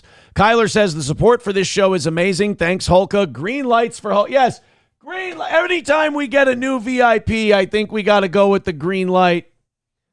Green lights for Hulka. There you go, buddy. We'll play that until I keep hearing it in my ear and drive myself fucking insane. This is breaking news out of Florida. Oh, no. A statewide organized theft ring gets busted for stealing something we all have in our homes. We're talking about smoke detectors. Oh, I guessed gay porn. I was wrong. My bad. I don't think this should be prosecuted as a crime yet. So apparently all of these guys... Oh, sorry. I'll bring myself back on. So apparently all of these guys were stealing smoke detectors. I don't think this is a crime yet. There is a chance that these guys work for a nonprofit that give working smoke detectors to black families. And if that's the case, this should go unprosecuted.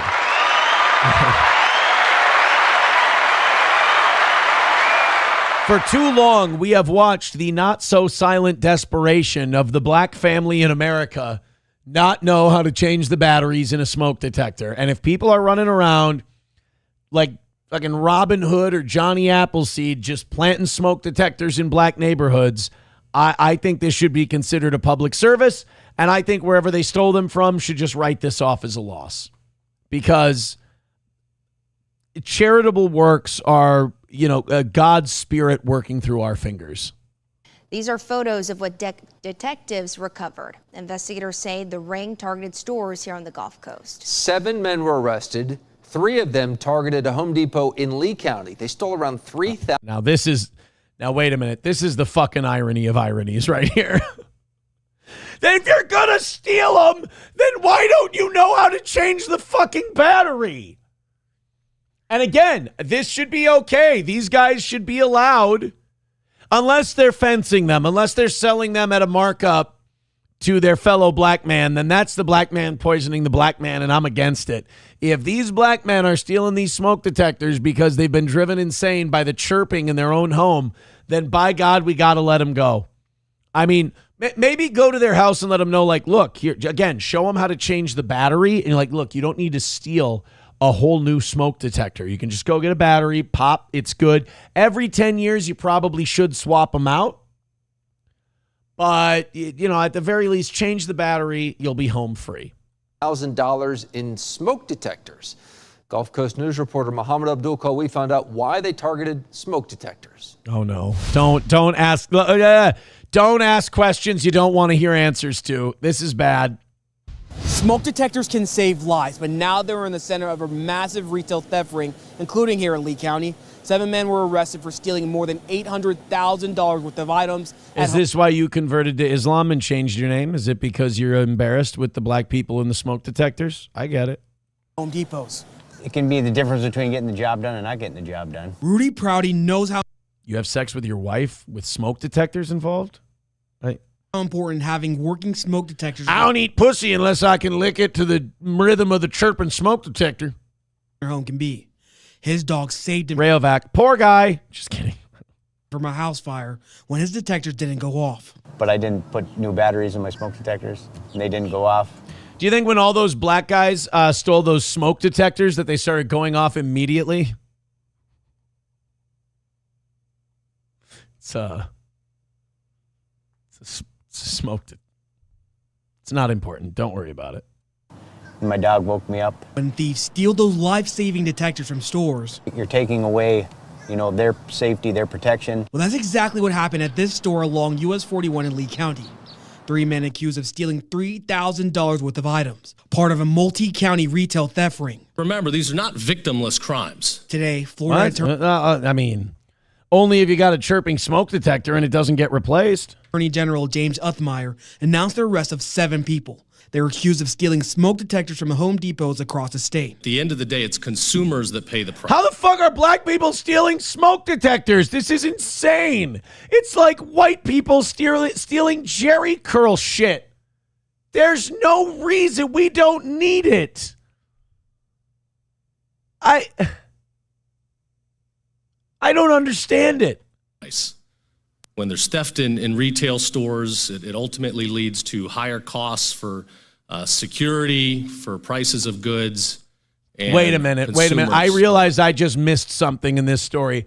I just missed some really subtle racist shit that the NBC News did for this story. Did they just show a crime where black people are stealing smoke detectors? And then they smash cut to a white guy showing how to change a smoke detector battery. Holy shit, I can't do satire anymore because they're actually showing it on TV.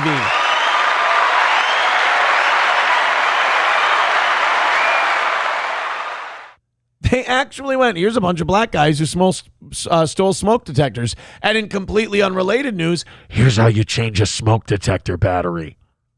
Investigators say they uncovered at least 44 smoke detector thefts. Home Depot lost more than $800,000. Investigators recovered $78,000 in merchandise during a search warrant in Hillsborough County. Now, shoppers like Margot Bedinas have some advice for anyone else thinking of trying the same thing. They can get a job, like you have 2 hands, you have 2 legs, you're healthy, just go. In America, it's so many opportunities. Uthmeyer. Dude, this is a low-key racist story. So basically they bring someone who just came here and who already speaks really good English and goes, you can just go into a store and you can buy them and not be a lazy black thief. And Jesus. Basically, the news is going, look, this lady just got here. These guys were born here from generations, and she gets it. Why do they have to steal the fucking smoke detector? Says the suspects are facing multiple felony charges. Reporting from Lee County, I'm Mohammed Abdul-Kalwi, Gulf Coast News. I didn't catch that. One more time. But what now? It's really something to see the theft of fucking smoke detectors. And again, to wonder, what are you doing with them? Joey Caravello with $2 says all 3 of those men are fathers to Haley's kids. Oh, how dare you? That is disgusting. Why would you say something so perverse? Roots Calhoun says, how much to purchase her? In the shipping container she comes in or without? Because we do it either way. Boomer Bob Show takes from that story that Costco was selling 250-foot spools of 12-2 Romex. What the fuck? Sorry. Some people just have a keen eye. People don't think that woman spoke really good English. I think if she just came to America, that's pretty good English in my book. Zenman Build says, bring me moose and squirrel. What I need you to do is bring me Negro and smoke detectors. Please. All right, guys, I got one more thing we can do. I got a bunch of shit we can do today, but I got one that I really want to get into. There was this this brutal poll that was showing that the FCC kind of pressuring ABC to dump Kimmel was opposed by that the FCC doing that was opposed by a majority of people, even a majority of Trump voters. This made me feel so good that people are lashing out at this fucking Brendan Carr idiot. And if you're a Trump person, you should hate him too, because Jimmy Kimmel was handing every MAGA person a win. He said something really stupid. The network was going to suspend him for it. But what does Brendan Carr do? Head of the FCC goes, well, maybe we'll look at taking away their license. Which would, is such heavy-handed government censorship. It's fucking insane. It's clearly a threat. And it gave Jimmy Kimmel like some kind of martyr status, and it wasn't necessary. So I'm glad that even Trump voters are like, nah, fuck that guy. He's an idiot. The only thing is, like, what I don't like about the Trump hive mind is that some Trump supporters need to hear that first before they'll come out and admit that this Carr guy's an idiot. I think you got to try to get away from that. If you feel something, say it. All right. Thank you very much, Sergeant Hulka, for the $250. There's your WPH light, buddy. I appreciate it. So nice of you. Our 2 days ago, so back on Tuesday, that guy we talked about, the U.S. Attorney Joe Thompson, who's investigating all the fraud that's going on in Minnesota, he did an interview with Minnesota Public Radio News. They uploaded it to YouTube. We've got to watch some of this because this is a based Trump U.S. attorney, and he's busting Somalis for being like fucking over the moon with welfare fraud in this state. And NPR is one of the most politically correct lefty news sources you're going to find in Minnesota. Minnesota Public Radio is probably to the left of National Public Radio. So I want to watch a little bit of this interview and see if old Joe Thompson's going to say something that might make NPR news a little uncomfortable. By the way, anyone else noticing that unless an N pops up here, stop it. This is NPR Use. Last 2 weeks. Oh, there we go. There's the N. Always waiting for the N. It always jumps in there a little later. Federal prosecutors in Minnesota have charged 9 people with defrauding 2 different... By the way, do you think that this woman might have a political slant? I'm just wondering. Medicaid programs, and they say this is just the beginning. Last week, federal prosecutors charged a woman for defrauding a state autism treatment program out of $14 million. And the week prior, 8 people were charged with defrauding the state's housing stabilization services. Now, the State Department of Human Services... Do you want to go back and do the Feeding Our Future and the EBT and the daycare? You don't want to... No, we're not going to do all those. Oh, she's a Diet Mountain Dew drinker, just like me. Why is she pretty and I'm a chub? Is suspending it's probably the Quick Trip. Another disability program over fraud allegations. No one has been charged. This is all on top of more than 6 dozen people charged so far. Wait, we have another disability fraud case that I didn't know about? Jesus Christ, I can't keep up with all of them. In the Feeding Our Future child nutrition scheme. Acting U.S. Attorney for Minnesota, Joe Thompson, is the prosecutor in charge of all these cases. He joins me now in the studio. Thanks for being here with us. Thanks for having me. By the way, that's the most Minnesota green. Thanks for being here with us. Can I get you anything? God damn, I feel bad for this woman. She's got to sit here and list all of these fraud schemes. I feel like it should be, oh, and by the way, we're probably forgetting 1 or 2. Forgive us. I mean, just in what we just rattled off there in the introduction, it's alarming to hear about. And in recent interviews and news conferences that you've held, the ways that you've described fraud in this state are very concerning. You said it was like staring into a bottomless well of fraud. Just how bad is this problem in this state? Well, I think bottomless well pretty much covers it. I mean, imagine a well with no bottom. That's our fraud. It's quite bad. It's program after program that we've looked at and found enormous levels of fraud to the tune of literally billions of dollars altogether. Can you... Billions of dollars. Imagine. And we're stealing it from across the country, like taxpayers across the country. These are federal programs that Minnesota Somalis mostly are ripping off.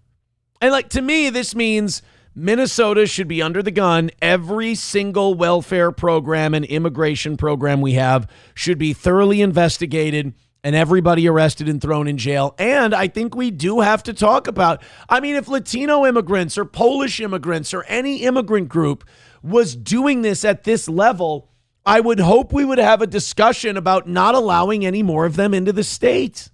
Talk a little bit about how this happens. I know that some people have talked about, well, maybe during the COVID-19 pandemic, in the height of that, where people were in need of extra assistance, maybe things just kind of got lost in the shuffle. But what I've heard you say is this has been a long-standing problem that's really needed attention for some time. Notice the liberal bias in Minnesota, though. They got to come up, well, maybe it was COVID. And nobody's saying that. Nobody's saying, well, it was COVID and people were in need. No. It's literally they wrote down names of either people that didn't exist, or they wrote down people's names, said they did things and they didn't do them and just took the money and ran. It has, and obviously these investigations. Actually, I should say, I'm sorry, I'll let this play, but they don't even take the money and run. They take the money and sit here. Generally have grown out of the Feeding Our Future case and investigation, where we've charged now 76 people for defrauding the federal child nutrition program during COVID, and that really was a COVID fraud scheme. It took advantage of changes in the program that were implemented during COVID to make sure that kids were getting the meals they needed. It wasn't an honest Somali mistake from people needing something from COVID. No, it was worse than that. It was they saw people being needy during COVID and they took advantage to steal a bunch of money when they were in school.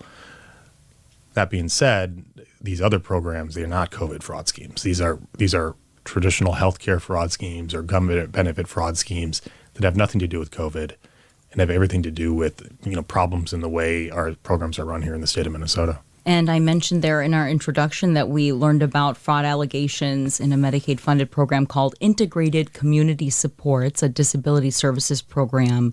We're just learning about that from the state. Is your office looking into that, or have you been looking into that? I mean, we're looking into many programs. The reality... This guy's basically trying to say, like, look, we don't want to scare anyone off so we can't get all the info. But I think what he wants to say is, we're looking into every fucking thing you people are doing up here because it's retarded. Is all these investigations during Feeding Our Future, we saw many of the defendants and individuals involved had healthcare companies, autism clinics, housing stabilization, arms. So a lot of these are the same people. Well, that should be a red flag right there. Wow, it turns out any program where you can get welfare money, these people had companies in. Huh. Weird. Rehabilitation services and ICS and these other ones. And we've seen company after company, program after program that's been vulnerable to fraud. And we're looking into all of them in some ways, but obviously there's limits to our resources. Obviously, you're investigating crimes. But you like that? It's the federal government. And he goes, obviously there's limits to our resources. Basically, he's saying you people fuck up and defraud the government faster than we can keep up with you. We don't have enough money to see how bad you're abusing the system. As you look into that, are there things you're noticing that are specific to Minnesota that might make the problem worse here than other states? Well, certainly we're traditionally a more generous state. Many of these programs are where it's called waivered Medicaid services. And so they're programs that are experimental in nature that our state has decided to participate in. We don't have to, but we've chosen to as a state. Many of them, we were the first, if not the first, one of the first to implement in the nation. For example, the Housing Stabilization Services program, we were the first state in the nation to participate in it. Keep voting blue, baby. Keep voting blue. Desire to make sure people are getting the treatment they need and the services they need. We lost sight of, program integrity concerns and making sure we have a real need there. What is it about NPR? Here's what I don't understand. What is it about them? Is there a rule that they have to be just fucking soul-crushingly boring as shit? Because they don't even try to make it entertaining. Like, it's almost like it's an intentional... Just because you want to deliver the news doesn't mean it has to be dry. Like, well, we want to be a professional news organization. You can have some balls. Like, you can have a little, there's nothing wrong with just reading the news and giving people the straight dish and no opinions and everything else. That's fine. That's okay. But you don't have to sound like someone's about to shoot you in the back of the head while you're doing it. And that the services we're providing or the program we're implementing is targeted to meet those needs. NPR politics editor Brian Baxt actually asked Governor Tim Walz last week if he thought fraud was worse here in Minnesota than... Let me guess. Tim Walz said, no, we're good. The rest of the country is just as bad as us. I bet you Tim Walz just said, no, it's not worse here. It is worse here. Other states, and I'd like us to take a listen to what he had to say. I think one of the things is Minnesota's a more generous state, so there's just simply more opportunity. I think our administration and the folks who are over there, the professionals who are not political appointees, now have more tools to stop that. They now have more authority to do that. And just to be very clear, these programs are written by the legislature, and we needed to write them and tighten them up. So it's a partnership. The thing that you don't see from Republicans is just claiming this. Where are they on the fraud in D.C.? Where are they on Medicaid? Where are they on the... Oh, my God. So this asshole... A lot of Diet Mountain Dew rolling around, by the way. This asshole will not answer the question, and he just goes right into bashing Republicans. I'm sorry, buddy. This is a you production. This ain't the Republicans. Your administration should be looking into this shit. It shouldn't be up to the feds. God, I hate this guy so much. I think I'd hate him if he was a Republican because he's just a buck-passing bag of shit. Other things, they're not. So, look, this is one thing we agree on. I'm with them on this. We need to crack down. We need more tools. We need to put these people in jail. The difference is I'm doing it. What? I'm sorry. Is this Minnesota attorney Joe Thompson on widespread fraud in Minnesota? Oh, it's acting U.S. attorney. You're doing it. By the way, the question is, do you think there's more fraud in Minnesota than the rest of the country? Well, I think we're a more generous state, so there's more avenues for that. Well, maybe we should be a less generous state then. Do you have any thoughts about that? Some of what he was saying about Minnesota being a really generous state are things that you share. Did you know in Minnesota between... Minnesota welfare programs and federal welfare programs, if you are a single parent with 2 children, you can pull in $36,000 a year in cash and benefits from the state of Minnesota and the federal government. It's wild, dude. As well, but this has also obviously become something that has become political, and people on both sides of the aisle talking about it. I mean, what do you think about just some of the ideas there about cracking down and about, is this about that's what law he's doing. enforcement, or is this about getting inside of the systems and seeing what's going on? Well, I think it's going to have to be both. Obviously, we can't, as I've said, we can't prosecute our way out of this issue. We have limited resources. Even the federal government has limited resources. Well, and plus, once you're arresting people and throwing them in jail, the money's already been defrauded. Like the money's already been lost. So it's not like, if you're prosecuting your way out of it, it's just the damage is already done. Reports now over $6.5 billion stolen. Jesus. I'm just reading the comments section here. Not once did they mention what community is committing this fraud. It is obvious to everyone who lives here. We need a special federal investigation team sent to Minnesota. I mean, it's incredible, the soft bigotry of low expectations. They can't document, they can't talk about who's committing this fraud because they're worried it'll sound racist. Or are you worried it'll sound factual? Another person wrote, Somali. I live in the South Metro. They all live in big homes. Well, that's not true. I live in St. Cloud. They don't all live in big homes. Some of them live in dog shit apartments. In fact, a lot of them live in dog shit apartments. I can't go with they all live in big homes and scoop them all up and blah, blah, blah. That's not here anyway.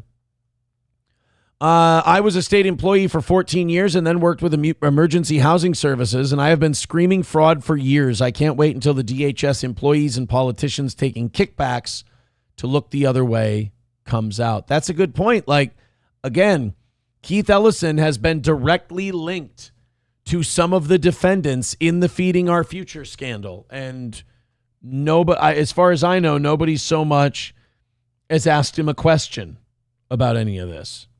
So it's really disappointing. Wait. Now NPR cares. This has been going on for years and it was well known. But all of a sudden, since the jig is up, NPR covers it. The media literally participated in the racketeering by diligently not reporting on it and actively ignoring it. They were worried they would be called racist.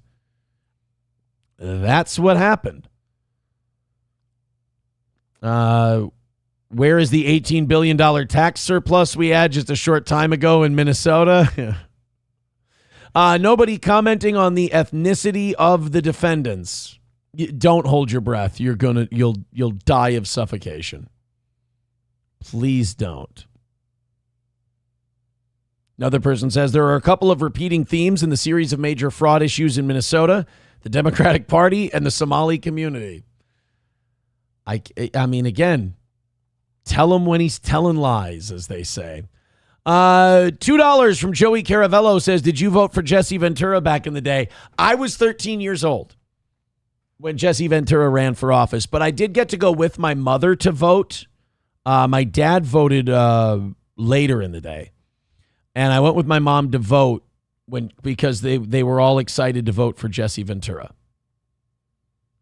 So I went with, but no, I was not old enough to vote at the time. $1 from Veldrain says, if Tim Walz wasn't allowed to use the what about tactic, he would have nothing to say. That's a great point, dude. Every time Tim Walz opens his mouth on some kind of criticism, it's always, you put the Republicans, what about the Republicans? Look, they barely have any legislative power. It's a stalemate. You're the guy in charge. Roots says, when I was out there outside of St. Cloud, I'd say over half the people on the road were Somali, driving old Caprices and beaters. When I was by the Vikings training facility, it was all white. Well, that's Egan, right? Yeah, Egan's nice. The South Metro in general is very posh. Very posh. Hunter with $2 says, can they go back to stealing bird baths? Yeah, when I was on the radio back in like 2016, we had a story where there was a rash of Somalis going into people's backyards and stealing bird baths. So I feel like that would be less harmful to the state. Professor Tie-Dye says, how did two Ventura voters raise such a dud? My parents were mostly Democrat when I was young. Then they voted for Ventura. I think they probably voted for Bush at least once. I think they might have voted Gore, and then they voted Bush. And then I think they were Obama voters, and then they're Trump voters. So my parents, they went back and forth. They were, they liked Clinton. They liked Ventura. Like most of the country, they liked George Bush for a little bit, then not so much. I didn't really get a vibe from my parents. I was out of the house by this point, but I didn't get a vibe from my parents one way or the other on Obama. But then they like Trump. So it's, my parents are pretty independent. Just got to get my dad to, get off of that.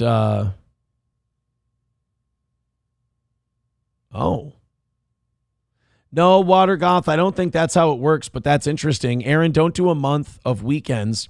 You get 3 for 1 on misdemeanors, so you would be done in like 2 days. No. It's 15 days, and for a misdemeanor, it's 10. It's the total time served I have to do is 10. Then they give me credit for 2 days time served, so it's 8. It's 8 days. I think that's including the cut for misdemeanors.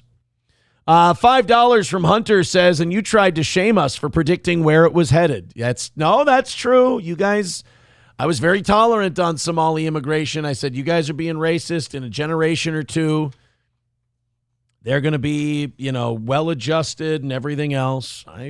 You got me there. Watergoth says, you want some Merlot? I made it in my toilet. Thanks.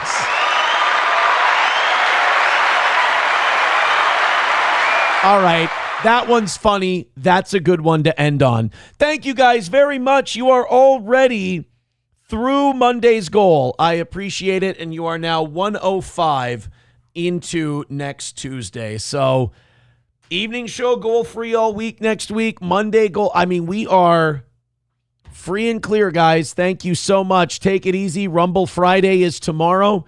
We hope you join us. I will talk to you soon.